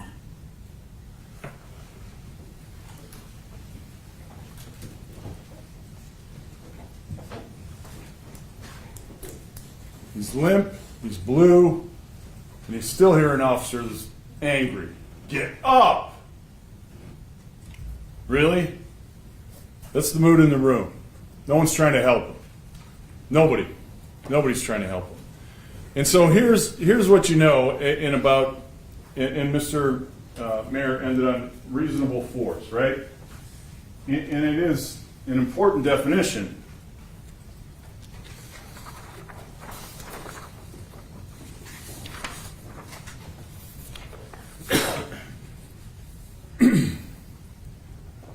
Use of force shall be limited to the amount of force necessary to control a given situation. In no event may physical force be used as punishment. The kind and degree of force an officer may use in executing his duties, not beyond his duties is limited, and here's the important part, by what a reasonable officer in the same situation would believe is reasonably necessary in the same circumstances. If we only had a person like, wait a minute. Lieutenant Odell. We got another officer in the exact same circumstances. What did he tell you? Not only are we taught that you can't stand on somebody's back, you're taught not to do it. Not to do it. Not, we can do it under certain circumstances. No, he didn't say that. They're taught not to do it. Hold on, is there an objection? Okay, well, again, this is argument. Ultimately, you will decide what the testimony was. It's your memories that matter. And like I said, none of the attorneys are trying to misquote. It's just during the course of the trial where you have a lot of witnesses testify, it's hard to remember exactly what they said. So that would be the cautionary. You may proceed. Thank you. He told you they were taught not to do it. Have you, Lieutenant Odell, have you ever stood on somebody's back? No. Would you ever stand on somebody's back? No. A reasonable officer in the same exact circumstance. You don't have to compare it. He was in it. He was in it. No, would not do it. Officer Odell, you did not use deadly force in this case, did you? No.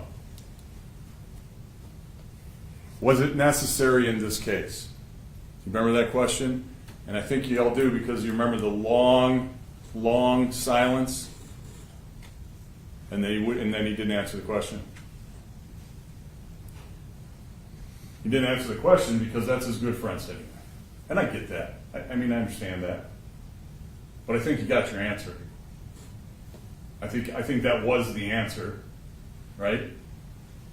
A reasonable officer in the same circumstances. A reasonable 5 officers in the same circumstance. None of them stood on Alexander Rios' back. None of them, except for Mark Cooper. You can talk about body weight and all that other stuff all you want. But none of them stood on and put pressure on Alexander Rios for almost 3 minutes. And yeah, we can talk about the 8 seconds because those were the most important 8 seconds because that's when the most pressure was being applied. We can agree to that. But that doesn't mean that what the force he was using before and after he stood on his back with both feet didn't have some effect on allowing Alexander Rios to get oxygen into his body and therefore into his blood and therefore into his brain. This is what we know what killed him. And we know that. I think we can all agree Dr. Burwell's opinion can be disregarded. Heck, he wants you to believe it's a drug overdose. Honest to God. Yeah, maybe it was. Yeah, okay. Where's your coroner? Determining cause and manner of death. That's what he said. Nobody else in the world has said that, except that man. The guy who says that Alexander Rios isn't blue. And that he watched a different video somehow before Bob Ball took it to Montgomery Coroner's office. So then you're left with Dr. Mitchell and Dr. Paul versus Dr. Lehman. And Dr. Lehman doesn't tell you how he died. Dr. Lehman says, no, I don't know. I don't know what killed him. Doctor, you're aware that there's people that disagree with you and could say positional, oh yeah, I'm aware of that. And reasonable people can differ about that. So even he kind of conceded that it could be that. I won't say that. But I guess his professional conclusion is, no, I don't know. I don't know how he died. Well, we do. Well, we do know how he died. And, ladies and gentlemen, Alexander Rios wasn't without his problems in life, right? I mean, we never hid from that. He's in jail. He's in jail lawfully. Not saying that he wasn't. Not saying that he didn't have an addiction problem that so many, unfortunately, so many people suffer from nowadays. I don't know if he ingested methamphetamine that day or when or how or whatever. And I agree with Mr. Mayor on one thing, I wish we knew. But we don't. But again, ladies and gentlemen, even if he did, or maybe even more so,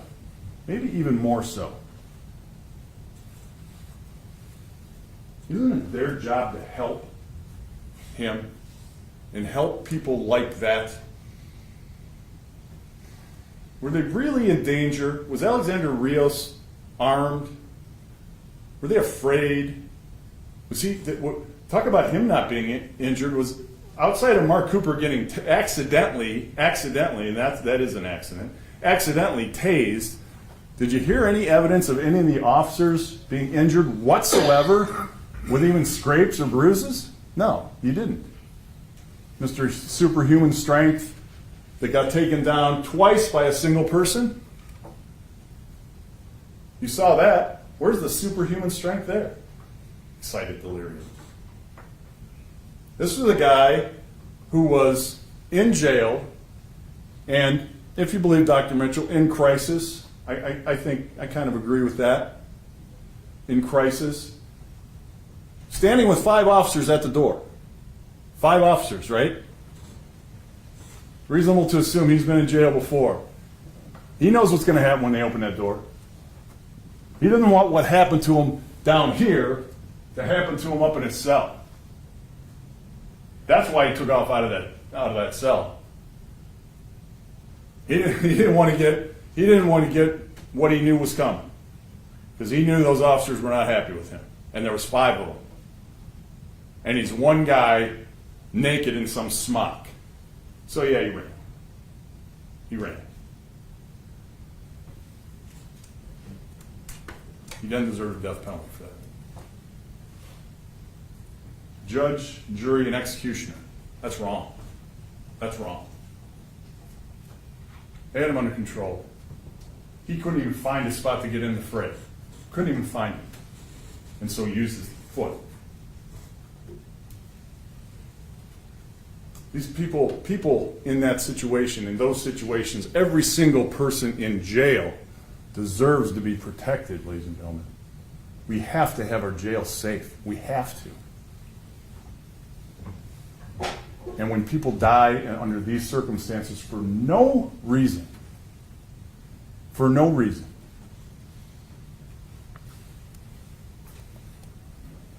then we can't let that go and just say, well, we don't know what happened. We're going to do an in-depth autopsy, and we're going to find some cause of death that doesn't exist, and we're going to dig our heels in, and I'll have the coroner sign off on it, and nobody will be the wiser. No one will ever look at this case again because, as you heard from the defense for a week and a half, Alexander Rios was a drug addict who wasn't worth it. I'm going to check. That's the fifth time he said that, and it never once came out of my mouth, and I think that it is bordering on misconduct. I think that, ladies and gentlemen, what needs to be argued is what's in evidence, so also the objection. Well, he spent a long time telling you about his drug history and his drug past, and how he, Mr. Mayor talked about his heroin OD in his closing argument. So they've certainly done a good job of assassinating the character of Alexander Rios. And that was intentional, clearly. Again, But those are the people. On commenting directly on character assassination, defense motives, specifically. Again, ladies and gentlemen, the case is decided based on the evidence that is presented in the courtroom from the testimony of witnesses. So whether either side is making arguments, they're allowed to make passionate arguments, but the actual evidence in the case comes from the witness stand. So that's why I've been telling you before, what the attorneys say is not evidence, it's argument. What the actual evidence is what the witness's testimony was. So you may continue. Thank you. Assistant Prosecutor Sullivan. Ladies and gentlemen, you decide why then I'll put it this way. You decide why that evidence was put on in front of you by the defense. You decide. You decide why they did that. Felony warrant. Every time they said warrant. Felony warrant. Drug addict, drug overdose. High on methamphetamine. All of that. So what? So what? He was a man. He was a father. He was a son. And he was flawed. But he did not deserve to die in the hands of the Richland County Jail. He just didn't, ladies and gentlemen. And when you go, when Mr. Cooper went beyond the reasonableness of force that the corrections officers were allowed to use, that becomes criminal. I don't care what's in their policy. I don't care. That policy does not supersede the Ohio Revised Code. Anybody can put in their policy whatever they want to. Whatever they want to. It doesn't supersede the law.